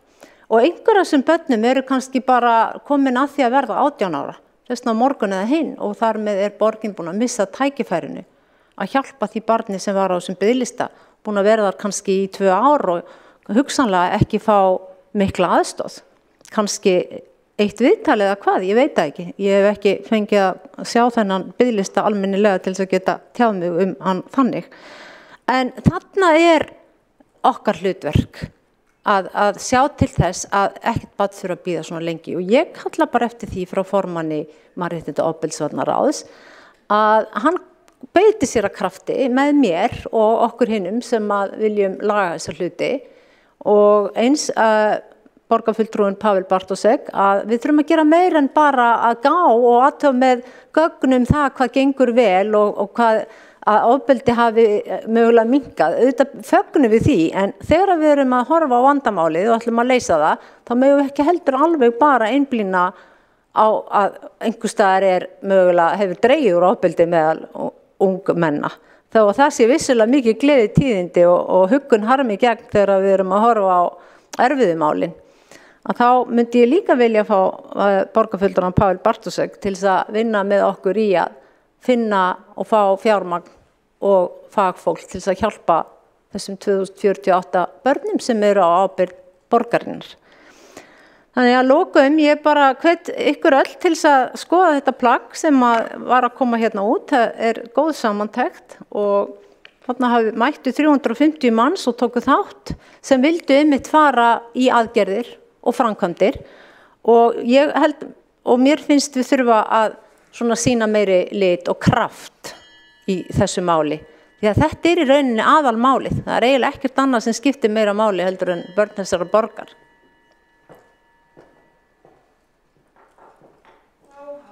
Ekki fleiri hvatt sér ljós undir þessa umræðu og telst á umræðu lokið. Við að ganga til fjórða liða hérna útsendri dagskrá sem umræða loftgæði í Reykjavík í kringum áramót.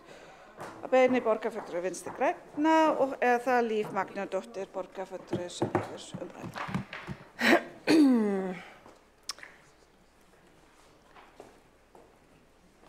Bestu þakkir, kæri forseti.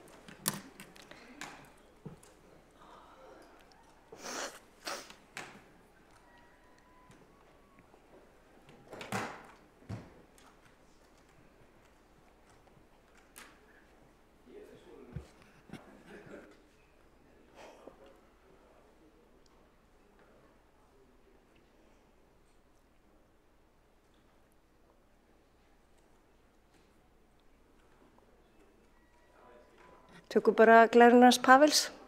Tjók.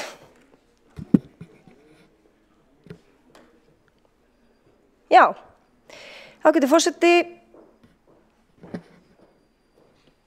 og borgarstjórn. Við Vinstri græn höfum beðið umræðan loftgæði Reykjavík í kringum áramótin.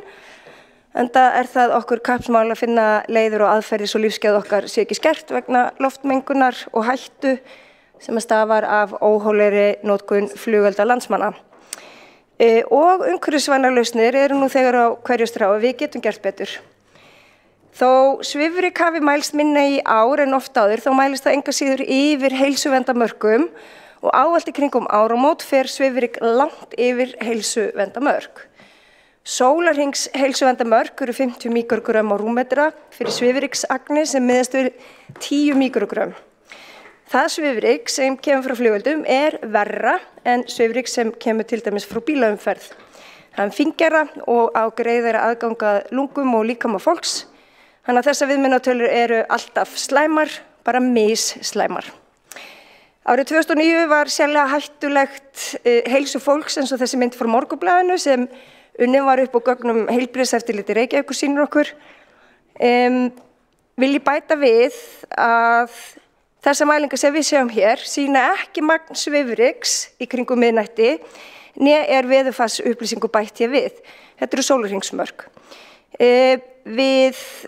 Þið muni kannski eftir áramótin 2016 og 17 en það var erfitt að sjá flugveldarnir fyrir reyk því það var mikið veðurstilla og allt ekki í loftinu. Þá mæltist svifryk í kringum miðnætti 2500 mikrogrömm. Og þó svifryk fara ekki við sólarhrings heilsumörk, þá eru það þessi klukkutímar sem við erum úti vægast sagt heilsuspillandi. Og þrátt fyrir að við séum með hvers kyns lög mengunarvarnir og reglugerðir sem kveða nánar tilteknar útfærslur og verklag og margvíslega stefnumörkun á vettvangi borgarinnar loftgæðamál og ýmiss konar náttúruvernd og mótvægisaðgerðir til að stemma stigu við súrnandi heimi í þessu tilliti. Og margs konar skýrslur og handbækur og viðbrögð og stýrihópa og starfshópa og spretthópa og hvaðeina á vegum hins opinbera. Og svo verður reyndar að fá að vekja athygli á að í skýrslu starfshóp stjórnarráðsins mengunarvöldum skotelda og tillögur aðgerði þá var ekki einingu tillögunar aðgerðunum sem þær ráðast í þrátt fyrir að vitneskjan skað sem þeirra og þær einföldu leiðir sem hægt að fara til að takmarkana.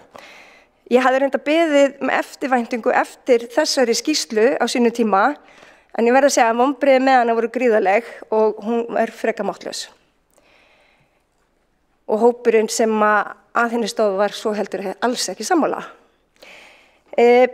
Mín tilfinning sú að við erum ennþá í nokkuð óbreyttu ástandi þrátt fyrir mikla vitundavakningu og eftirtekt að verða forsprakka sem að hafa vakið marga værum svefni, eins og Rakel Kristinsdóttur sem átti hugmyndina skjótum rótum, Sævars Helga Bragasonar, Hrundar Ólafar Andradóttur og Þröstar Þorsteinssonar og svo þetta Umhverfisstofnunar hættuna sem flugelda skapa og hvernig þeir rýra lífsgæði okkar þrátt fyrir að veita mörgum skammvinna gleði í kringum áramót. Við erum samt að þokast eitthvað áfram og umræðan má ekki verða með eða á móti og hún má heldur ekki einkennast af skammsýni. Við vitum líka að sala flugelda helsta fjáröfnunarleið hjálparsveit og íþróttafélag og ýmissa annarra félaga, en það úrlausnarefni að mínu viti og fjöldinn allir hægt að gera til að tryggja fjárframlög til þeirra. Mér það nefnilega til efs að félögin vilji fjármagna sig með mengandi og óumhverfisvænum hætti. Við erum komin lengra en svo og ég held að lausnirnar sem standa okkur til boða til að skemmta okkur og hafa gaman séu núna fjölbreyttar, frumlegar og tæknilegar. Í þetta sinn þá var veðrið okkur frekar hagstætt, en við getum ekki reitt okkur alfæðu á það. Við þurfum að rjúfa þessa keðju heimatilbúna menguna með einhverjum hætti og ábyrgðin á því að gera það liggur hjá okkur fullorðna fólkinu sem flest reyndar afar íhaldsamt þegar kemur að þessari hefð og stjórnvöldum sem virðast hvorki samstíðan í sammála þegar kemur að því að taka þetta föstum tökum eins og ég nefndi hér áðan varðandi skýrslu starfshóps stjórnarráðsins. Í tilfelli Reykjavíkurborgar og annarra sveitarfélaga þá eru við eins og svo oft verkfæralaus og bundin af því sem Alþingi setur. En við getum látið í okkur heyra, rétt eins og við höfum gert með margs konar mál og ætla ég sérstaklega nagla þetta ekki inn í því samhengi sem eru greinar á sama meði. Vandinn sem blasir við okkur fyrirséður. Við skjótum upp allt á miklu magnaflugveldum sem skilja eftir sér rusl og óþrifnað og mengun sem getur farið alltaf áttfalt yfir heilsuverndarmörkum. Við skjótum upp inn í hverfum sem eiga að vera griðastaður og heilsu íbúa og dýri stefnt í hættu fyrir skammvinna gleðir sem geta haft óafturkræf áhrif á okkur og heft frelsi okkar. Ímynd Íslands og skuldbindingar okkur sjálfbærnimarkmið Sameinuðu þjóðanna samfélagslega ábyrga neyslu og umhverfisvernd ekki framfylgt. Við fylgjum ekki einu sinni okkar eigin stefnu. Stjórnvöld sitja þögul og meðvirk á kantinum og leyfa þessari mengun að ganga yfir landsmenn í kringum áramót. Og hvað getum við gert? Jú, við getum fylgt mikið betur eftir stefnumörkunum okkar góðu loftgæði. Við getum ályktað hér í þessum sal og sameinast áskorun til Alþingis að herða til muna almannanotkun flugelda í kringum áramót og hátíðisdaga. Við getum og eigum að vera mikið meira í samstarfi við vísindasamfélagið og félagasamtök og tala skýrt sem stjórnvald. Við þurfum að taka höndum saman með Alþingi og breyta þessari menningu með aðgerðum og skýrum tilmælum og lagabreytingum og við eigum að láta í okkur heyra og fræða og vera með hvers kyns mótvægisaðgerðir. Lausnina má meðal annars finna í öllum okkar stefnum og hvað svo sem við gerum þá eigum við ekki að samþykkja lífshættulega loftmengun og við eigum að gera allt sem við getum til þess að draga úr henni. Við, Vinstri græn, við erum tilbúin í slaginn og skulum bara þessu. Borgarfulltrúi Líf Magnúsdóttir hefur lokið máli sínu, þá tekur næst til máls borgarfulltrúi Alexandra Briem.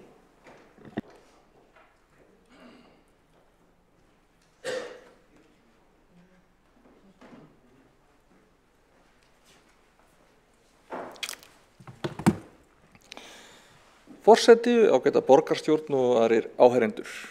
Þetta mikilvæg umræða, svifrykið, og bara mjög viðeigandi að taka hana upp núna eftir áramótin. En eins og við vitum þá verður mikil aukning í svifryki í kringum áramót. Og bara eins og Líf Magnúsdóttir borgarfulltrúi fór hérna yfir áðan, sérstaklega eru flugeldar slæmir með það að þeir valda hlutfallslega miklu af minnsta svifrykinu. Og svifryksmengun eins og slík risavaxið vandamál sem pínu kaldhæðnislegt í ljósið þess hvað hún fíngerð. Það eru fíngerðustu agnirnar sem koma stjúpt inn í lungun, inn í blóðrásina og valda okkur bara töluverðu heilsutjóni þar. Svifrykið sem myndast þegar flugeldum skotið upp fíngerðara en það sem umferðartengt og hlutfall smæstu agnana það sem kallast PM2,5 og PM1. Þetta eru örlitlar agnir sem komast í gegnum blóðrásar, háræðarveggina í lungunum og inn í blóðrás og getur verið það mjög hættulegt. Núna eru til mælingar meðal annars inn á vef Reykjavíkurborgar þar sem kemur fram að í mælistöðinni til dæmis á Grensási sem eru til bestu gögnin lengst aftur fyrir var heildarsvifrykið ekkert sérlega hátt en hlutfall minnstu agnanna var mjög hátt og það áhyggjuefni. Og ég kannski ítreka það hérna, við þurfum að hugsa svifryk með tvennum hætti. Það annars vegar heildarmagn svifryks sem bara mjög mikilvæg stærð. Þar eru nagladekkin stærsti staki orsakavaldurinn. Svo hins vegar fíngerðarsvifrykið. Þegar kemur að heildarsvifryki þá vannst mjög vel á í vitundarvakningu skaðsemi nagladekkja fyrir áratug. Sá árangur hefur því miður snúist töluvert við. Fólk virðist aftur vera farið að líta svo á að nagladekk séu öruggasti kosturinn og allir sem haldi öðru fram eða reyna að fá þau ofan af því að nota nagladekk séu einfaldlega að reyna að draga úr öryggi þeirra í umferðinni. Það þó alls ekki þannig. Nagladekk eru öruggust við vissar aðstæður, til dæmis ef að ræða glæra slétta hálku, svokallaða svarta hálku, en harðkornadekk, harðskeljadekk eru næstum jafngóð og loftbóludekk næstum jafngóð við slíkar aðstæður og betri við flestar aðrar aðstæður. Við aðrar aðstæður eru þessi dekk sem ég nefndi bara almennt talin betri en nagladekkin. Og hvernig sem aðstæðum líður þá eru nagladekk alltaf verst með það að þau búa til miklu meira svifryki en önnur dekk sem við getum valið. Það getur verið að þessi afturför í hugarfari eða afturför í notkun nagladekkja sé ekki beinlínis hugarfarsbreytingu hjá almenningi að kenna. Mögulega snýst þetta meira það að stór hluti bílaflotans á Íslandi hefur líf sitt sem bílaleigubílar. Þeir eru þá keyptir í stórum samningum, þeir eru útbúnir bara í stórum innkaupum heildrænum og þegar að íbúar borgarinnar kaupa þessa bíla í endursölu, þá fylgja þeim þau dekk sem bílaleigan keypti á þá. Og það virðist vera að bílaleigurnar hafi komist að þeirri niðurstöðu að nagladekk séu hagkvæmasti kosturinn þegar þau eru í magninkaupum. Það væntanlega bæði út af beinum kostnaði og mögulega út af tryggingakostnaði. Það til dæmis mögulegt að tryggingafélögin séu að meta nagladekk sem öruggasta kostin án þess að hafa endilega farið í nýlegan samanburð við aðra kosti og sem auðvitað hefur þá áhrif á stóra notendur eins og bílaleigur, hefur áhrif á hvernig þau bera saman iðgjöldin sem þau greiða ef þau eru með nagladekk mótið iðgjöldunum sem þau greiða ef þau eru með harðkornadekk eða harðskiljaðdekk eða loftblúdekk eða eitthvað svoleiðis. Og ef þú ert að bera saman kannski rekstur upp á 20 eða 100 bíla og skiptir alveg máli ef að það er einhver 1000 kalla munur á hvern bíl eftir í hvaða dekk þú velur. Og þau sem kaupa þessa bíla af bílasölunum eru þá komin með bíl sem á umgang af nagladekkjum sem fylgja með. Og þyrfti þá að taka sjálfstæða ákvörðun að fara í innkaup á nýjum dekkjum og þá væntanlega líka losa sig við nagladekkin sem er þegar búið að kaupa. Þannig að slík aðgerðir heldur ekki beinlínis umhverfisvæn. Ég held að við þurfum einhvern veginn að ráðast að þessari rót í samstarfi við mögulega við ríkið, þá löggjöf eða álögur sem breyti reikningsdæminu eða tryggingafélögin með það hvaða kröfur þau gerir vetrardekk og kjör sem þeim fylgja.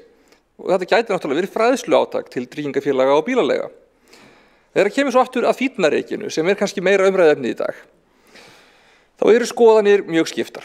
Staðreyndin er annars vegar að nagladekk eru ennþá stór orsakavaldur líka í fíngerðu svifryki. Þó svo að hlutfallslega komi meira úr flugveldunum, það kemur einfaldlega svo mikið meira heildarmagn úr dekkjunum að þar kemur líka bara heilmikið að fíngerðu svifryki.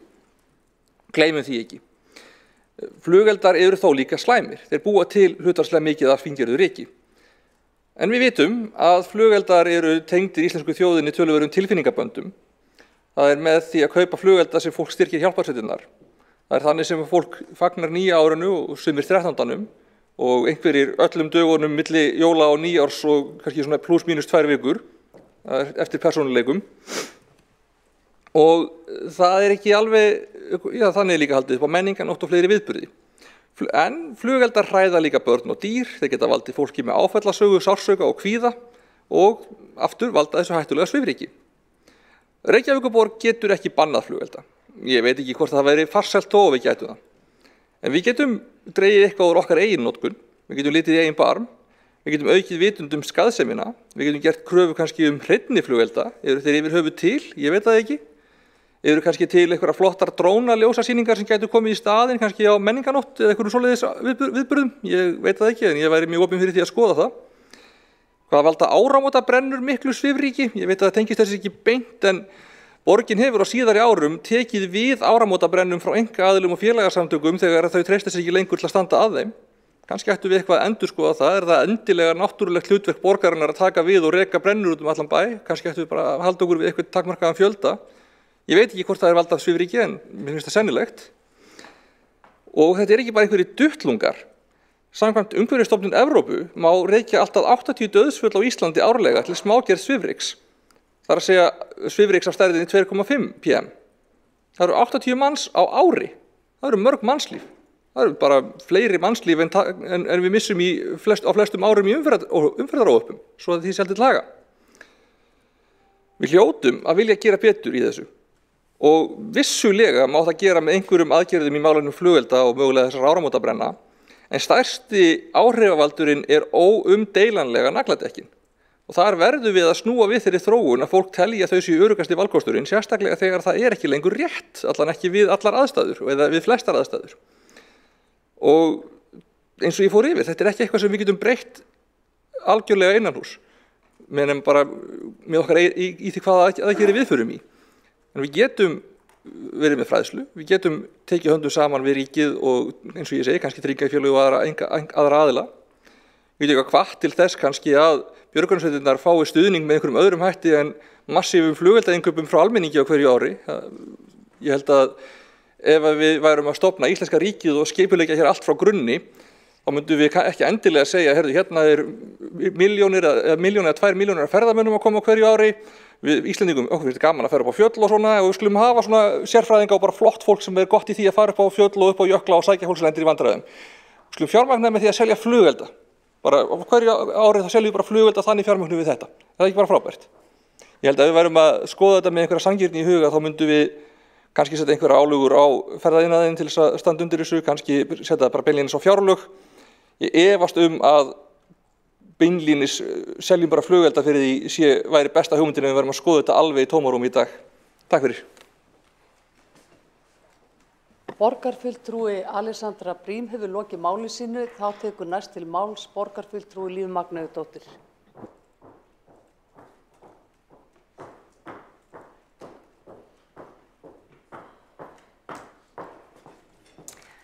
Forseti og ágæta borgarstjórn, mér sýnist ég vera síðust hér á mælendaskrá. Fínt að fá þessa góðu umræðu hérna í þessum sal og ég heyri að þið hafi öll miklar áhyggjur að heilsu borgarbúa í kringum áramótin, en svo fyrir við allt í að tala bara nagladekk og eitthvað annað og við erum í raun að ræða hérna loftgæði í kringum áramót.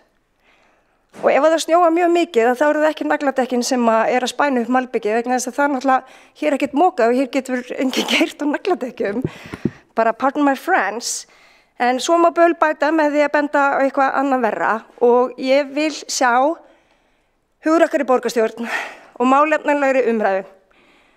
Sko, ef við viljum, þá getum við gert svo ótal margt. Við erum alltaf að biðja ríkið að gera einhvern andskotann. Ég meina, við höfum ályktað hérna gríðarsvæði hvala og fært það út. Ég meina, eru við ekki búin að samkomulega við ríkið hérna borgarlínu? Hvaða uppgjöf þetta?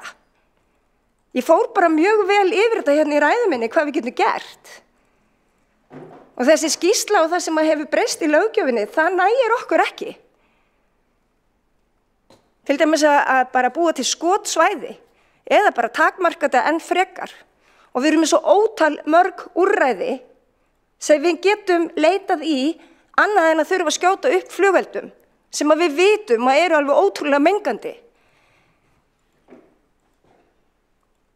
Loftmengun eitt stærsta viðfangsefni okkar hér í nútíma heimi. Hún dregur milljónir manna til dauða á hverju einasta ári og það er ekki bara flugeldar. Auðvitað ekki, en eigum við ekki að gera það sem við getum, sem í okkar valdi stendur, til þess að takmarka mengun í borgarlandinu? Og hvað eru þið tilbúin til þess að gera hér í þessum sal? Ég hef komið hérna með nokkra leiðir í ræðu minni og ég fekk engar undirtektir. Ég fekk bara fyrirlestur nagladekk sem eru ekki til umræðu hér í dag. Ég boða tillögu.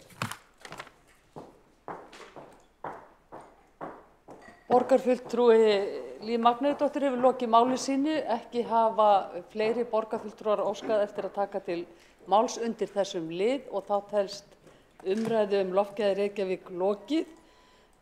Næst á dagskrá til að borgarfulltrúar Sjálfstæðisflokksins bætta aðstöðu strætisvagna farþega í Mjódd. Til máls tekur borgarfulltrúi Kjartan Magnússon.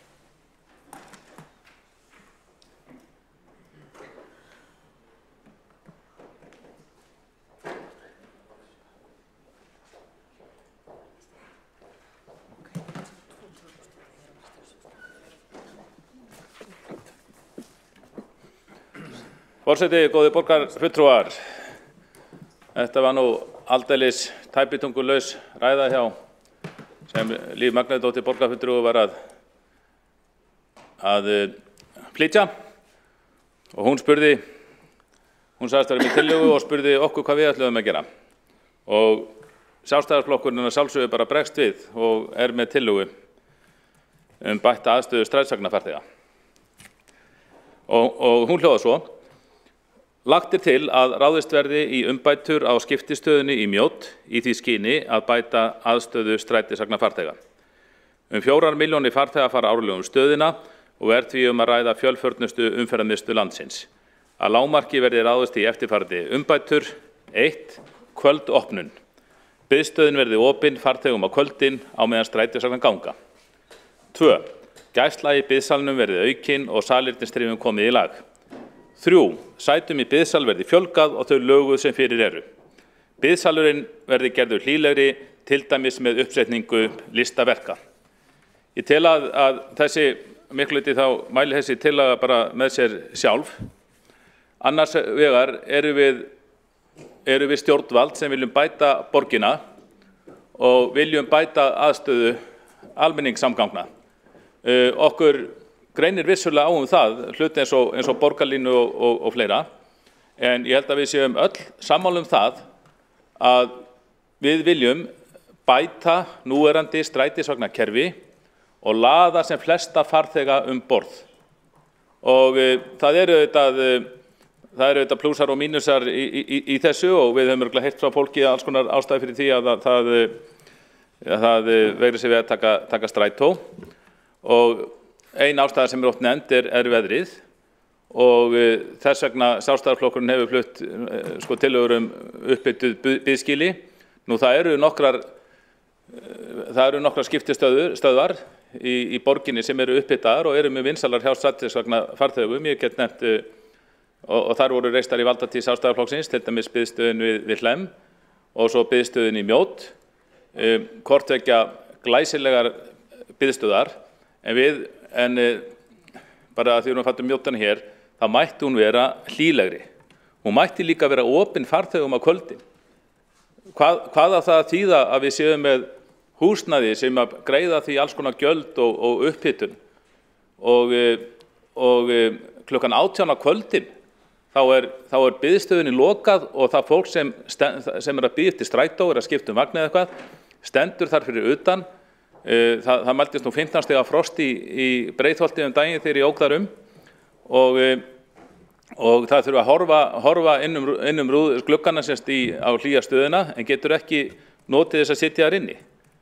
Og áratugum saman þá var þessi stöð opin á kvöldina sjálfsögðu. Þetta var opið meðan strætisvagnar ganga og það er okkar skylda að sjá til þess að þetta sé í lagi. Þetta er ekki í lagi. Hvet borgarfulltrúa til þess að fara fram hjá Mjóddinni einhvern tímann eða hana og sjá á kvöldin klukkan 18 þegar skellt í lás. Og þetta er meira sjá skilgreind annatíma strætó. Ef ég man rétt þá er annatími strætó bara hann er skilgreindur held ég frá 7 til 9 á morgnana og 16 til 19 á kvöldin. Þannig að það er skellt í lás og farþegum úthýst og þeir bara þurfa að bíða hana út í kulda og trekki meðan á skilgreindum annatíma stendur.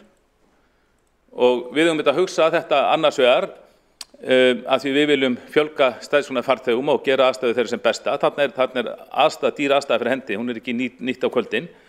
En við líka bara hugsa strætisvagnafarþega sem okkar viðskiptavini. Við erum stjórn fyrirtækis og við viljum búa vel á okkar farþegum með þeir að skipta eða bíða eftir vagni.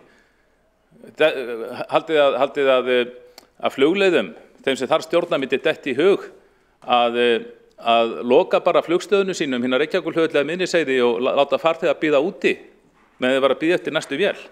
Auðvitað aldrei, slíkt er ekki framkomið við viðskiptavinina. Þetta er nú bara svona sjálfsagt mál sem maður bendir á, en hefur þetta margoft verið bent á áður. Sem sagt, árið 2016, í janúar, þá lögðu fulltrúar Sjálfstæðismanna til að það yrði opnað þarna aftur, af því þá var nýbúið að loka Mjóddinni fyrir strætisvagnafarþegum. Fulltrúar þáverandi meirihluta töfðu málið í heilt ár og reyndu að svæfa tillöguna. Það tókst ekki, við myndum endalaust á hana og þá í júní 2017 var tillagan bara felld. Hún var bara felld af þáverandi meirihluta sem var Samfylkingin, Píratar, Björt Framtíð og Vinstri grænir sem segjast að sjálfsögðu vilja bæta aðstöðu strætisvagnafarþega. Nú, tillagan felld en það var alltaf með því fororði, þetta væri alveg að komast í lag. Það væru stýrihópar, rýnihópar, starfshópar að störfum í borgarkerfinu sem ætluðu allir að bjarga þessu. Það var margoft sagt við mig að þessar endalausu tillögur Sjálfstæðismanna Mjódd væru óþarfar vegna þess að það væri verið að vinna í þessu borgarkerfinu og aðstaðan yrði miklu betri. En það hefur ekkert gerst. Það var bara verið að svæfa þetta, eitthvað hluta vegna. Þannig að við borgarfulltrúar Sjálfstæðisflokksins ég tók mér hlé frá störfum og safnaði kröftum og lagði svo tillöguna nánast óbreytta fram í haust. Þá lögðum við Sjálfstæðismennina fram í umhverfis- og skipulagsráði og þá vorum við nýbúin að horfa upp á bara mjög snaggaraleg og góð viðbrögð núverandi borgarstjórnarmeirihluta varðandi kvöldopnun sundlauga. Kvöldopnun sundlauga var ákveðin í meirihlutarsáttmála í júní og hún var komin til framkvæmda í ágúst eða september ef maður rétt. Fyrirmyndardæmi hvað hægt að standa vel að verki í borgarkerfinu ef að vilja fyrir hendi. Þannig að ég Reiffjarðarlegur lagði fram tillöguna kvöldopnun hérna í Mjóddinni í október.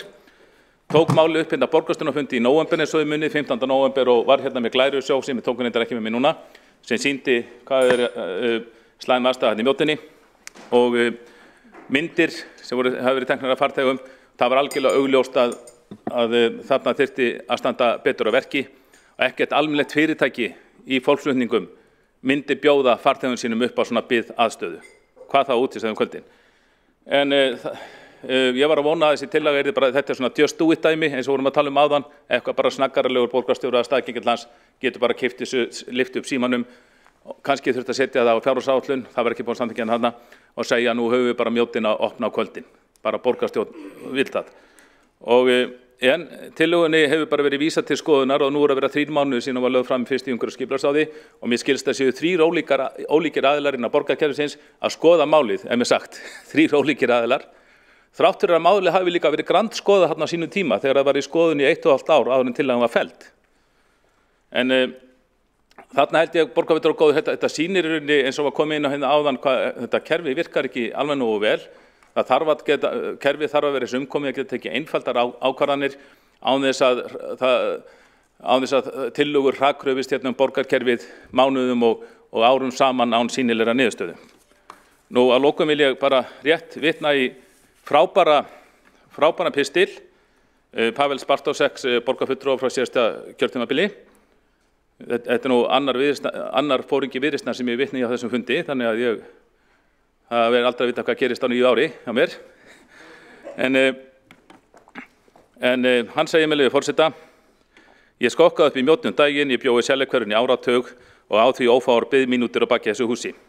Ég verð að segja mér hálfbrá við að koma þangað, búið að loka klósettunum, sjoppan hefur vikið fyrir frekar lítt vinnalegri miðasölu og húsin loka eftir ykkur 18. Hleypaðan sem við leiðis sögu, Mjóddinni hlið strætóst á land. Allir ferðamenn sem vilja fara með strætó eitthvað annað en á Suðurnesjum þurfa að fara Mjóddina. Þetta ætti til að vera aðaljárnbrautastöð Íslands en það sem blasir við þeim alveg glatað. Erlendis dundra menn upp verslunarmiðstöðum við hliðina á svona samgöngumiðstöðum. Hér verslunarmiðstöðum þegar komin. Tækifæri því í raun alveg frábært til að tengja biðstöðuna við mólið, henda upp kaffihúsi, veitingastað, lítildi bókabúð, upplýsingamiðstöð, innrétta allt huggulega, láta fólki líða svo á flugvelli en ekki svo í vinnuskúr. Svo nefnir hann dæmi önnur fólksflutningafyrirtæki sem eru með reka frábæra biðstöðar og hann segir: Þessi borgarfulltrúi segir að furða það að markaða sér fyrir aðra aðila ef strætó eigendur þess skeita jafn litlu upplifun farþega ferðalaginu. Ásýnd skiptir máli, höfuðstöðvar strætó mega vera á tunglinu mín vegna en fyrirtæki verður að hafa einhverja sýnilega viðveru gagnvart farþegum sínum þar sem þá er að finna. Og hann segir líka, með leyfi forseta: Ég er mikill áhugaður borgarlínu og allar stórar hugmyndir en ég er samt skítættur við þennan frábært seinna þankagang. Í upphafi aldarinnar átti að taka nýtt leiðakerfi og svo framvegis, En svo segir hann í lokin: En þangað til getur fólk setið út í kulda og myrkri á ómóðlegum steypubekk og haldið í sér. Þetta hefur því miður ekki lagast í Mjóddinni, ég held að þetta hefur frekar versnað ef eitthvað er. Og ég segi borgarfulltrúar góðir nú bara, þetta algjört, ætti að vera smámál að samþykkja svona. Nú eigum við bara að taka höndum saman, vísum tillögun ekki áfram borgarkerfið, hún er þegar bara á hringi ykkur ferð þar. Nótum bara tækifæri hér á fundinum og stöndum saman að því að samþykkja þessa tillögu og komum Mjóddinni bara í lag í næstu viku. Þá hefur Kjartan Magnússon borgarfulltrúi lokið ræðu sinni og næstu tekur til máls Trausti Breiðfjörð Magnússon borgarfulltrúi.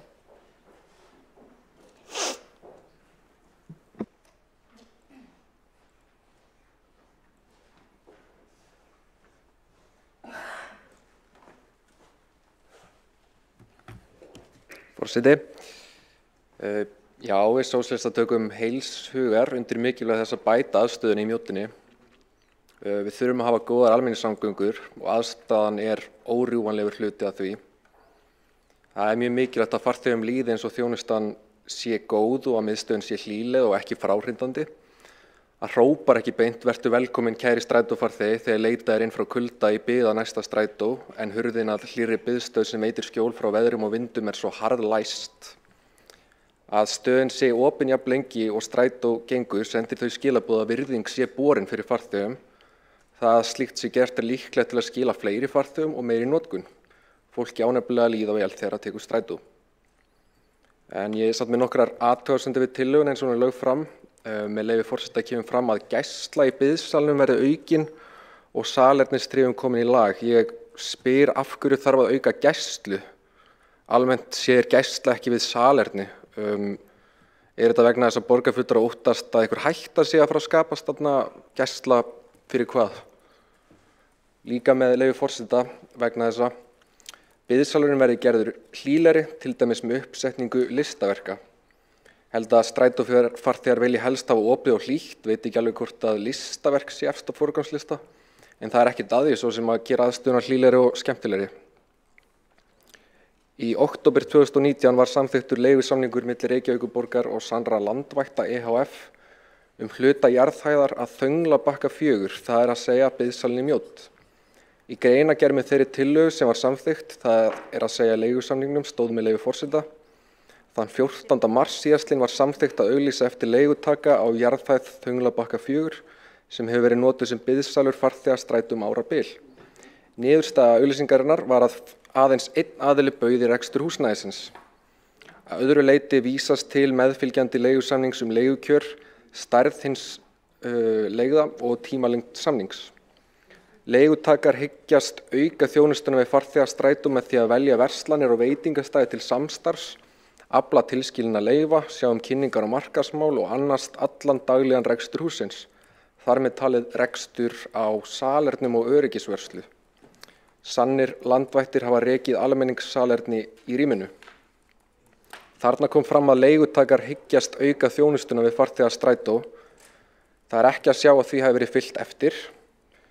Og fyrst að tala þjónustumiðstöð, þá er líka mikilvægt að taka fram þjónustustigið en ákveðnir hópar eru útilokaðir frá því að geta sótt þjónustustrætó í sínu nærumhverfi. Þegar er að ræða farmiðasölu. Öryrkjar sem hyggjast til að mynda að kaupa klappkort í Mjódd á niðurgreiddu verði geta ekki gert það heldur þurfa að fara upp í hestháls. Hér slá borgarfulltrúar meirihlutans sig gjarnan til riddara og segist að standa sig vel í málefnum almenningssamgangna. Þó er það svo að strætó hefur verið að grotna undanfarin ár. Ein aðferðin sem beitt til þess að fá fólk í strætó að þrengjað bílað umferð og auka regressíva skattinnheimtu í formi bílastæðagjalda. En á sama tíma lítið sem ekkert gert til þess að hvetja fólk til þess að taka strætó. Gjaldskrán á há, tíðnin allt og lítil og þegar það fer síðan að snjóa fannferginu rutt í hrúum í veg fyrir biðskýlin. Strætófarþegar eru konur með nóg á innantómum orðum hversu vel allt gangi þegar önnur mynd blasir við. Það líka til skammar að aðgengi hreyfihamlaðra strætó sé takmarkað með slíku móti, að mokað sé svona fyrir skýlin. Ég kalla eftir að þessu verið kippt í lag og þetta kom ekki fyrir aftur. Og mikilvægt að það kosti ekki að fara á klósettið, svo verið sem það sé búið að afnema gjaldtöku en lengi voru farþegar rukkaðir sérstaklega fyrir að huga þörfum sínum. Þetta ástand sem við erum að horfa upp á í málefni strætó öskrar í andlit farþega. Því miður hafa margir gefist upp á að nota strætó því þjónustan ekki nógu góð. Í staðinn neyðist fólk til þess að auka útgjöld sín enn meira og kaupa bíl með tilheyrandi kostnaði. Það er ekkert annað í stöðunni þegar staðan slík. Ef þið trúið mér ekki, þá hvet ég borgarfulltrúa til þess að heimsækja hópinn félags strætófarþega á fésbókinni. Þar eru reynslusögur farþega að koma skýrt fram. Þar hafa þó nokkur gefist upp á strætó sem hreinlega grátlegt. Þessi staða mjög grátleg. Og ef ykkur virkilega umhugað málefni strætó hér inni, þá hvet ég til þess að við bætum úr aðstöðu fyrir farþega, að þeir geti hlýja sér inni á þeim tíma sem strætó gengur. Þá erum við líka að tala helgar. Takk. Þá Trausti Breiðfjörð Magnússon, borgarfulltrúi, lokið máli sínu og næst tekur til máls Alexandra Brím, borgarfulltrúi.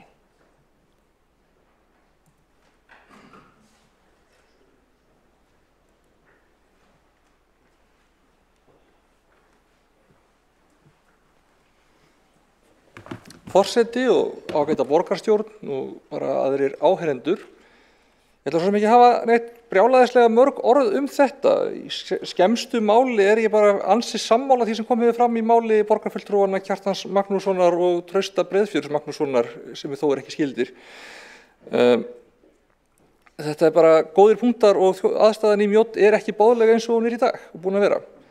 Eins og við vitum þá tók Reykjavíkurborg við rekstri biðstöðvarinnar í Mjódd árið 2015. Þá stóð til að bjóða rýmið undir rekstur sem færi saman með biðstöð, til dæmis mathallar, eins og gefist hefur vel núna á Hlemmi. En því miður gekk ekki þá að finna samstarfsaðila slíkan rekstur. Borgin hefur síðan verið með samning við þjónustuaðila rekstur á rýminu síðan, en ljóst að það fyrirkomulag hefur bara alls ekki gengið vel. Og bara alls konar misbrestir komið þar upp bæði í salernunum og þrifunum og bara framkomu við notendur og alls konar. Þannig að það ljóst að við þurfum aðeins að fara og það löngu komin tíma á að skoða þetta aðeins aftur. Mögulega má gera aðra atlögu að því að finna rekstraraðila í samstarf. Mathöllum hefur sannarlega vaxið fiskur hrygg síðan að við fórum í fyrsta útreiðartúrinn 2015 og það getur alveg verið að aðstæður hafa eitthvað breyst síðan. Það hefur líka aðstæður, hvað segjum við, umhverfið í Mjódd hefur aðeins breyst síðan og kannski minna beinlínis veitingastaði og það mögulega einhvers konar núna öðruvísi tækifæri heldur var þá til að skoða þetta betur. En ef það gengur ekki þá finnst mér í rauninni bara algjörlega borðleggjandi að við þurfum að gera betur í rekstrinum á stöðinni. Ef við þurfum að gera það sjálf. Reyndar, eins og mér hefur verið bent á, þá mætti alveg skoða það hvort að þá ætti samt ekki að vera aðkoma Vegagerðarinnar að málinu eða strætó, en eins og við vitum þá landsbyggðarstrætó sem að sinnir öllum öðrum sveitarfélögum heldur en þeim á höfuðborgarsvæðinu sem eru rekstraraðilar strætó sinnt af Vegagerðinni og Mjóddin mikilvægur tengipunktur við landsbyggðarstrætó. Þannig að það væri ekkert óeðlilegt að leita yrði til Vegagerðarinnar að taka höndum saman reksturinn á þessari mikilvægu tengistöð ef þannig fer að við getum ekki fengið rekstraraðila eins og til dæmis mathöll eða eitthvað viðlíka á þessum stað. Ég hins vegar ekki á því að kannski samþykkja tillöguna beint. Það eru alveg atriði sem þarf að ræða betur, til dæmis eins og með öryggisgæsluna, til dæmis eins og með einhverjar tektúrur innréttingar. Ég sammála því að þarna á að vera hlýtt og að þarna á að vera hlýlegt, en ég held að það færi vel á því að vísa þessu í borgarráð, þar sem þetta rætt betur, við gætum fengið nánari upplýsingar, til dæmis núgildandi rekstrarsamning og hver getur verið góð næstu skref, en ég held að ég geti bara nokkurn veginn sagt að ég bara mjög sammála því að þetta þarf að gera betur þarna og ég held að við séum bara öll frekar sammála það. En ræðum það bara í borgarráði nákvæmlega hvað við ætlum að gera og hver væri næstu skref í málinu. Ég legg til að þessari tillögu sé vísað þangað. Þá hefur Alexandra Brím borgarfulltrúi lokið máli sínu og næst tekur til máls Helgi Ás Grétarsson borgarfulltrúi.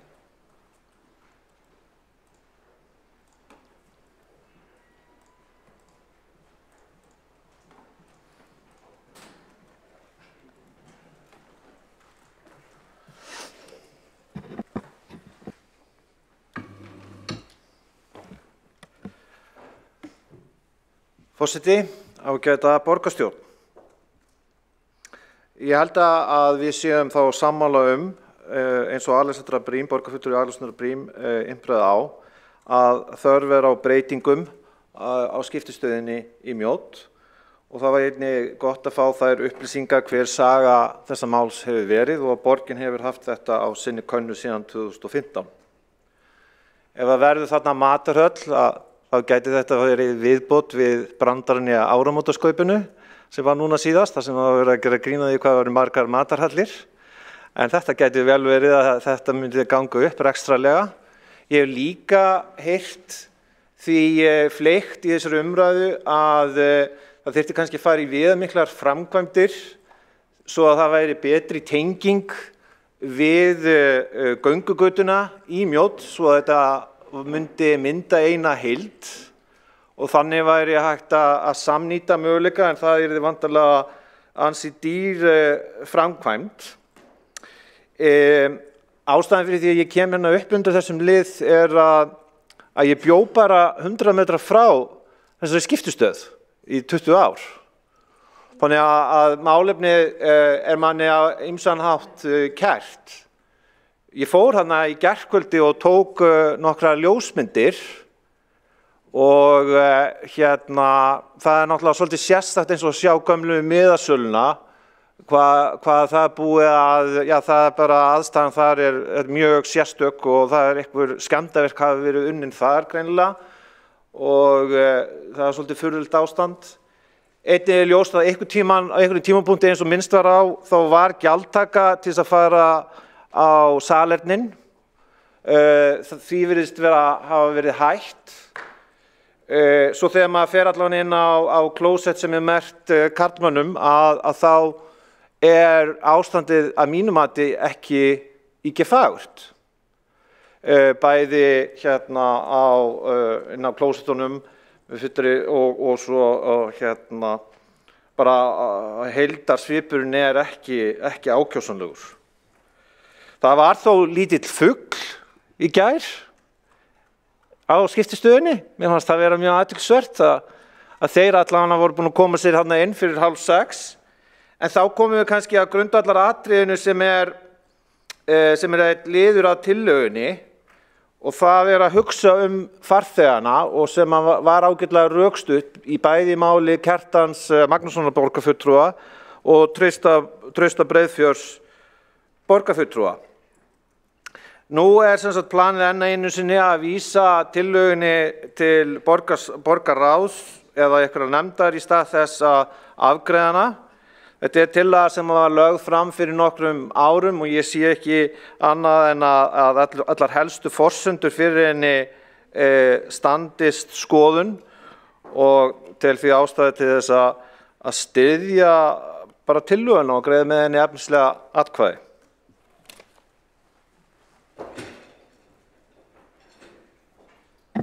Þá hefur Helgi Ás Grétarsson borgarfulltrúi lokið máli sínu og umræðunni lýkur Kjartan Magnússon borgarfulltrúi.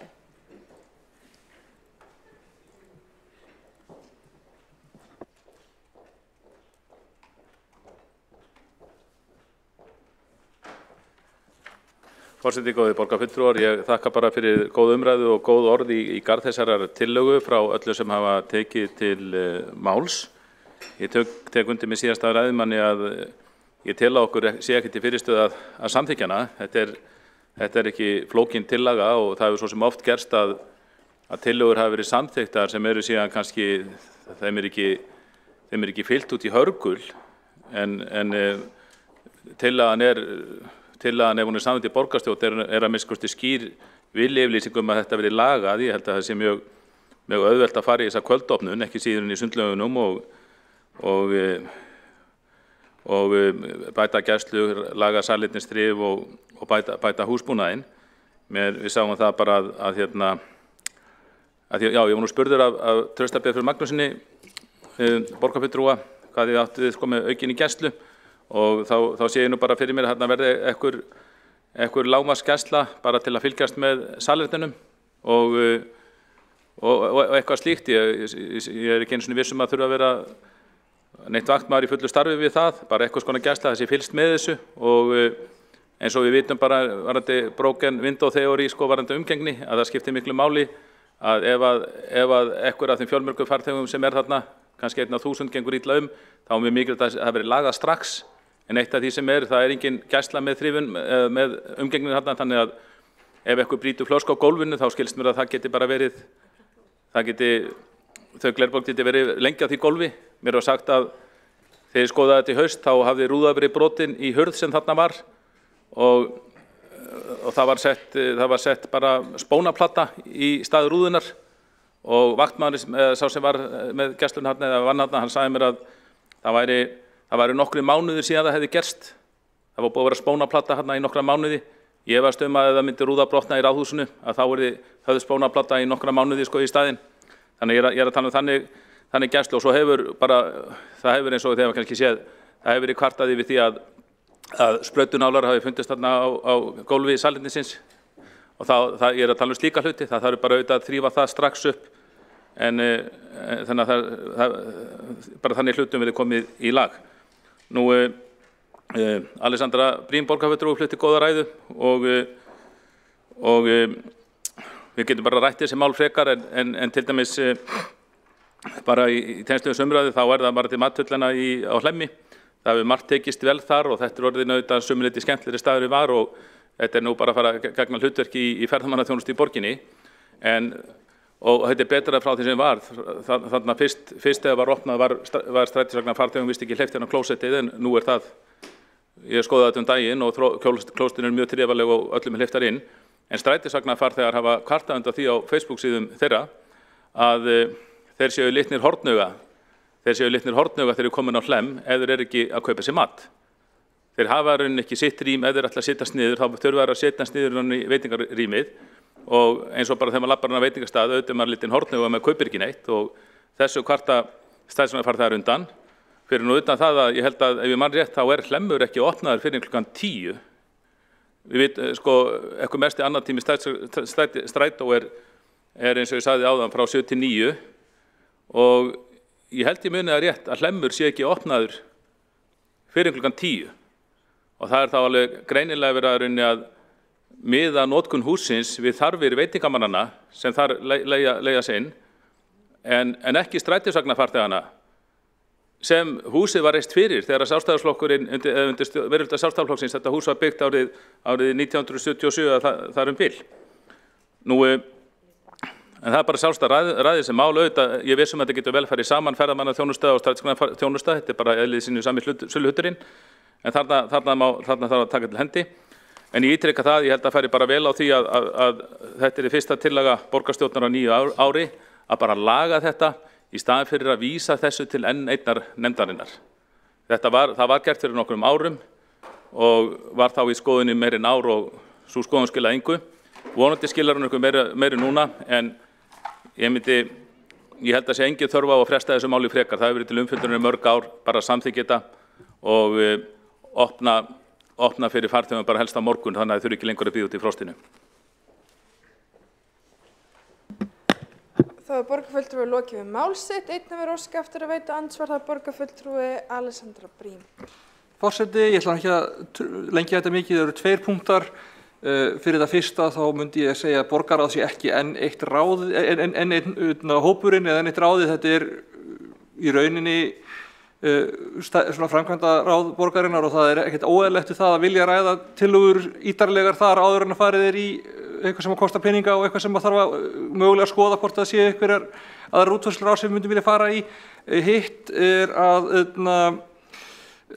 það skýlaus réttur í samningum við rekstur mathallar að strætófarþegar eiga rétt á því að nota hana sem biðstöð hvort sem þeir eru að kaupa mat og drykk eða ekki og það þá kannski bara minna rekstraraðilana á það.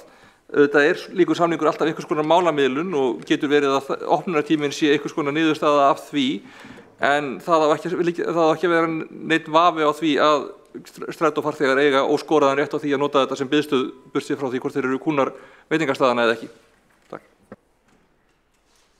Já, borgarfulltrúi Alexandra Briem hefur lokið við að veita andsvar og svara þá andsvari borgarfulltrúi Kjartan Magnússon.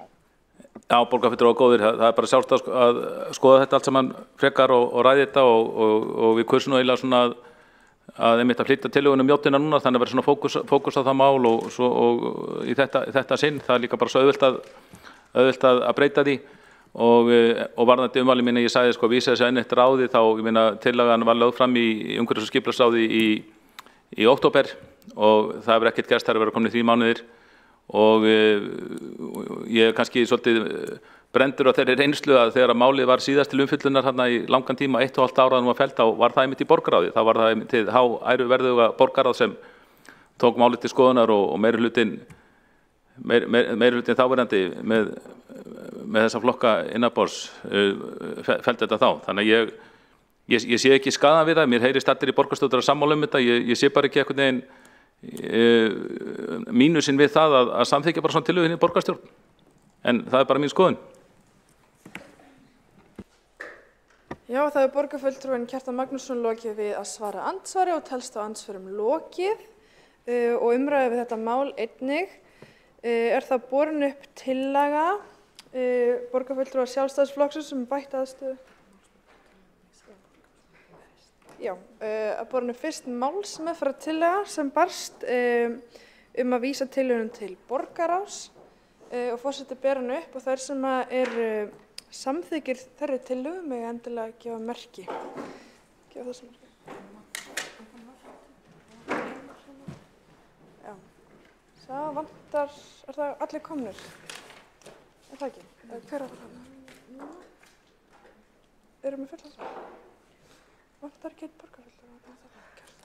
Já, þarf það að vera sætið. Já, hann var að. Já, ef þú getur, já. Í alveg. Já, þeir sem eru samþykktir þeirri málsmeðferðartillögu með endilega gefa þessi merki. Og þeir sem á móti kunna vera og tillagan samþykkt með greiddum atkvæðum allra nema Sjálfstæðisflokksins. Það ekki rétt. Og þá förum við, þá óskar forseti. Já. Forseti leggur til að kosningar í ráð og nefndir verði tekið inn með afbrigðum. Þeir sem eru sammála því með að gefa þessi merki. Þegar fengið þetta í tölvupósti.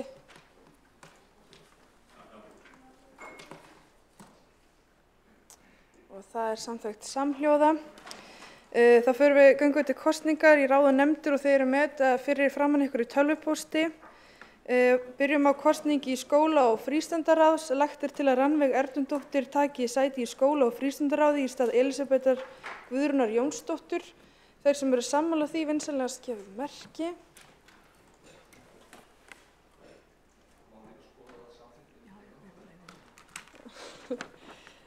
Og þá kosningi umhverfis- og skipulagsráð. Lagt til að Rannveig Erlundóttir taki sæti sem varamaður í umhverfis- og skipulagsráði í stað Elísabetar Guðrúnar Jónsdóttur. Þeir sem sammála því gefa merki. Það samþykkt.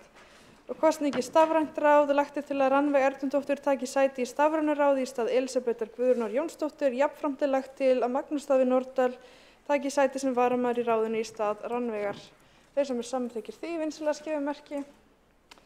Og þá eru kosningi innkaupa- og framkvæmdaráð. Lagt til að Kristinn Jón Ólafsson taki sæti í innkaupa- og framkvæmdaráði í stað Elísabetar Guðrúnar Jónsdóttur. Jafnframt lagt til að Rannveig Erlundóttir taki sæti sem varamaður í ráðinu í stað Kristens. Þeir sem eru sammála því vinsamlegast gefa merki. Það samþykkt samhljóða. Kosning í aðgengis- og samráðsnefnd í málefnum fatlaðs fólks. Lagt til að Rannveig Erlundóttir taki sæti í aðgengis- og samráðsnefnd í málefnum fatlaðs fólks í stað Elísabetar Guðrúnar Jónsdóttur. Jafnframt lagt til að Magnús Davíð Nordal taki sæti sem varamaður í ráðinu í stað Rannveigar. Lagt til að Unnur Þöll Benediktsdóttir verður formaður ráðsins. Þeir sem eru samþykkir því vinsamlegast gefa merki. Það samþykkt samhljóða. Og þá lagt til kosningi íbúðarráðs Breiðholts. Lagt til að Alexandra Brím taki sæti sem varamaður í íbúðarráði Breiðholts í stað Elísabetar Guðrúnar Jónsdóttur. Þeir sem eru sammála því vinsamlegast gefa merki. Flottir. Og það samþykkt samhljóða. Ekki eru fleiri mál á dagskrá borgarstjórnar í dag og fundi því slitið núna klukkan. Lesa bókanir. Já, lesa bókanir. Ertu?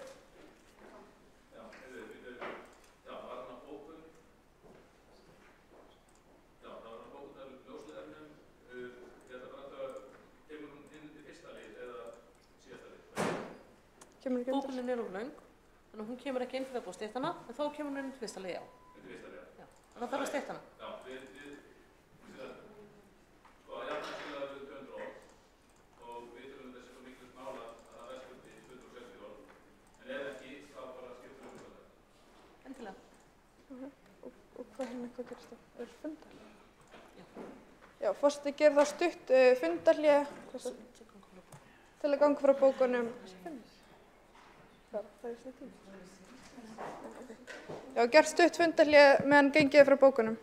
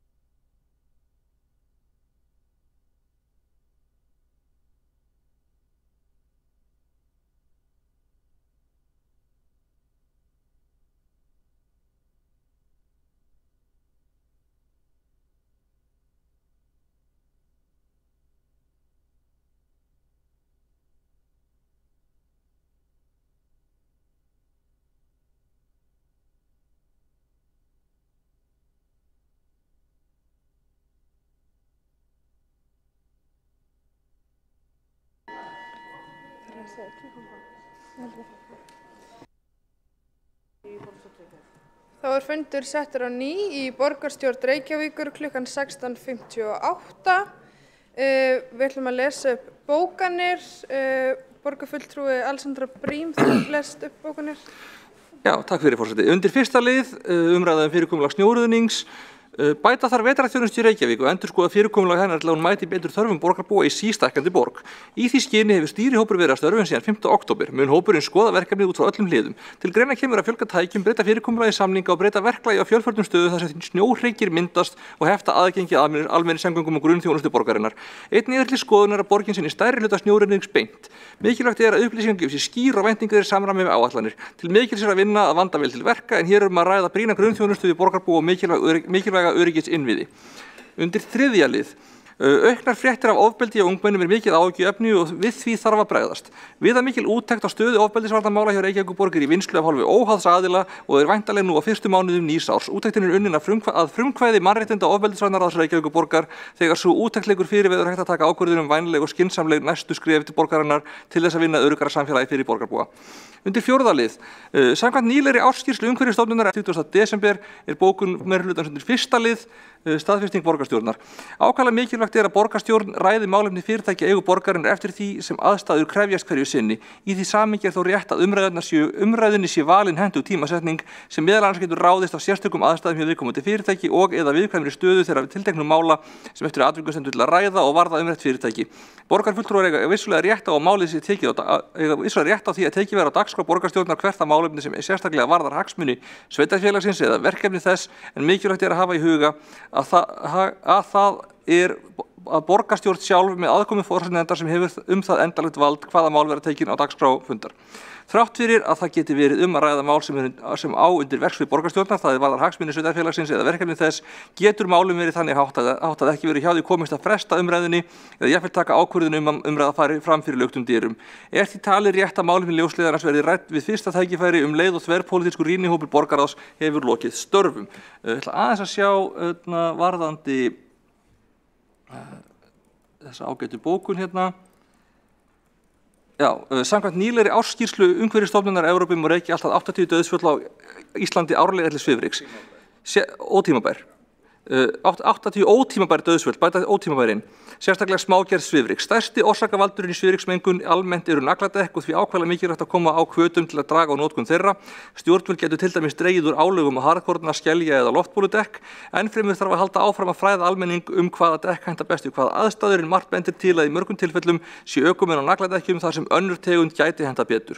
Þá færi vel á því að leiða í samstarfi við bílaeigendur og tryggingafélög til að skoða með hvaða hætti megi draga úr hvötum til þess að nota nagladekk þegar önnur nýtast jafnvel. En þegar kemur að smágerðu svifryki eru flugeldar stór orsakavaldur, sérstaklega kringum áramót og mikilvægt að skoða það með hvaða hætti borgin getur stuðlað að því að draga úr fíngerðu svifryki í lofti. Ég sendi þessa bókun inn bara í tölvupósti af því hún er breytt frá skjalinu.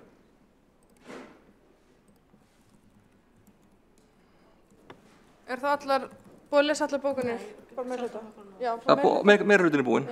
Þá er bókunir Sjálfstæðisflokksins.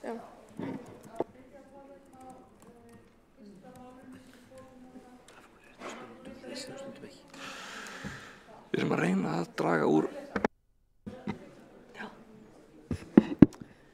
Þetta er sem sagt bókun borgarfulltrúa Sjálfstæðisflokksins Kjartans Magnússonar og Mörtu Guðjónsdóttur. Borgarfulltrúa Sjálfstæðisflokksins mótmæla harðlega þeirri ákvörðun fulltrúa Samfylkingar, Framsóknar, Pírata og Viðreisnar að banna umræðu málefni ljósleiðarans dótturfyrirtækja Orkuveitu Reykjavíkur yrði á dagskrá tveggja undanfarinna borgarstjórnarfunda 20. desember og 3. janúar. Slíkt bann er gróft brot á ákvæðum 27. grein sveitarstjórnarlaga og 34. grein samþykktar stjórn Reykjavíkurborgar sem kveður á þann rétt borgarfulltrúa að tekið verði á dagskrá borgarstjórnarfundar hvert málefni sem varðar hagsmuni sveitarfélagsins. Meirihlutinn hefur enga heimild til að hafna því að löglega framborið mál sé sett á dagskrá borgarstjórnarfundar. Engin fordæmi fyrir slíku umræðubanni borgarstjórn Reykjavíkur. Með því gerist meirihlutinn sekur valdníðslu og einræðistilburði. Síðan Friðjón.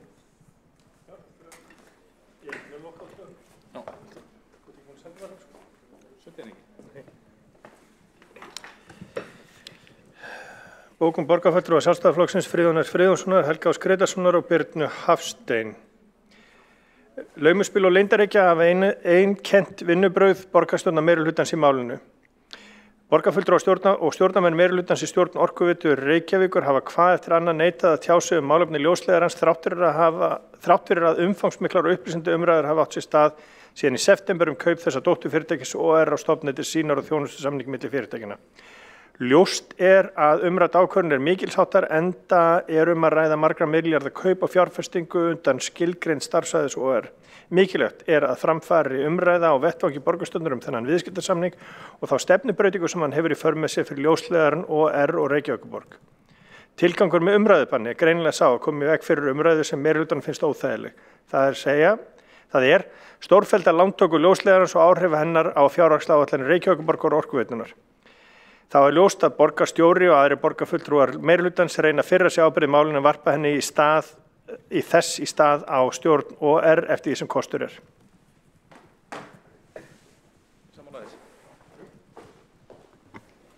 Eru þá allar bókanir komnar, búið að lesa upp allar bókanir frá Sjálfstæðisflokk sem þurft að lesa upp?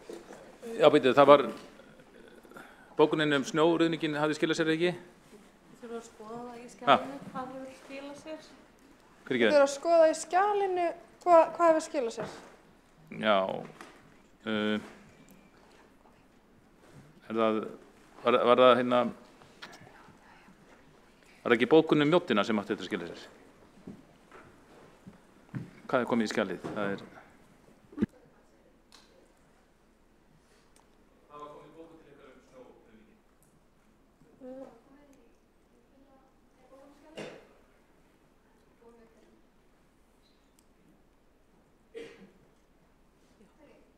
Já, það er komið. Já, og bókun mjóttina.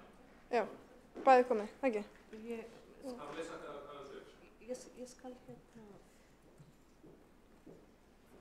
skal fletta, en ég skrifa ekki með hann, sko, þannig að það var fyrir þannig að Jú, mjög hvað er komið.